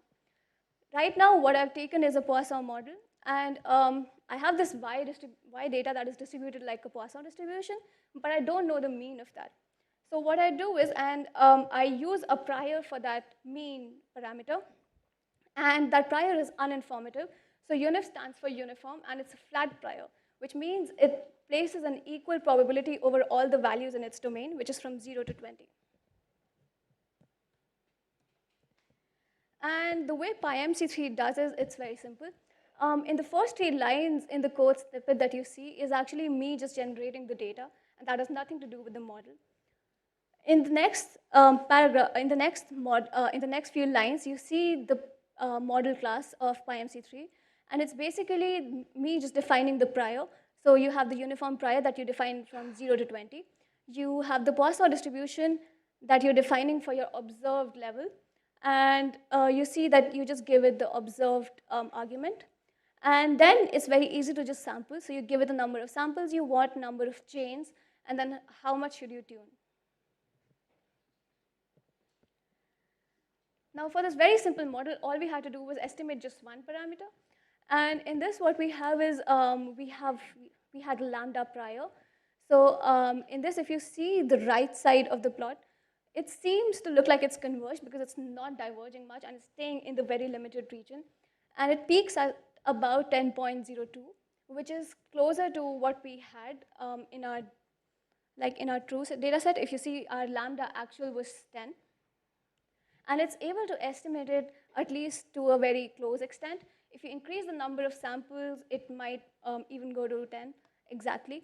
The only thing is that you have to worry about the trade-off between your accuracy and the computational skills, computation power that you want to look at. It talks about the 94% HPD. It is just the high posterior density interval. So you can think of this as a counterpart of the hypothesis testing or the confidence intervals that we see in the frequentist domain. But the meaning of it is entirely different again because the probability connotations are entirely different in the 2 schools. Okay, often when we work with MCMC is we see that samples are autocorrelated, which means that the samples are correlated with each other. And the way to detect this is just to plot a very simple correlation plot. And you see that the first graph over there, you see that there is like an exponential decay, which means there is, on the x-axis we have the lag, and on the y-axis we have the ACF values. So you see that we have some autocorrelation between these samples. And the way to correct this is that you take every second or every third or every fourth sample from your chains, and you also discard the first few samples of your chain in each chain, because those samples are still very autocorrelated. And then once you do that, you get this new plot, which shows very little autocorrelation.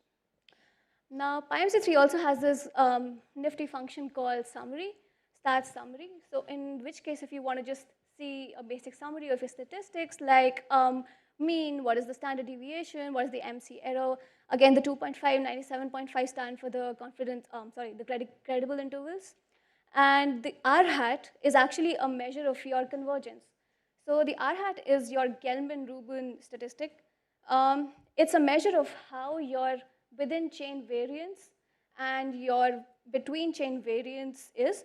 So if it's closer to 1, because it's a ratio of 2 of them, so if it's closer to 1, it means your chain has converged. So usually we accept values till about 1.01 or 0.99, I think, and that's okay. Okay, so in terms of spatial data, like how does it work?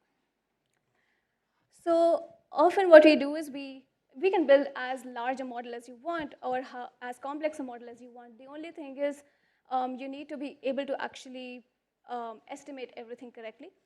So right now we have like a very simple model. So on the first level, again, we have counts. So in this case, what I'm mapping is the incident rate of the disease in certain areas.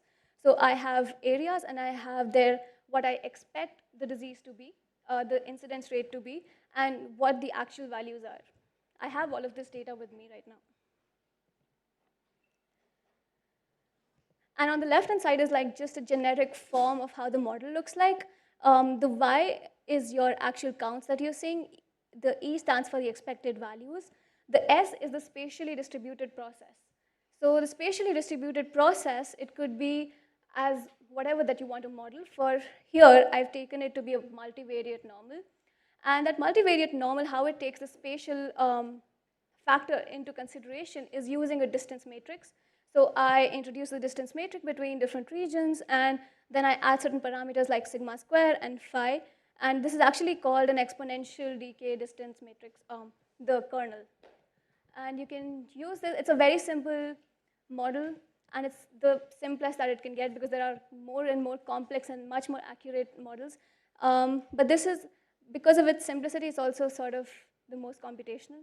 So if you're trying to reduce the computational part, definitely try for something else. Now my priors, I've taken to be inverse gamma and uniform.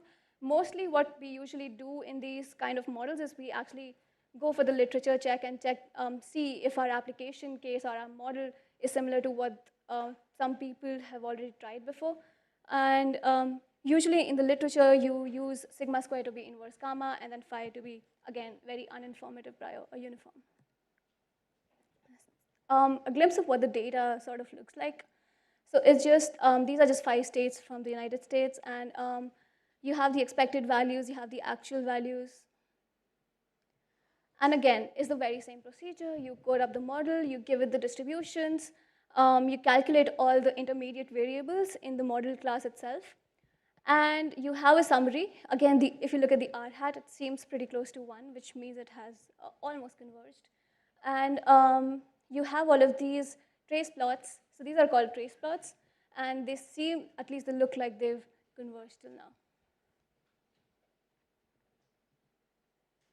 Okay. So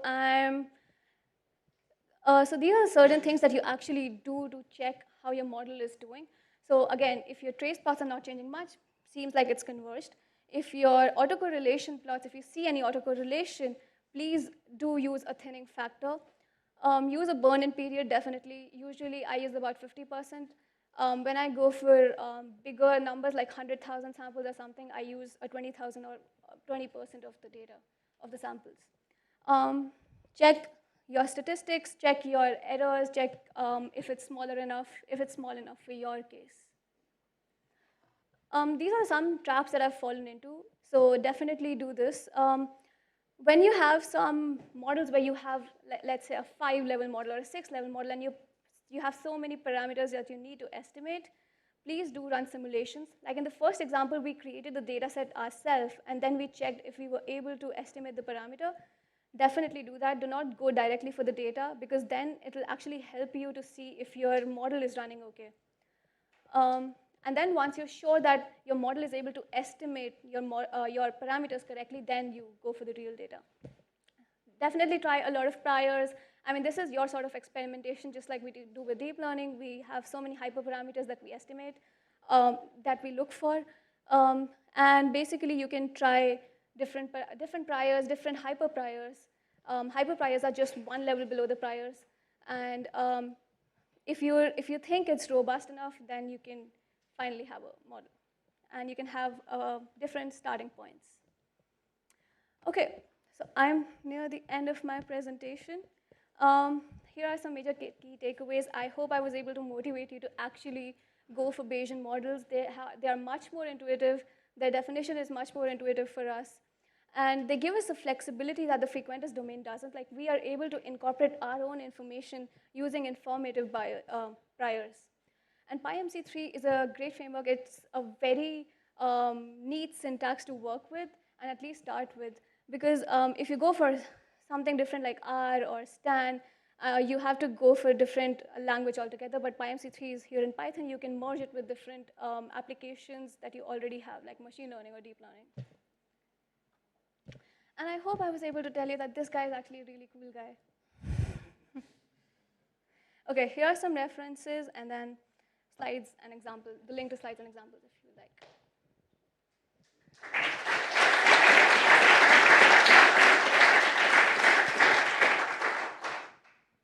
Thank you so much. Are there directly any questions now relating to the talk?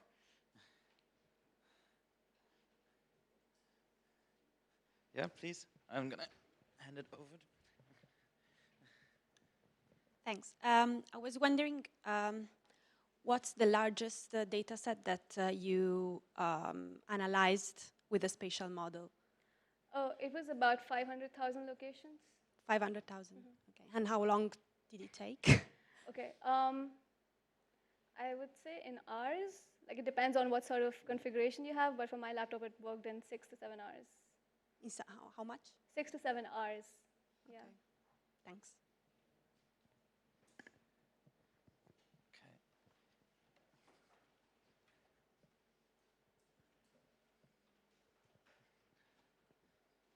Since we're in a conference about Python, I want to ask you, why did you choose Python? Because in spatial statistics, there is advanced tools in R, particularly for this topic.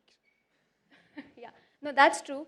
The only reason that, I mean, the first and foremost reason is that you can actually integrate it with other applications, right, that are already built in Python. So, for example, I've worked in R and Stan, and if you look at the comparison between R Stan and then if you look at the comparison between PyMC3, it's almost the same. In fact, R Stan is a little faster than PyMC3. But the reason for using this is because, and the syntax is very different though, but the reason for using this is because I wanted to integrate this with other applications. I'm sure there must be other differences, but I'm not aware of them.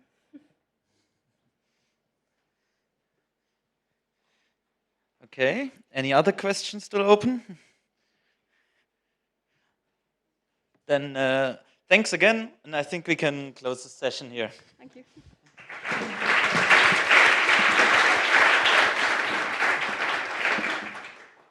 We're going to have half an hour of a coffee break. So we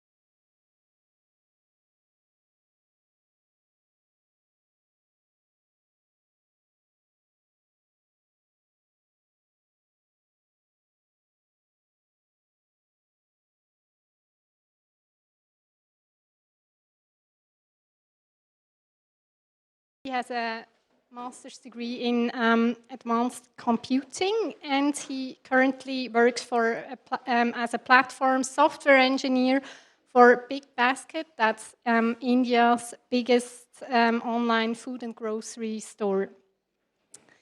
He will be presenting on generative adversarial networks and their use, amongst other, their use on geoimagery, and I'm very interested to hear more from you. Thank you. Am I audible? Yeah. So, as I've been introduced, so a warm welcome to all present. The topic for today's talk is understanding and implementing generative adversarial networks.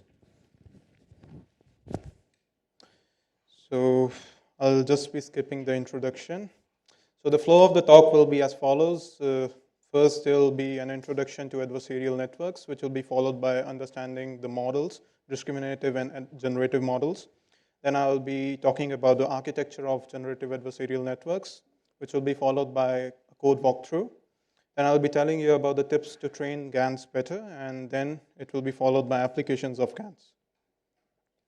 So prerequisites for this talk are you should be good at Python and TensorFlow. You should be having good knowledge of artificial neural networks and convolutional neural networks, and good knowledge of elementary algebra calculus should be great. So the main part starts, adversarial training. What is that? I'll start with a story. So Mary is an artist. She sketches, and John is here to buy some sketch, and he has asked for a sketch of Mona Lisa. So Mary, I'll be referring to as the counterfeiter here. So first sketch that Mary draws, John actually rejects it because it is far from reality. 10th sketch which she draws, still John rejects because it is again not real. After 58 sketches Mary draws, John is really confused. He's not able to distinguish between the real sketch and the fake sketch, so he's in dilemma. And after 100th sketch, John actually believes that the sketch was real, and he bought that painting. I'll be referring to this story at a later point of time when talking about generative adversarial networks. So before diving into generative adversarial networks, we need to first understand the two components of the network. These are discriminative models and the generative models. So what is a discriminative model? Discriminative model is kind of a supervised learning model, which is actually learning to classify the data. It has nothing to do with the distribution of data. Whereas a generative model tries to learn the underlying distribution of the training data. So it tries to generate sample data, which is near to real looking. And generative models can be trained by unsupervised learning algorithms. The data can vary from images to audio to sentences and sequential data. So in a nutshell, discriminative models actually decide the decision boundary for the classes, and generative models are to learn the data distribution of each class. So you may understand discriminative models as categorizers and generative models as producers. And talking about GANs, so GANs are basically unsupervised learning models. And these are formed by combining discriminative model and the generative model. So discriminative model forms the part which is called as a discriminator, and generative model forms the part which is called the generative model. The goal of GAN is simple.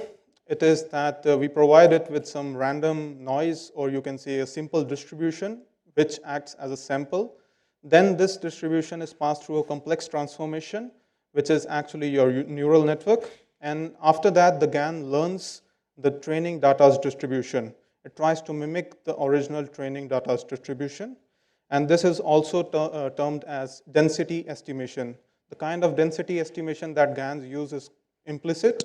That means we don't need to calculate the probability distribution of X or conditional of the inputs. We just need to get the samples that are real looking. So this is kind of intuition of how GANs work. So there's input, you can see here. So input is some m-dimensional, you can say, sample, which is I'm taking as normal distribution. That means it will be continuous. And then it is passed through GAN, which is complex transformation, or we can refer as neural network. We get some output which is n-dimensional. The dimension here is different from the input dimension. That is to be noted. So GAN's training happens in a game theoretic formulation. So there are two players, as I said earlier. One is generator, the second player is discriminator. So generator will try to produce near real looking samples from the training distribution, and discriminator's goal is to distinguish between real and fake image. So after each iteration, it will try to get better and better at distinguishing between these images. And so you can refer Mary as generator and John as the discriminator here. So this is the kind of setup which GANs have. So here you have random noise which is passed through generator network. Generator network produces some image which I'll be calling as fake image. Then you have some training set which is the actual real data. You pass it through the discriminator one by one. So fake image is passed, then training set is passed, then again fake image is passed, followed by training set, and these are passed over iterations. And then discriminator is a classifier, so it decides whether the data provided is fake or real. So real I'll be terming as output 1, fake I'll be terming as output 0. So you can actually consider it as sigmoid output. So G phi will be the generator in mathematical terms. D theta will be the discriminator. And this is just another kind of representation for the diagram that I showed earlier. So here Z is a random noise that we are passing to the generator G here. And phi and theta are the parameters for generator and discriminator respectively. Then generator produces G phi Z, which is actually the synthetic data or the fake data. It can be image, it can be audio, it can be any sequential data. And we have the real data termed as X. X dash and X are being fed to the discriminator over iterations. And then discriminator decides whether the data is real or not. So this is kind of the workflow. And one thing to note here is that generator always wants output to be 1. That is, the discriminator, the score of the discriminator should be 1 for the generator. So coming to the mathematics of this, so we want the generator to produce near real looking samples. So it will like to have d theta g phi z to be maximized. So the log likelihood is being maximized here, or in other words, we can write it as minimizing the log of 1 minus this term, d theta g phi z. And since the discriminator, since the generator is a deterministic function, it means that for a sample z, it will be producing the same result every time. And this was for this formula that you saw was for one sample z. For multiple samples or for the latent space, the formula will come out to be the integral. If it were to be discrete and say uniform distribution, then it would have summation and 1 by n, that is the number of samples, instead of integral of pz. Coming to discriminator's loss function, it has a twofold task. So it has to give right score to the real data, and that should be highest, and it should be giving the lowest score to the generative data, that's the fake data. So it will be maximizing the likelihood of the data to be real and minimizing the likelihood of generator's output to be real. In other words, we can say it will be maximizing the log likelihood of generative data to be fake. And the overall objective function, which I'll be calling as the minimax objective function, can be written as minimize and maximize. That is min-max of this whole term, which is inside the square brackets. So with respect to phi, it will be maximizing this term, minimizing this term, and with respect to theta, it will be maximizing both of the terms. So the training happens in two steps. One is the gradient ascent step, where the log likelihood of the discriminator is maximized, and the second is gradient descent, where the log likelihood will be minimized for the generator. Coming to the algorithm of GANs, the training happens in 2 steps, as I told you earlier. So first, for each iteration, you have k steps. K can be 1, and many people argue that k should be greater than 1. So we can take anything. So for number of iterations, k should be 1 or greater than 1. We'll sample a mini batch of the random noise, pass it through the generator, pass the output of that generator to the discriminator. The discriminator will calculate the loss. That loss will be back propagated to the network. So we sample mini batch of noise, we sample mini batch of real data, and we update the gradient as this, the formula that I showed you earlier also. And then the second step is basically for the generator. So generator will be taking the random noise, it will be producing the image, or in our case image or anything, like audio can be there. And then it will be again calculating the error function, and then back propagation will happen. So architecture of GANs, before starting this, does anyone have any doubt? No? Okay. So DC GAN is basically deep convolutional GAN, generative adversarial network.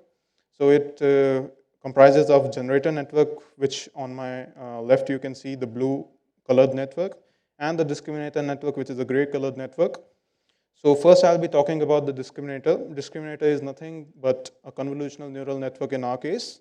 So you pass an image that is 64 cross 64 cross 3, and that is RGB image. It gets sampled, convolutional operations are performed, then dropouts maybe, and finally we get output that is the classification output. So the output may be 1 or 0.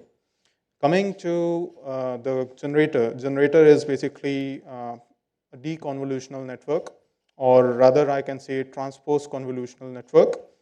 So you pass the latent space random noise here, and it gets upsampled here. So at each point you upsample or you perform the fractional strided convolution or the deconvolution operation. And what is this exactly? You can take reference from here, like you were max pooling or sampling in convolutional neural networks, and you were actually increasing the number of feature maps.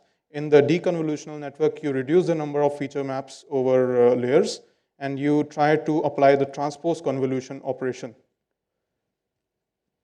So this was the theory of GAN. So let's dive into the implementation, and the implementation will be on MNIST dataset. So you can open this URL if you want to follow along.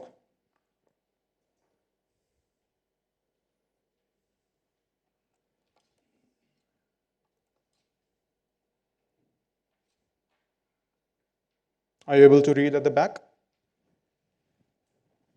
Okay.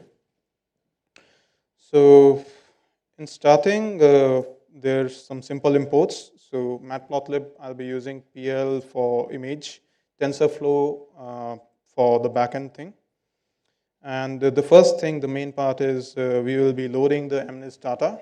So MNIST dataset is handwritten digits dataset, which has 60,000 images, out of which 50,000 are used for training and 10,000 are used for basically validation. But in our case, since it's unsupervised learning, so we'll not be focusing on that part. That part, when we train for convolutional GANs, we consider it. So we have the images, but these are not processed images. So what we need to do is we need to normalize the input. So normalizing, and since it's single channel, that is, the images are black and white, so 1 pixel may have value ranging from 0 to 255. So the mid value, which comes out to be 127.5, we'll be normalizing with this value. So we will get data for the value for each pixel to be in range of -1 to 1. So this will be our processed data, or you can say normalized data.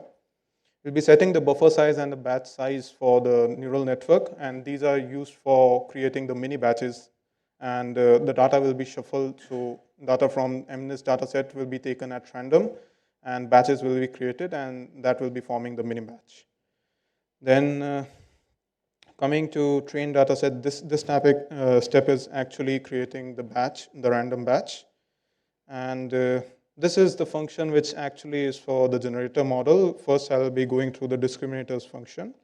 So discriminator model, as I told you earlier, is a convolutional neural network. So it is having sequential layer in this case. Sequential layer is a layer which helps you add layers to the neural network in a stack, linear stack fashion. So you will be stacking layers one over other.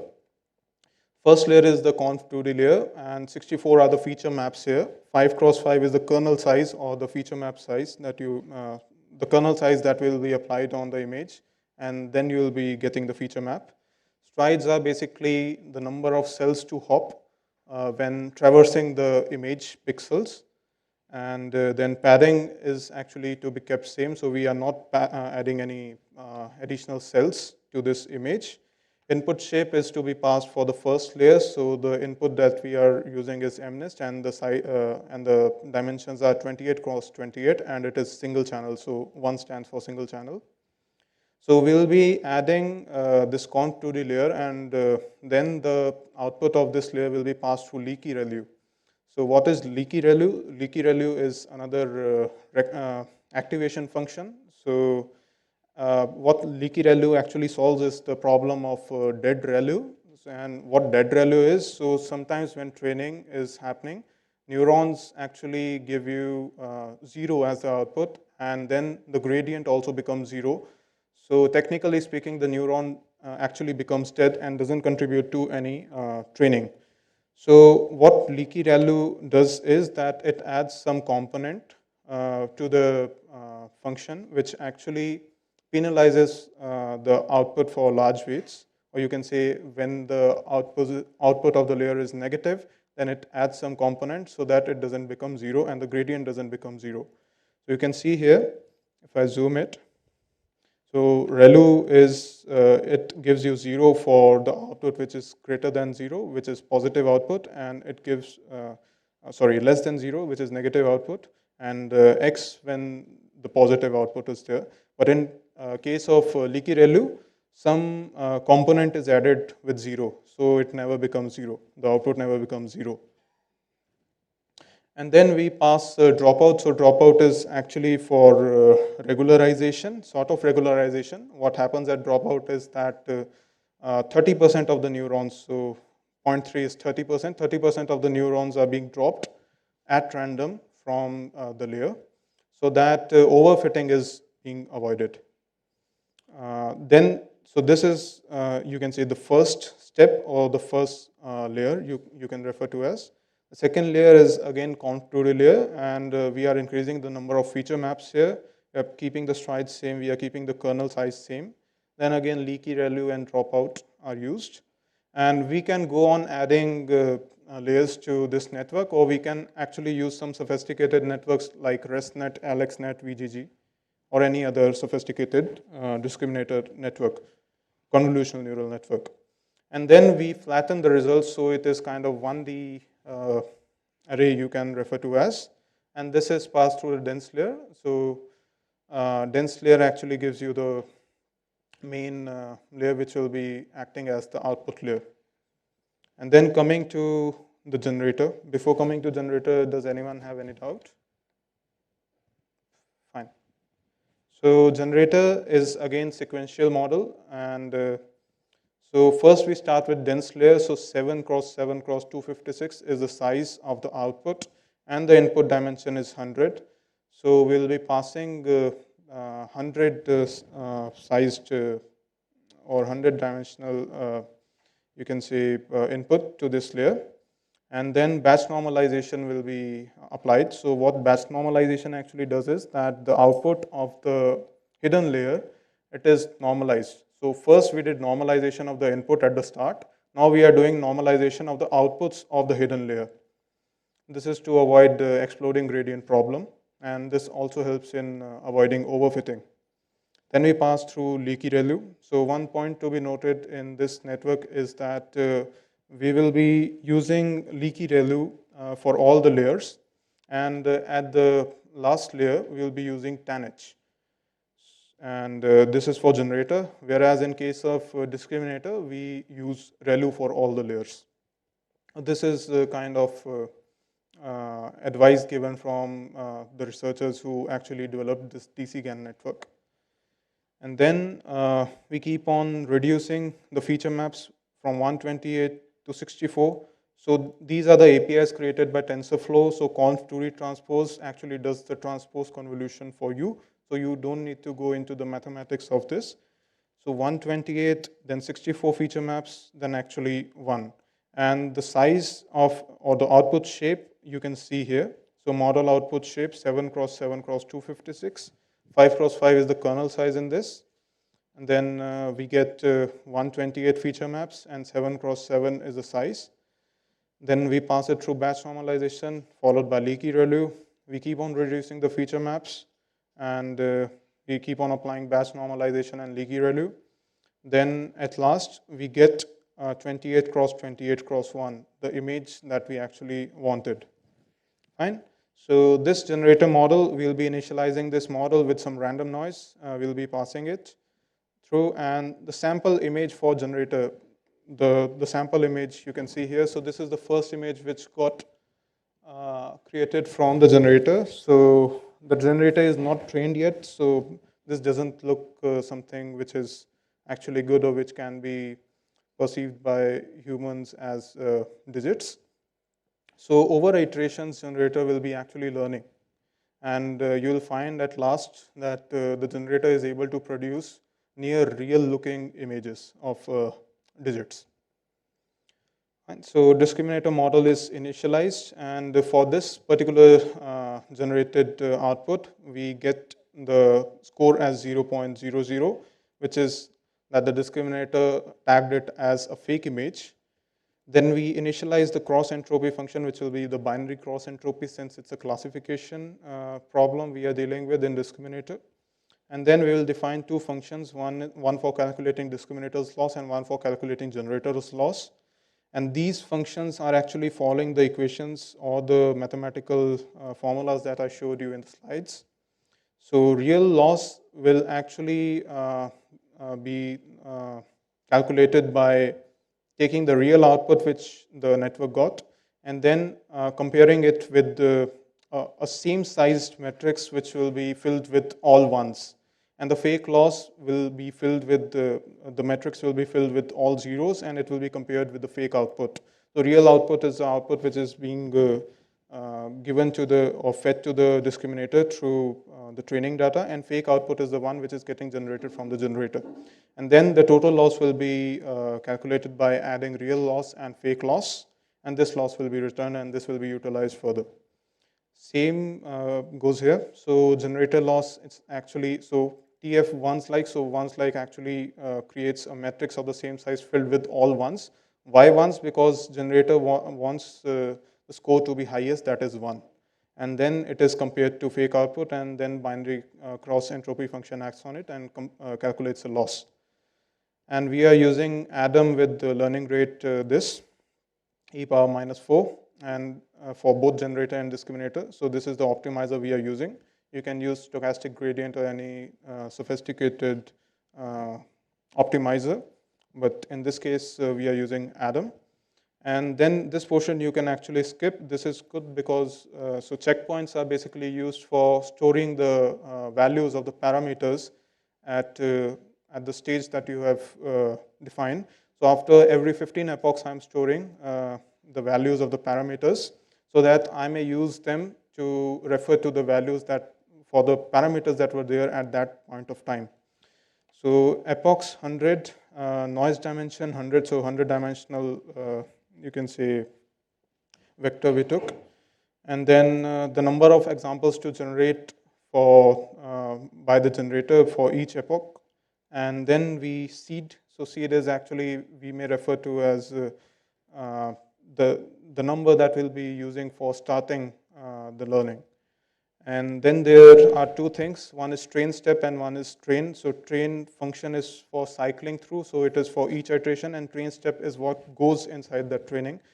So train step actually takes, you can draw a parallel line to the algorithm that I showed you. So you will be having the noise. So this is Z. And then you will be passing through it through the generator.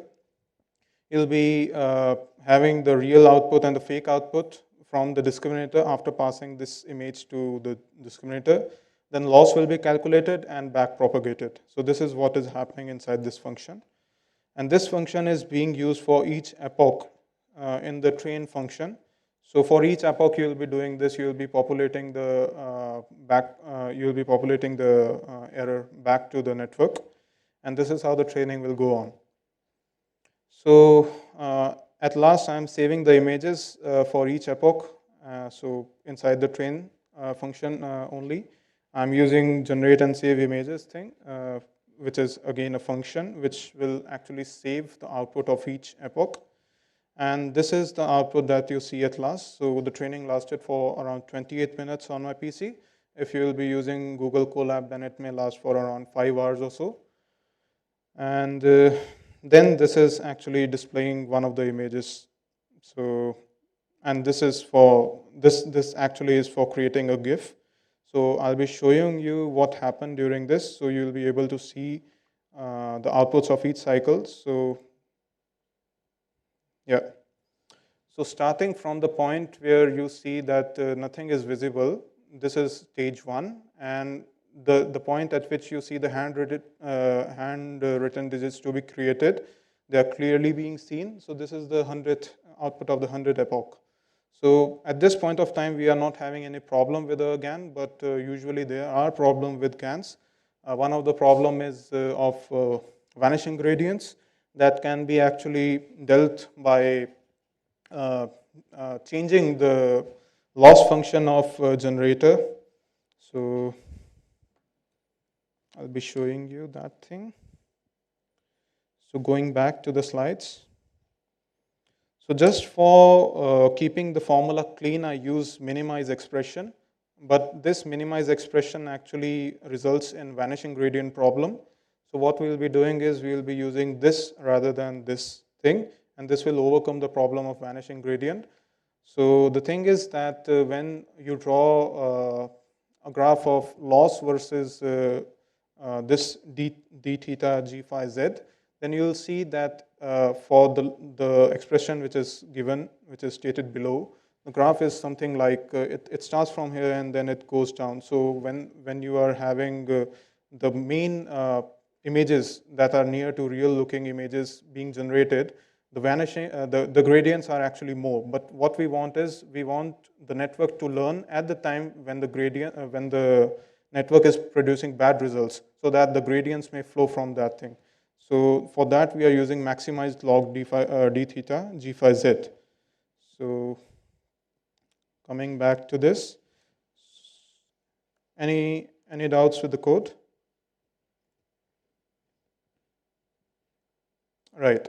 So I'll be quickly going through the best practices I told you while I was telling you about the code. So you should be using batch normalization for discriminator network or generator network. Then you'll be using ReLU for the discriminator in all the layers and leaky ReLU for the generator. But in the last layer, you'll be using TANH activation. So application of GANs for the geo community. So there are 2 papers. One is called GeoGAN and one is called Pix to Pix.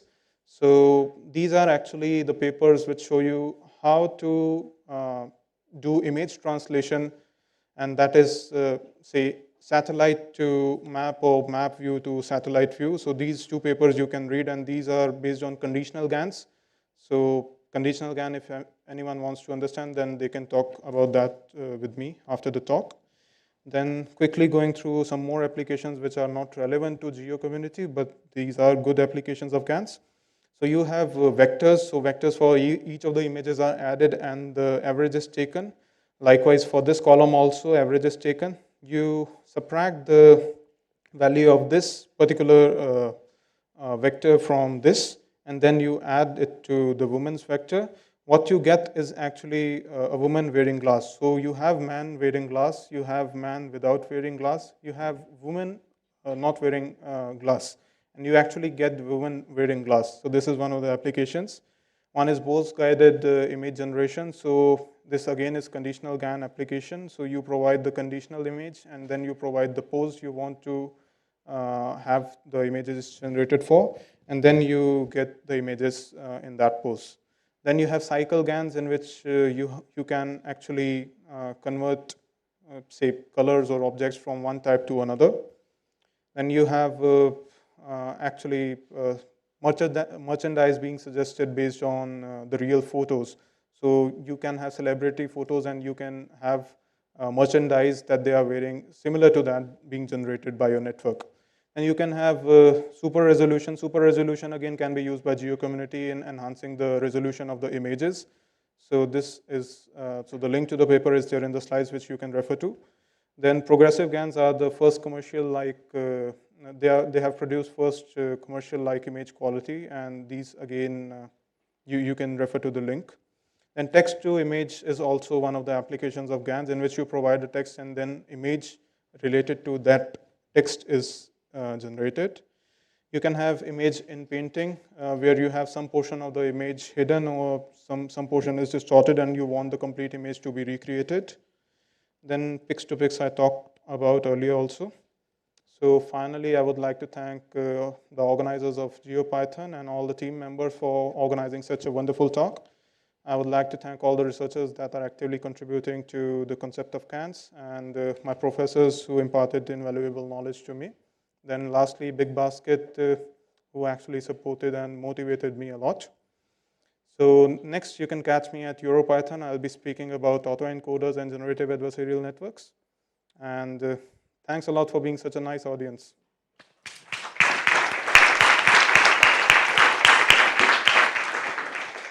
Thank you very much for this interesting talk. Thanks. Yeah, I'm sure Alma will be happy to answer questions later on, since we have to. Sure.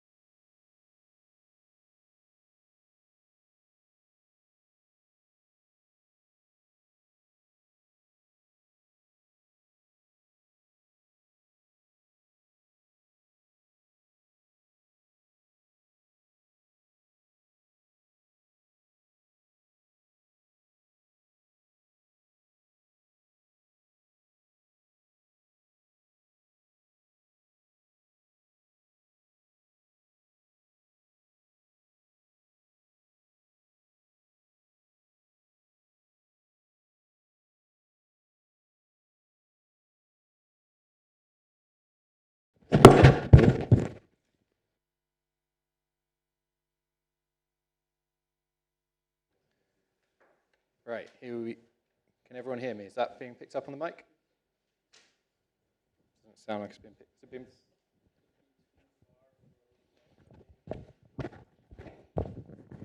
There, that might be a bit better. No. From there? Does that sound... I can just talk loudly. That works. Is there a volume on it? Do you want to use the other one? Yeah, I can try the other one.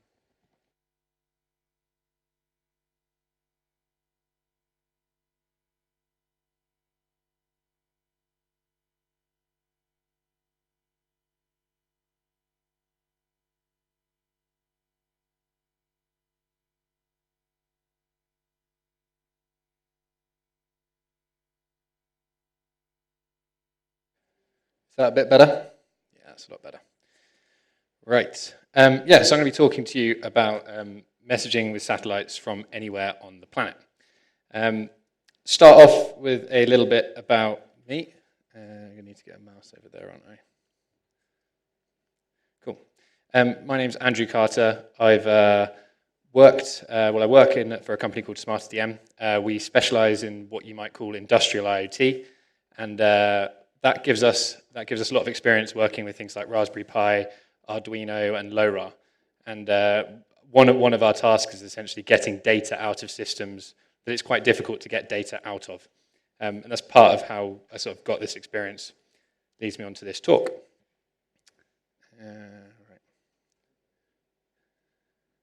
Right.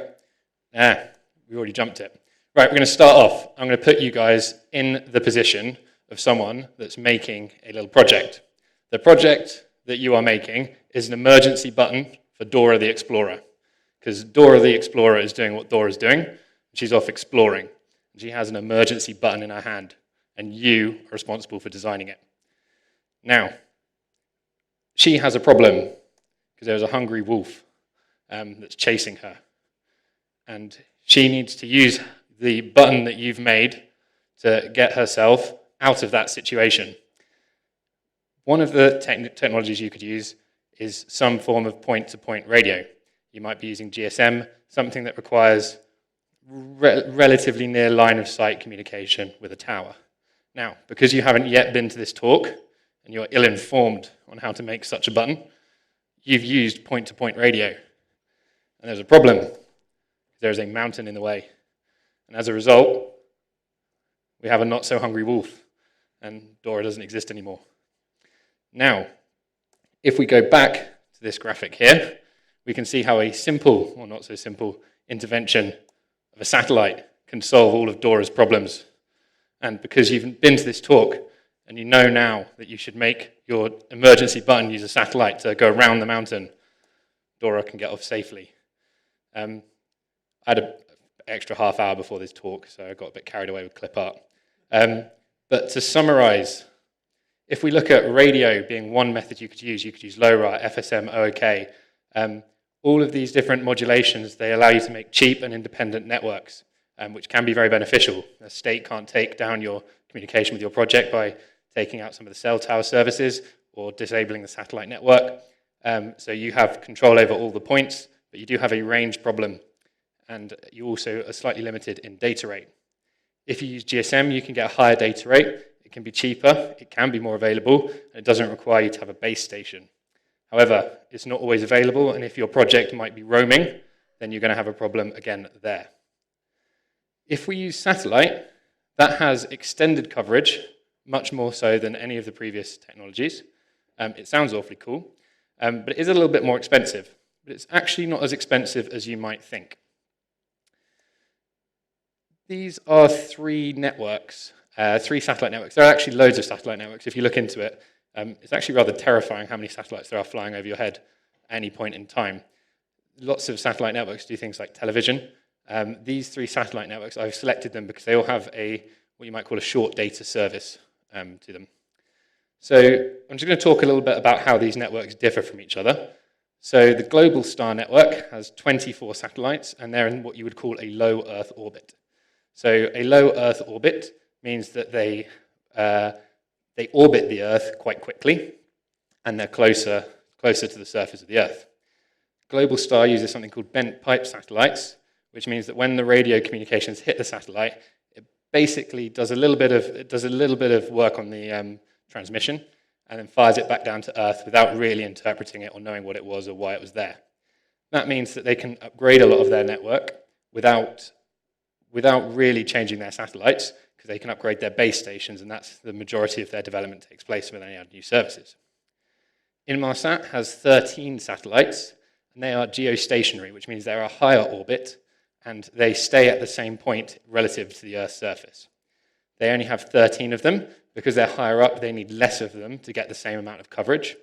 And they also require slightly larger radios to communicate with them. And that actually does mean that if you have some of these projects next to each other, usually the Inmarsat modems will interfere and disrupt the communications from the other modems. Iridium's probably one of the largest satellite networks there is available. It has 66 satellites in low Earth orbit, and it has pole-to-pole coverage. So no matter where you are on the planet, you can walk outside, look up into the sky, and you will see an Iridium satellite sort of looking back at you. Going to the first one here, this is the coverage that the global star network has. You can see it's missing bands in Africa. It doesn't have particularly great coverage out in the oceans. It also doesn't have particularly good coverage of the Arctic or Antarctica. This is an example of a modem that you might use in a project to communicate with the global star network. This is actually one of the cheapest modems that I've found whilst I've been looking around, about 115 euros, including VAT. It has a limitation that it will only transmit, it won't receive, and that is quite a big limitation if you think of how you might use that in a project. They all have low power sleep modes.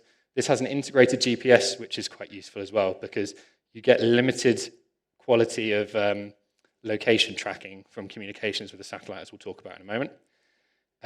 The activation fee of $30 a month for unlimited messages, or you can have a smaller monthly fee and you can pay per message. Actually, a very competitive plan. If you compare that to what cell phone and SMS technology used to cost, it's not wildly different, and you can use it anywhere on the planet. Inmarsat has those geostationary satellites that I was talking about, and it's actually got major regions that are overlapping by networks of satellites. So it groups its satellites, and those satellites provide one of those groups of coverage that you see there. Inmarsat, you might have heard of recently in the news, because they were involved in the investigation of the MH370 plane that got downed. This is one of the graphs from one of the plots there. You can see they have a geostationary satellite that was in the Indian Ocean that was communicating via pings with the aircraft. Because they only knew the timings of the communications, they could only work out they only had limited information about where that plane was, and they knew it was either on a northerly arc or a southerly arc. They actually did some very clever things with Doppler shift to find out and isolate that it was most likely on the southern track, which was then confirmed when parts of the plane washed up, I think in Mozambique and on the west coast of Africa. A modem that you would use to use the Inmarsat network, this is the only one that I could find from a company called Orbcomm. They have two versions, the OGI and the OG2. They say contact for pricing, which in my experience means it's ridiculously expensive. It does have a lower power sleep mode, and you can talk and receive from it, and it does have a GPS version available. The network that we're going to be spending a lot of time focusing on today is the Iridium network, which has 66 satellites in low Earth orbit. This animation shows they've got they actually have 6 orbits. It's a bit difficult to see this because it's a flat animation. They're obviously going around a globe. They have 6 orbits, 11 satellites in each of the orbits, and they have pole-to-pole coverage. So that red area is actually where they have more satellites rather than less. So they do have coverage over the poles. And you can see there where the regions overlap, and that there's not a spot on the Earth where you can't see one in the sky. That animation, by the way, covers a period of about 10 minutes in time. What we use to talk to the Iridium network, or one of the something that's very easy to use to talk to the Iridium network, is a device called a rock block. And I've got one in my hands here, and I'll actually pass it around in a second. When I pass it around, can you make sure that you don't go playing with any of the items on it? It is a PCB. It's not a component that you'd find embedded in a project. So if you hold it by the sides and then just look at it with your eyes, not your hands, then you'll be able to see all the different features on here. I'm going to talk through them in a second. So if you want to just pass these around. So you can see how small that is. Very interesting device, and I was very, very impressed with it when I first saw it. It costs around 215 euros, so it's more expensive than the Global Star one. Actually, you can buy the modem on it. You can see the Iridium modem on it, which is from Iridium. And what they've done at Rockblock is mainly provided the housing for it with battery management. Those large capacitors that you see on the board are essentially because it takes a lot of power to talk to a satellite. So those capacitors are essentially they supply the excess current that the transmit function demands. It has a transmitter and a receiver. It doesn't have GPS on it. It costs about 12 British pounds a month line rental, which is probably about, to be honest, probably about 12 euros line rental these days, and about 14 pence for a credit, which you can use to send or receive a message. This is a lookup of the hardware interface on this, which is how we communicate with it. So what I have in my hands here, I won't pass this around because it's a lot more fragile. You might just about be able to see there's a little white connector on the end of that and a USB end on the other. And what those pins are serial UR, or they might be RS-232 pins, and that will convert that to a USB serial connection, which gives us essentially a file that we can read and write from on a computer. So you can plug that into a laptop. If you're on a Windows or a computer, if you're on a Windows computer, it'll come up as COM1 or another serial port. And if you're on Linux, it would be in your dev directory as TTY USB 0 or whatever it happens to get mapped to. And then you can read and write to those files, and you can use libraries like PySerial to talk to it. So very easy to embed into something like a Raspberry Pi, very easy to use on your computer. And yeah, there are some other pins here which actually aren't used by this USB cable, and that's because USB doesn't have a way of supporting them. So things like the ring indicator, which picks up when a message is being sent to the device, and then alarms on that, doesn't actually come through on that interface. But if you were to embed it into your own microcontroller project, you could connect that pin up. So, I've got a water bottle here. This is how we actually talk to that device in terms of the commands that we send it along that serial bus. So on the left, we have outbound transmissions, and on the right, we have what the device is sending back to us.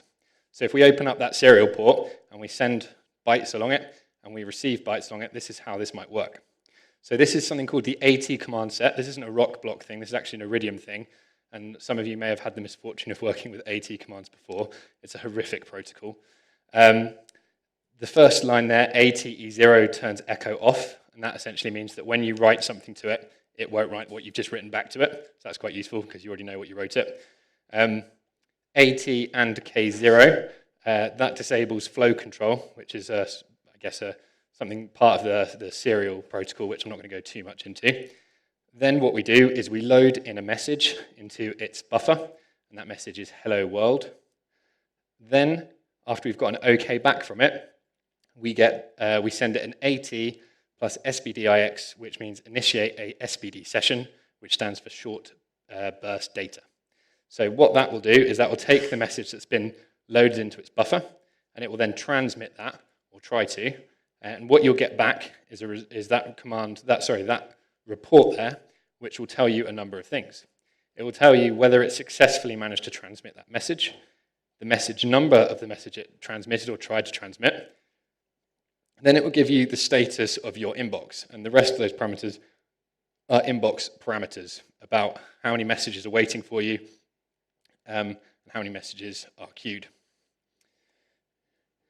You can just check the mailbox as well without sending a message. That still costs a credit. So with a rock block, receiving a message is done by sending an empty one. So you just send a message without a buffer in it, and that costs you your credit, and then in the response you might receive a message. So transmitting a message, you load into the buffer and then initiate a session, and receiving a message, you just initiate a session without anything in the buffer. Reading that message then, once you've got back from that command that there was a message in the queue or a message that you downloaded, you can then actually read what was sent back to you. Here we can see that we had hello 1 sent back to us. If we're doing this in PySerial, what we're going to do is we're going to first use, we're going to import the serial class from the serial library. Has anyone used PySerial here before? No, okay. Yeah, fair. PySerial is a library that you can use for sending data along serial buses. That's to and from USB devices. If you ever work with Arduinos and devices like that, you'll find it very, very useful. So what we're going to do is we're going to import the serial class from the PySerial library. We're going to point that there at our serial file, which you'll see if you get up a Raspberry Pi or something and you plug in one of those and plug it out, you'll see that file appears and disappears from the dev directory, that USB 0. If you're on a Windows machine, it'll be COM0, and I don't remember the path because I've not really done it. That number there, 19200, is for the baud rate, which is how quickly the bits are transmitted along that line. And with the rock block, that's 192K or 19,200, which is where that number goes there. what we're going to do is we're just going to define a function here, which is going to wait for the OK to come back. If you remember those commands that we looked at before, you sent a command and then you got back an OK. Or you sent a command and then you got back an OK. So that OK was a common feature of the protocol. So for this example, we're going to read until a carriage return is set, which is the line terminator that the AT commands use in this instance. Then we're going to strip off the white space from in front or behind that. Then what we're going to do is we're just going to print that line out so that we can see it. And if that line was equal to OK, we're going to break. Otherwise, we're going to hang indefinitely, because why not? At that point, things not worked anyway. So this is just demo code, but it shows you how you might communicate with it in a project.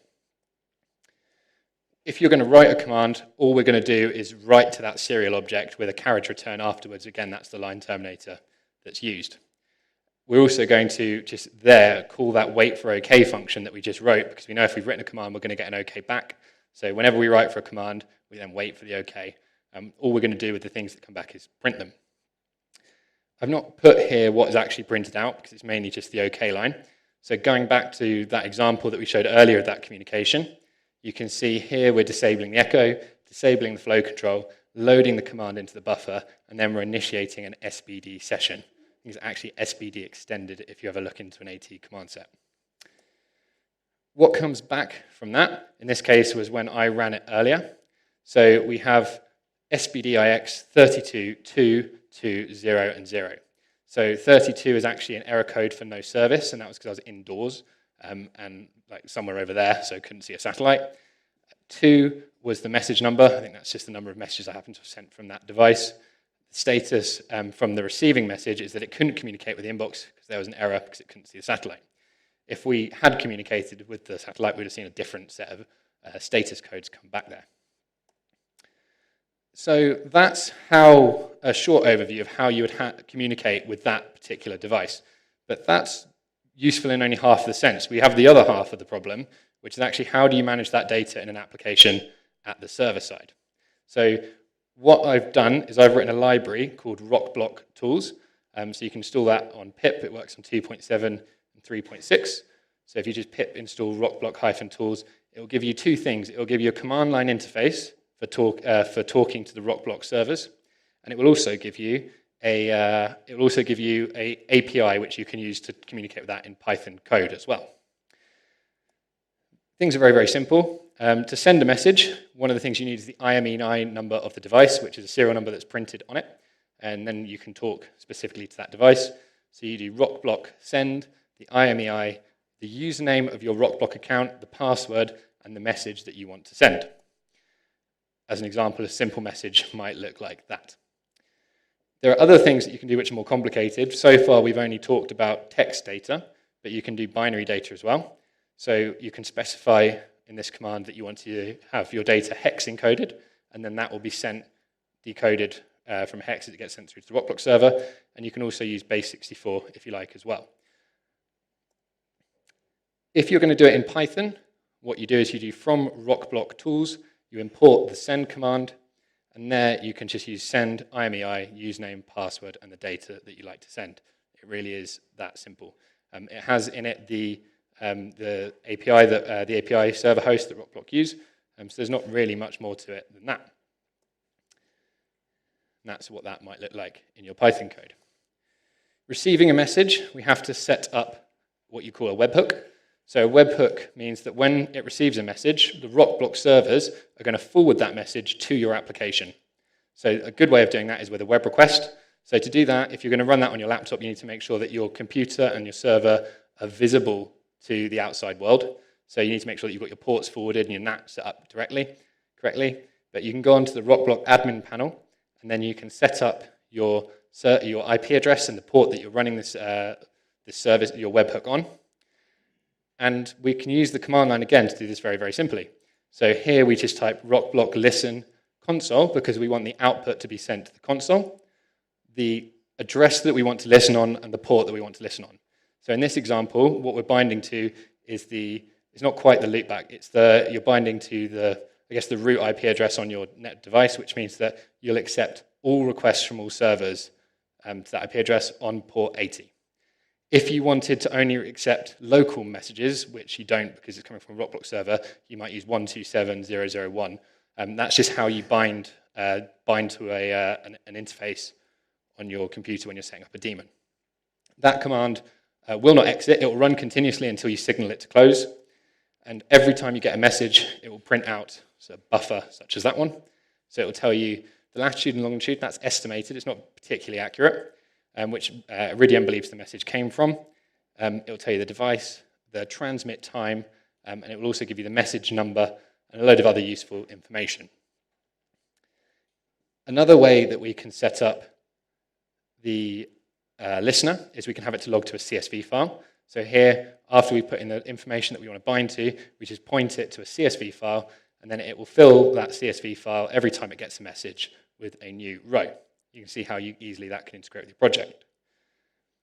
Has anyone here used MQTT before? You've used a lot of these. Yeah, MQTT is a message brokering tool. So if you've used RabbitMQ or other queue systems, it's kind of like that.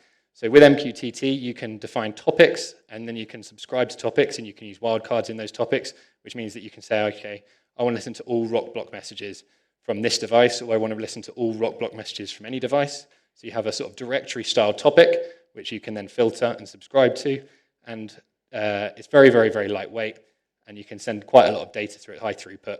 So here what we're going to do is we're going to make our rock-block server listen to those messages and then forward them to an MQTT topic, which we can then listen to. So those username and password parameters are optional. It depends on the setup of your MQTT server as to whether you use those. You can just send it to a topic and it will go at localhost. That's what that will look like then. So this is just, I'm not sure if any of you have used Node-RED, but that's a program that you can use to interact with MQTT. So we're just going to listen to that topic, decode the JSON from it, and then log it to a debugger, and what you get out is a message like that. So just sent to that topic would be MQTT messages of that format, which you could use otherwise in your application. If you were going to do this in Python, what you'll do is you'll import, instead of send, which we used before, you'll import listen, and you'll define a callback that will be called every time you receive a message. That is just going to print out the message properties to the console and set it up to listen on that host, on that IP address, and then you define the message callback, and that again will run indefinitely. That actually, in this case, proxies through to a Flask app, which runs the server that you've got. How much time do I have left? That means none. 2 minutes. Right. Another development, which is something that I've been working on with one of my colleagues, who's a PCB designer. The company I work for makes custom hardware, a lot of IoT low-RAR hardware. And what he's helped me to put together is a microcontroller demo board for that board. And we've actually got a prototype that's going to be arriving shortly. That will have a SAMD21 microprocessor on it, which you can use there to talk to the rock block. It's got battery power, a charging circuit for low power, an inbuilt GPS, and a lot of useful pins and interfaces exported. So if you're into microcontroller technology, you might find that that's interesting. You'd have to write C and C++ to flash the code onto that device. You can still do the server side in Python, but yeah, it's something that you might be interested in. We've got a prototype of that arriving very shortly. So if you're interested in that, come talk to me. I'm going to finish there and try to quickly see if there's a time for any questions. I've got a lot of useful links up on there, and I'm going to post the link to these slides on Twitter afterwards. So thank you very much. Thank you very much. Yes, I think we'll have time for 1 or 2 quick questions, if there are any. Yeah. Oh, yep. Also, Can make you sure no one raise steals your it. hand once again for my colleague? Did they pass it back through? Or? Hello. Perfect, thank you. What about privacy? Drivers. Yeah. So there is a Python driver if you didn't want to do that directly. You can find that on the Rockblock documentation. I'm also writing a Python driver, but I didn't quite get to finishing it. And if you do use it with an Arduino, there is an Arduino driver as well, if you Google it. So there's quite a lot out there. I don't quite like the way that the Python one, I like the way the Python one's done, but I don't think it handles asynchronous programming aspects yet. So I'm going to try and add another development onto it, but I haven't finished it yet. So But there are drivers in all languages. It's just very easy to write the commands yourself as well. So there is that. And this, you said it's a one-way communication. So is it possible for a two-way communication, like receiving the data from satellites? Two-way communication, sorry. Yes. So what, multiple satellite networks or? Some kind of data. For example, there are geostationary satellites are there, and those are for the weather purposes. So can we receive the data also? Can you see the data? I'm sorry, I didn't quite catch that. So right now you are just sending the data, right? Yeah. Oh, yes, you can receive the data as well. So as I said earlier, an empty send is a receive. So if you actually send a message but with no data, what you'll get back is it'll pull the top item off your mailbox. Every time it initiates a session with the satellite, if there is an item in your mailbox, it will pull it back, and then you can read it off the modem. There is an example of that in the slides as well. So, cool. All right, thank you very much. Yeah, I think we will have to Perfect. leave it there for now, but Shuri will answer questions later. And we will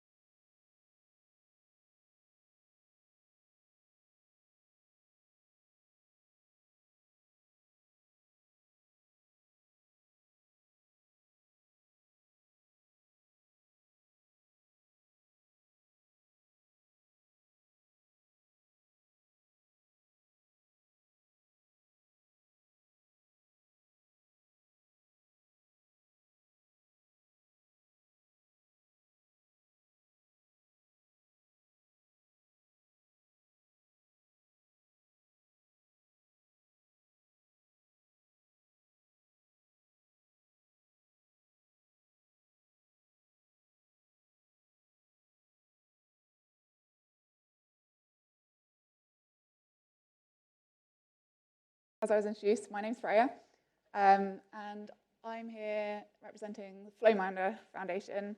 But the work I'm going to talk to you about is actually part of a larger project called Grid3. And Grid3 stands for Geo-Referenced Infrastructure and Demographic Data for Development. And I have to read that off the slide every time because I can never remember it. And this is a collaboration between FlowMinder, WorldPop, who are part of the University of Southampton, the UN Population Fund, and CSIN from Columbia University. And we're funded by the UK Department for International Development and the Bill and Melinda Gates Foundation. And so I'm going to be talking to you specifically about census as part of this wider project. So I'm going to go through a bit of background about the project, what the census sample areas are and why we want to work on them, how we're going to plan to approach the problem, a few results, and how we're going to take that forward. So Grid3 is focusing on these main areas. So obviously I'm going to be speaking to you mostly about this middle one, but they all link together in order to provide data about populations and how we can help populations in lower middle income countries have better health, have better education, generally improve their lives. And the census is really important in that because if you want to, for instance, vaccinate people, you need to know how many vaccines you need and you need to know where to send them. So for a lot of countries, their censuses are really out of date. There are all kinds of reasons why people wouldn't have conducted a census. It's expensive, it's really hard to do in areas that have a lot of conflict in them. It's really hard to do in areas that are inaccessible. But they cause problems when you're trying to work out things like what percentage of my population is vaccinated. So for example, in Nigeria, they had vaccination rates over 100%, which is great because they knew who they'd vaccinated, but they didn't know what their total population numbers were. So there was no way of knowing who else they needed to vaccinate or whether they'd got everybody. So it's really vital for us to help support these countries that have really outdated censuses to understand what their populations actually are. So the census process, it's meant to cover everybody in a country. So the idea is that nobody gets left behind, nobody is not counted. And in order to do this, the country gets divided up into really small little sections that should cover the whole country. And the idea is that each of these little areas can be covered by one person in one day. And these areas are called enumeration areas, and the people that go and survey them are called enumerators. And that's what I'm going to be telling you about today, is how we can automate the process of defining these small areas, of chopping up a whole country. Once the data has been, once the areas have been defined, then people go out and collect the results. They're published and they're analysed, and then the important bit happens and they get used for decision making to help people. So these small areas, these enumeration areas, they need to contain a certain number of people, but not too many people. So if we want one person to be able to cover them in a day, they've got to have enough people in them to make it worthwhile for one person, but also not so many that they're going to miss a certain number of, they're going to miss a proportion of the population. Again, they need to be smaller than a certain geographic area. One person can only cover so much distance in one day. And they have to be easy to follow on the ground. So these people are going out to the field, they're going out to cities, they're going out to villages. They need to be able to work out on the ground what's inside my area, what's outside my area. I need to survey this house, I need to not survey that house. And they need to not span admin units. So for example, you don't want an area that has like a state boundary in the middle of it. Governments are going to want to know how many people are in this state, what does my state budget fund? If you've got these areas crossing state boundaries, then the sums aren't going to add up to these areas that they're interested in. And they've got to not span what we kind of loosely term uncrossable boundaries. So for example, if you've got an enumeration area that covers a river and you don't have a bridge across the river, how is that one person in that one day going to get to both halves of their area? So these are the kind of parameters that we need to base our automated code on. And the current problems with the current way that EAs are delineated is that because it's a really difficult task, they're often outdated or incomplete. So we could just say, okay, we've done a census ages ago, we'll use the same EAs. But a lot of these countries are experiencing really rapid population changes, really rapid urbanization. So an EA that worked 10 years ago might now have way too many people in it. So they require regular updating. But it's really resource intensive at the moment. People go on the ground with paper maps to update these. And that takes a long time, and it's very expensive. And it's impossible in some situations, for example, where there's conflict, where things are really unstable. You just can't justify sending people out to the field, putting them at risk to do this. Another issue that's being helped by a different section of the project is that sometimes these admin boundaries are really poorly defined. So you say you don't want to cross an admin boundary, but an admin boundary might be like, okay, well, they're quite often descriptions rather than a line on a map. So they'll say it's east of this settlement, but where east? So that makes not straddling these borders difficult.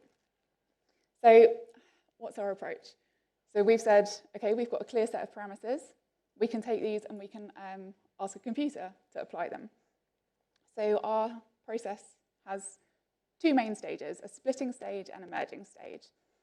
So we take as much input data as we can, and this is anything we can use to split up a region into as smaller sections as we can. So some really easily accessible ones are things like OpenStreetMaps. We can get roads and footpaths and rivers and railways and that kind of thing. And they're really good for helping divide up a space that a population might be in. And so we can apply all those together, and you'd get something like this middle image, split up as small as we can. And once we've got our really small areas, we can then merge these small areas back together until we get an area that meets our criteria. And so there are some hard constraints for that. Population, we don't want to go over a certain population. We don't want the area to be over a certain size, and we don't want it to cross anything that a person can't cross. Soft constraints, we want the shapes to be representative of our area. So we want, if we're picking an area, we want it to be likely to have the same kind of socioeconomic characteristics, and that often means that we want the shape to be compact. We don't want a long, wiggly shape that's going to, cover loads of different neighborhoods. That's not going to help us with our stats. So I'll go through each of these sections one by one, starting with splitting. So these are the main Python libraries that are used to do this. So GeoPandas is great for getting all those vector data from OSM, being able to use them and manipulate them within Python. Shapely for doing these manipulations with the individual geometries. And NetworkX is used to represent graph structures. So this helps us look at the different relationships between the different areas we're looking at, make decisions about which ones we want to merge, and help us implement our algorithm. So what we've got here is a map from the south coast of England. And I've picked it just because it really nicely illustrates the kind of data sets we can get in one go. So we start off with these, this mix of different geometries. So polygons, an example of that would be if we had lakes. And obviously, we're not expecting people to live in lakes, so we don't expect people to need to survey lakes, maybe around the edges. But so we'd have like a polygon here, and we'd have some polygons here that represent the lakes. We'd have line strings, so that would be, for example, the road network. Multi-line strings, so that might be the railway network might come as multi-line strings. And multi-polygons, so that might be an example of the admin unit. So, for example, the mainland is part of one British county. This island is part of the same county. So if we're looking at a shapefile for that, we would get that as a multi-polygon. And what we want to do is to take all these different inputs and use them to end up with individual polygons that span the whole country. So we have to work out how we can go from this varied data set to polygons that don't overlap. So this is a very simplified example of how we do that. So here we've got the green is showing an admin boundary. So this could be the outside of the extent of a city. The red lines are showing a simplified road network, and the blue line is showing a river. And what we want to do is take these separate things and end up with individual polygons divided up. Oh, sorry. So what we can do is we can turn all of these into individual lines and look at where they cross each other. And that will give us the intersection between them. So we'll end up with small chunks of lines that give us from all the data sets that describe this area. And what we then want to do is to extract the individual polygons from them. So to do that, we're going to use a graph structure. And what we've got here is the yellow dots are nodes, and the nodes are placed at intersections between lines. Between the nodes, we have an edge. And this is, as you can see quite simply, in this case, the edge of the polygon. And any route you can take between any of these yellow dots that brings you back to the same yellow dot is termed a cycle. And what we want to do is find only the cycles that aren't going to overlap themselves in order to find these polygons. So there are lots and lots of cycles in here, lots of ways it can come back, but we want only the ones that don't overlap so that we end up with the individual polygons. So one way we could do it is get all of them and then just iterate through them until we found the ones that didn't overlap, but we don't really want to do that because that takes a really long time. So I tried it.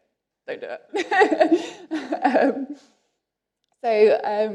So for an example of how we can do this, this is a really, really simplified graph. Just to, again, the yellow dots are the nodes and the grey lines are the edges. And what we can do is look at a minimum spanning tree.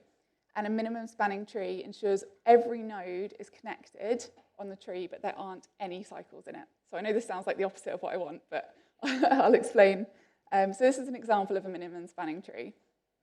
So all the dots are connected, but there are no cycles in it. And we can get this using the network X function minimum spanning tree on our graph. It's really, really straightforward. And so in order to find our polygons that don't from this, we can look at every edge that's in our graph that isn't in our tree. So for example, this edge here is in our graph, but it hasn't made it into our minimum spanning tree. And we can look for the shortest distance from the nodes at either end of it. So if we take this node and this node that are at either end of this line, we can say what's the shortest path between them, and that would be around here. And then if we add in the edge, we have a polygon. Hey! And this code over here gives an idea of how we do that. The thing with minimum spanning trees is that there's no guarantee it'll look like the top one. If the edges have different weights, we might get something that looks like the bottom one. And so we take this line and we look for the shortest path between the two ends. We'll get a nice polygon like this. But if we look at this edge, we'll actually get this polygon around here, which will give us an overlapping polygon. So we still end up with a few overlapping polygons this way, but we don't end up with all the overlapping polygons this way. So in this case, we can just we can speed this up using indexing using R-tree. So we're only looking at polygons that are in the same region to see if they overlap, and then we can subtract them from each other, and we end up with the unique polygons. So this is a flow diagram of how that process works. So we start with these mixed geometry types. We convert them to lines and intersect them, and then we can create our graph with the lines, adding our nodes at the intersections.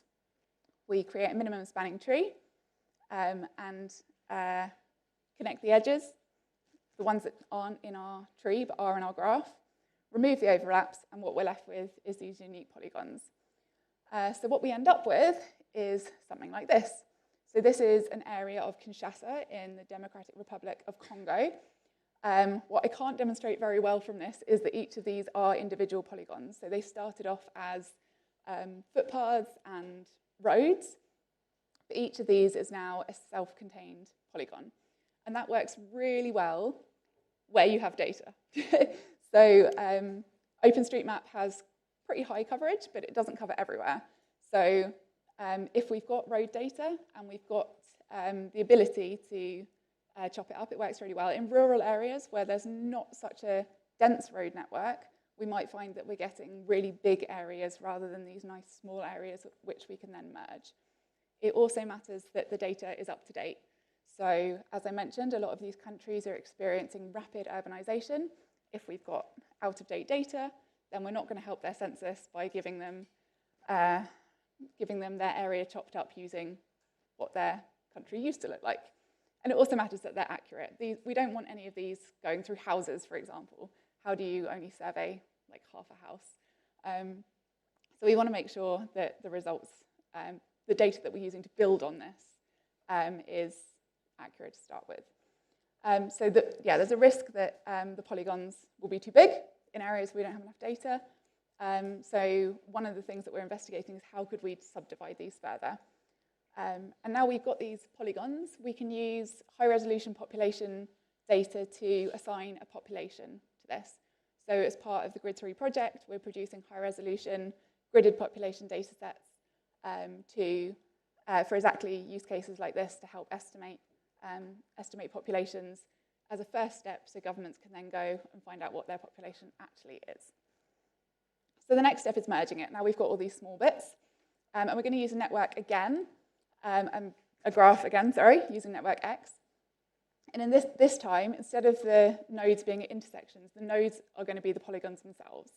and we're going to add edges where the polygons share a boundary. So it looks like this, which looks much less geographic and much harder to interpret. Again, the yellow dots are the nodes, and the darker lines are the edges. And the nodes will have the attribute of population and area. So that's the previous step of working out what the population is per polygon. And the edges will have attributes of the combined value of their nodes. So if I merge these two nodes, how big would my population be? If I merge these two nodes, what kind of area would I cover? And they also have a combined shape factor, and I'll explain that a little bit more in a minute, but that relates to what kind of shape am I going to get if I merge these two together. So we merge the polygons by removing edges, and that effectively removes the shared boundary between them. And we can decide which edge to remove next based on, is it really, really far away from our target? And are the edges we're looking at, are they under our population threshold, and are they under our area threshold? So once we've selected our candidate edges, we can then use the shape factor as our decider. So we've got these possible mergers that would satisfy our targets, and then picking one that gives us the best shape. So this is what I was talking about, referring to these more compact EAs, not wanting these long shapes. So anything in the yellow half is an EA shape we don't want. We don't want something like two areas joined by a really thin strip of land. And so we can use a metric based on the spread. So this is looking at, if this shape was a circle, how would that compare to its current longest distance? And so this is a soft constraint. We're not going to not merge something because it gives us a funny shape, if that's our only option, but we're going to hopefully try and keep these areas as compact as possible. And obviously the ideal would be nice circular regions, but you can't tessellate a whole region full of circles. So there has to be a balance between picking a nice shape and picking a nice merge. Okay, so this is again, the flow for the merging process. So we start off with these numerous unique polygons, and we turn those into the graph nodes. And we weight the edges with the combined attributes. We find the edges that are farthest away from our target, and we select which ones we're going to use using the shape factor. We remove those edges and those nodes, we make a new polygon, and we add the new polygon to our graph. And then we iterate round until no more edges are underneath our thresholds. So we've done as much splitting as we can. So what are the kind of results we get for that? So on the left-hand side, this is what I showed you earlier with the splitting. So these are all the individual polygons we found. And on the right-hand side are the results of having done the merging. So I don't know how easy it is to tell, but there are some lines that have been removed. So for example, we've got a line here that's not over here, a line here that's not over here. So each of these areas now conforms to whatever the country's requirements are for their enumeration areas. So without having to go on the ground, we've been able to go from looking at available open source vector data to be able to provide the country with some suggestions. So they might have they will have better on the ground knowledge than we do. So they can take these as a starting point and say, okay, yeah, these ones look great. That one's not going to work for us, but it's still a lot cheaper than going out to the field and delineating them all themselves. As you might spot if you're looking carefully, there are some things in here that are not ideal that we're still working on. So for example, we've got this nice one here and then a nice long, long thin bit to it, which is something that is not ideal. We've got this one, which is a little bit offset. So these all possibly look slightly differently than a human might have delineated them from this. But that's because it's not a human doing it. And that's something that is definitely further development. So issues. So as I said, it only works if there are enough features to divide the region.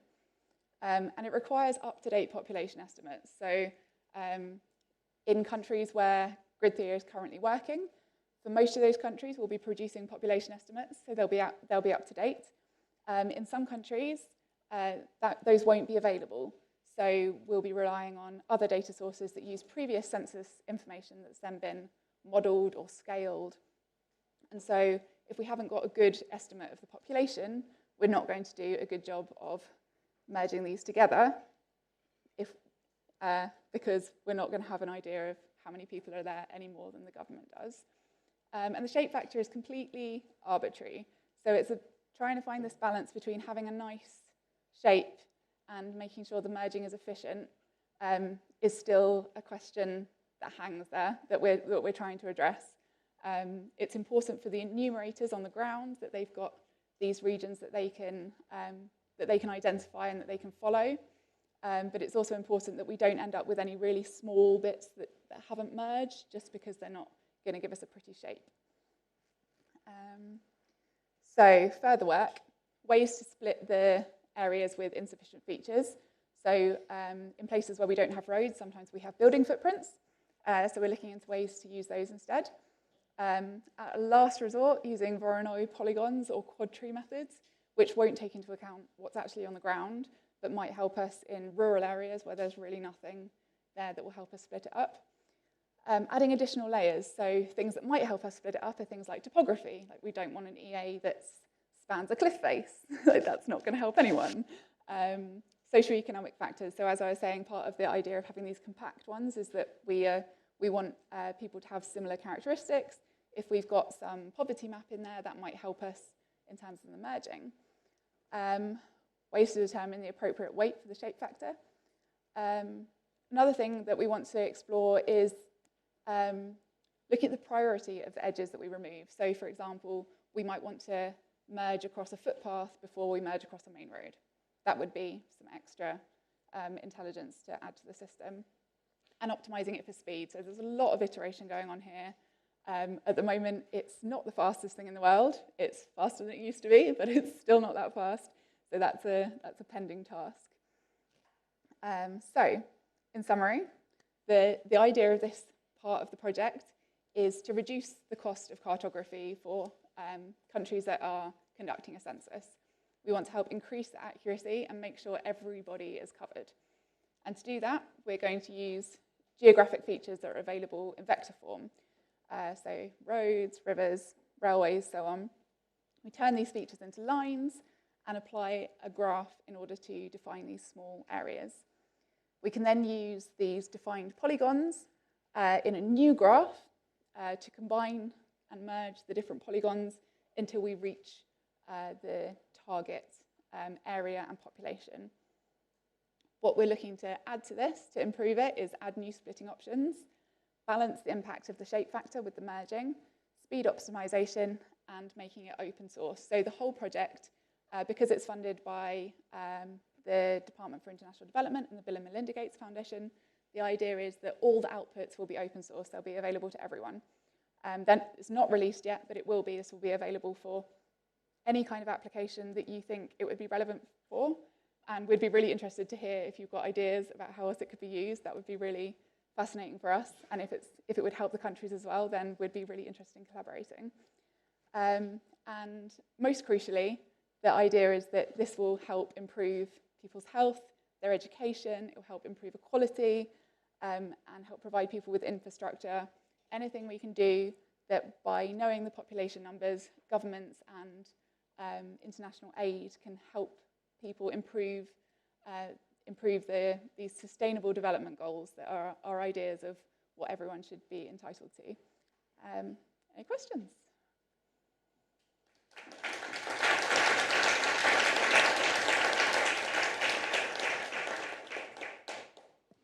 Thank you very much for this very interesting talk. I think we have questions here.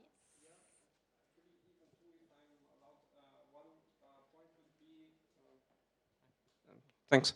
So one point would be, how about the stability of the minimum spanning trees that you use? I assume you want also some sort of, so not to completely update these regions, let's say, when there are some small changes there, can you maybe give some hints there? Do you do some special, do you have some special logic for that, or how does it, I mean, I assume you might have multiple spanning trees with same value and... Yeah, so in a way, for that step, it doesn't really matter that it's found the optimum minimum spanning tree, yeah. because if we end up with some that overlap, then we're going to remove them anyway. So it's a way of finding something useful rather than needing exactly it to be a minimum spanning tree. Okay, thanks. And another point would be, how much better is this estimation compared to, or the census, how much better is this compared to just estimating based on satellite imagery and drones and so on, doing it that way? I don't know the answer to that because I don't do the population modeling part of it.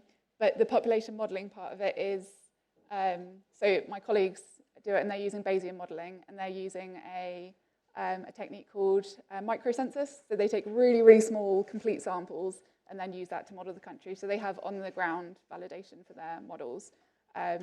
So that's got to be a plus point in terms of accuracy, but I don't know directly. Okay, thanks.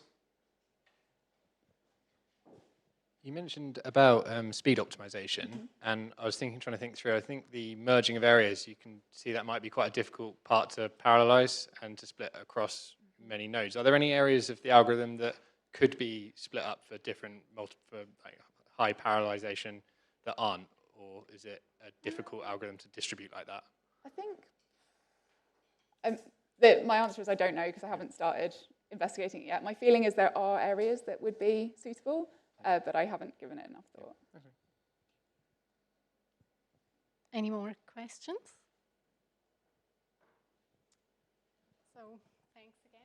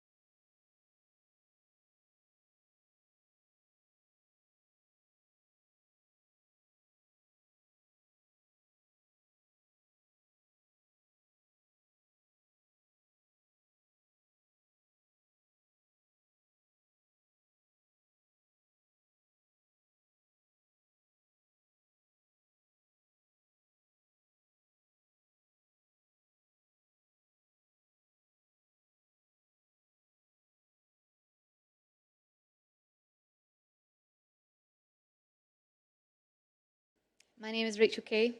I work at the UK Hydrographic Office in Taunton, southwest England.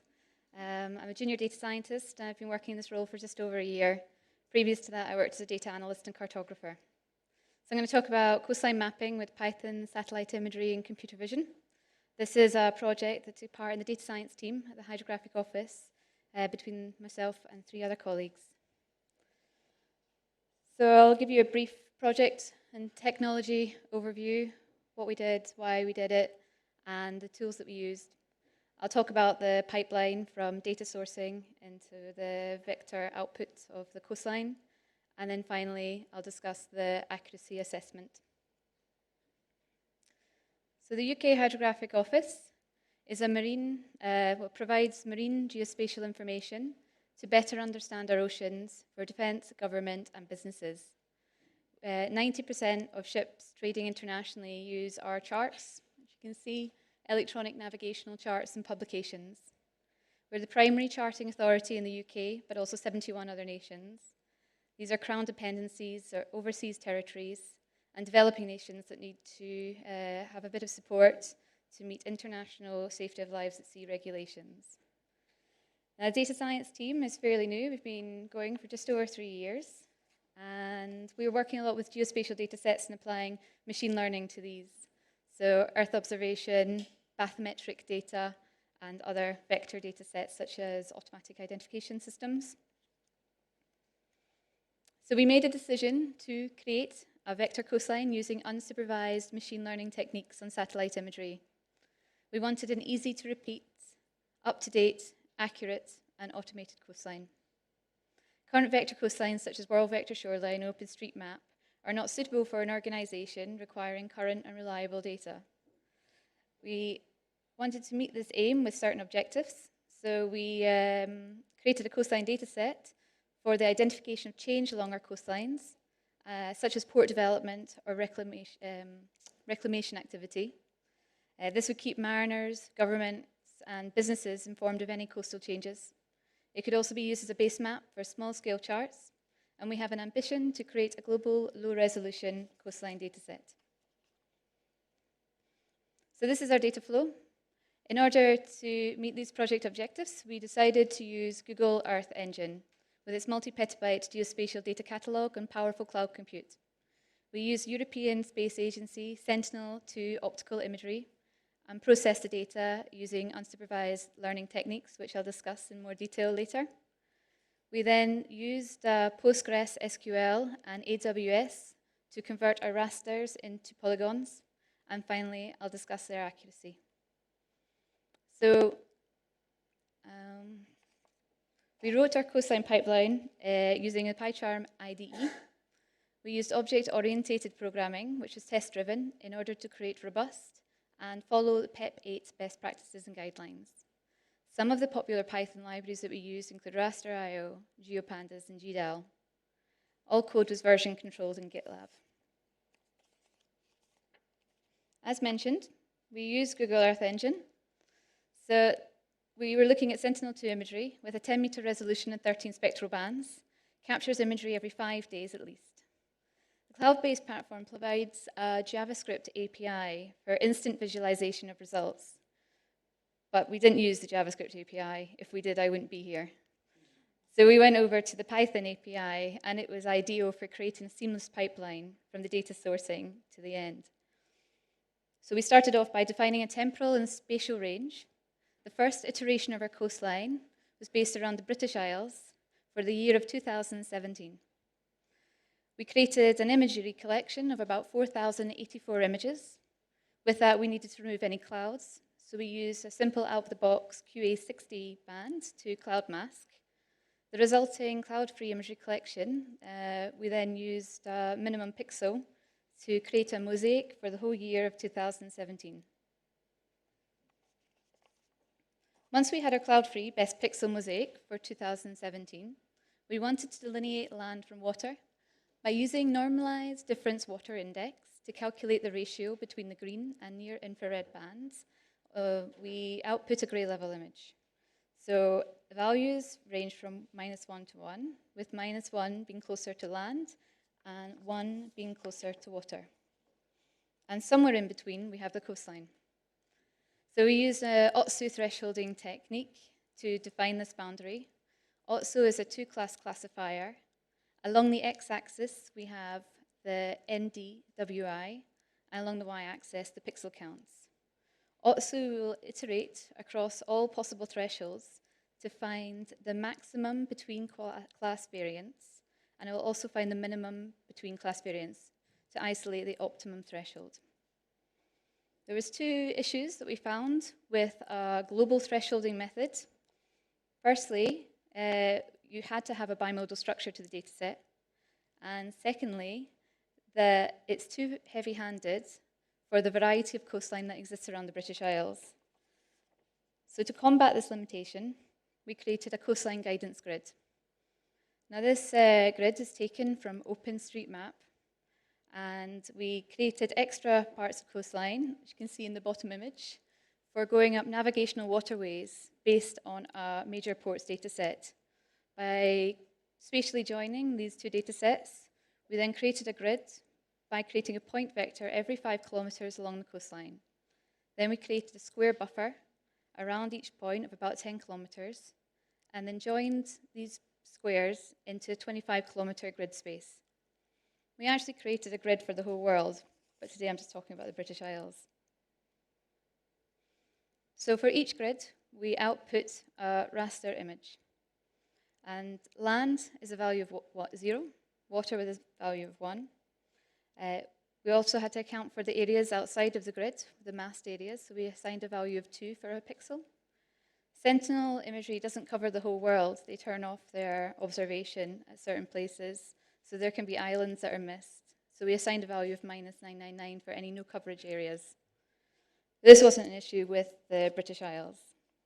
So with our classified image, we downloaded a full raster dataset to the Google Cloud Storage, and that was our finished work with the Google Earth Engine. We used a .virt file, so a virtual raster, in order to combine all our TIFFs together into what's essentially an XML format, which will map to each TIFF. We could then use Postgres SQL with the extension PostGIS to read that .virt file. And because processing from raster imagery to vector is very intensive and takes up a lot of memory, we use AWS. So to polygonize the TIFFs, we use raster.io features.shapes function to create a GeoJSON. Within the PostGIS database, we had 3 tables, one for land, one for water, and one for masked areas. Within the Python, we use a library called scicopg2, which allows SQL queries to be written with a Python wrapper. We focused on a land polygon and found several challenges. The first was that we effectively had a water classifier, so we had to remove any inland water bodies, so lakes and rivers, and we used this to remove interior polygons. The next thing that we had to do was, as a result of removing all the interior polygons, we were missing some waterways, as you can see in the second image. This would be of interest. So we cookie cut them back in again. And finally, because we had all these raster tiles, we had lots of polygon tiles. So we had to dissolve them together into one final data set. So we've got to this point here where we've got our vector polygon. I'm going to talk to you a little bit about the accuracy of our data set. So in order to prepare our data set for an accuracy assessment, we had to smooth our lines. Our polygon data set was quite jagged as a legacy of the pixels from the source imagery. So we used a NURB fit generalizing algorithm to create a spline curve. We then calculated the accuracy based on what we believe to be uncertainty, which is defined as how far away is a coastline from its actual location. With support from UK Hydrographic Office remote sensing specialists and experienced cartographers, we checked our accuracy and calculated an uncertainty value of plus to minus 50 meters. With an uncertainty value, we could then estimate a scale suitability of around 75 to 100,000. So we didn't just look at the British Isles. Like I said, we wanted to create a global data set. So we looked at some really hard to map areas with ice or black sand or kelp, for example. So here's some of the results that we had in these areas. So these areas are about 500 meters squared. Because the Otsu threshold relies on a bimodal structure, we found that occasionally we'd get a lot of noise in areas where there wasn't enough of one feature, such as land, in this example, the Cook Islands. We found that our unsupervised machine learning was very good at detecting some developments, such as bridges, and some of the Doha Qatar and the estuary detail was very good. Glaciers, it still got a bit confused with, and that's something that we need to work on. So the next steps would be to look at high resolution targeted capture of coastline, and also to create this global low resolution data set. Now we're using Google Earth Engine. What we'd quite like to do is continue with cloud-based platforms and look at AWS and use Python 3. Because it's a globe, we'll be looking at using Sentinel-1 imagery for the hard to see above 60 degrees north and below 60 degrees south. Because of clouds, we'd need to use the synthetic aperture radar. We've also looked at techniques of deep learning, and we continue looking at unsupervised machine learning. One of my colleagues, Kate, she was working with UNets and got some really good results on mapping the coastline. Just always needing a lot more data for training these types of models. So that's something that we would be considering for our high-resolution targeted capture. Okay, that's me. Thank you.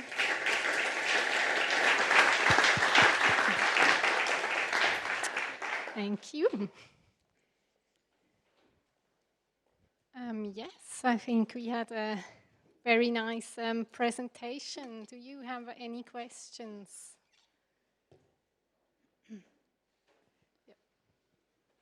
Hi. How did you handle the tide zone? Like, what did you do with that? The tide zone is something that we were considering. For this first iteration, we took a mean pixel value, or minimum. So we didn't actually take any sort of tidal high, low, or medium into account. But it... Absolutely, yeah. A lot of the uncertainty came from areas where there's estuaries and intertidal zones. I'd say about plus to minus 35 meters. Some were worse than others. So, yeah. I suppose it would be interesting to have the maximum and the minimum polygons, right? Yeah, so we'd have lowest tide and highest tides. Yeah. Maybe future work. Yeah, eModNet have recently done a data set very similar, and they've started looking at the tide. And they create a data set just for Europe. Thank you.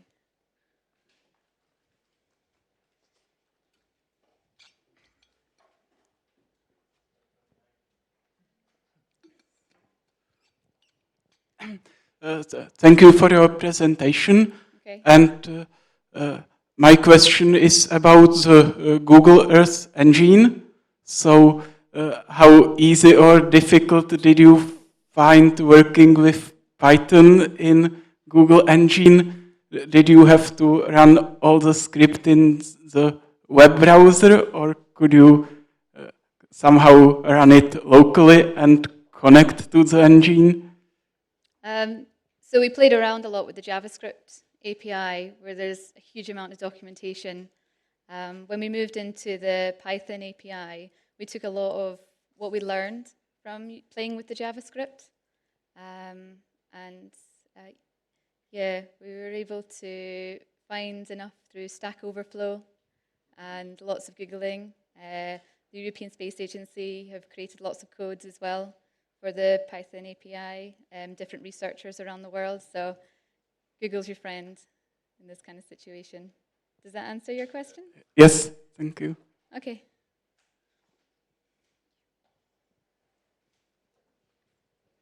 So, any more questions? Yeah. Sorry, just wondering, is the data open source or freely available? So the data isn't open source at the moment. The UK Hydrographic Office has a marine data portal, and then there's also the data.gov.uk as options for when we do open source the data. Okay. So once that has been fully assessed by cartographers and remote sensing teams at the UK Hydrographic Office, it's a possibility. Definitely, that's our plan. Thank you. Thank you.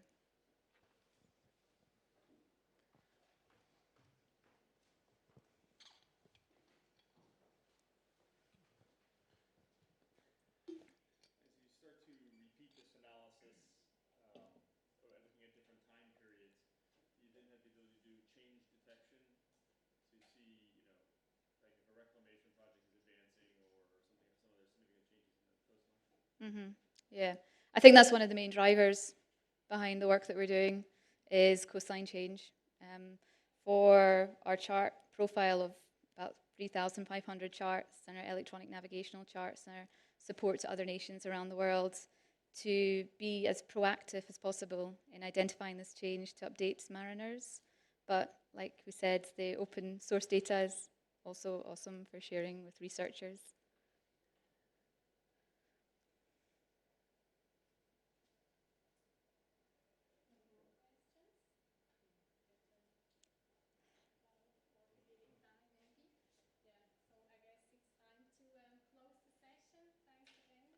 Thank you.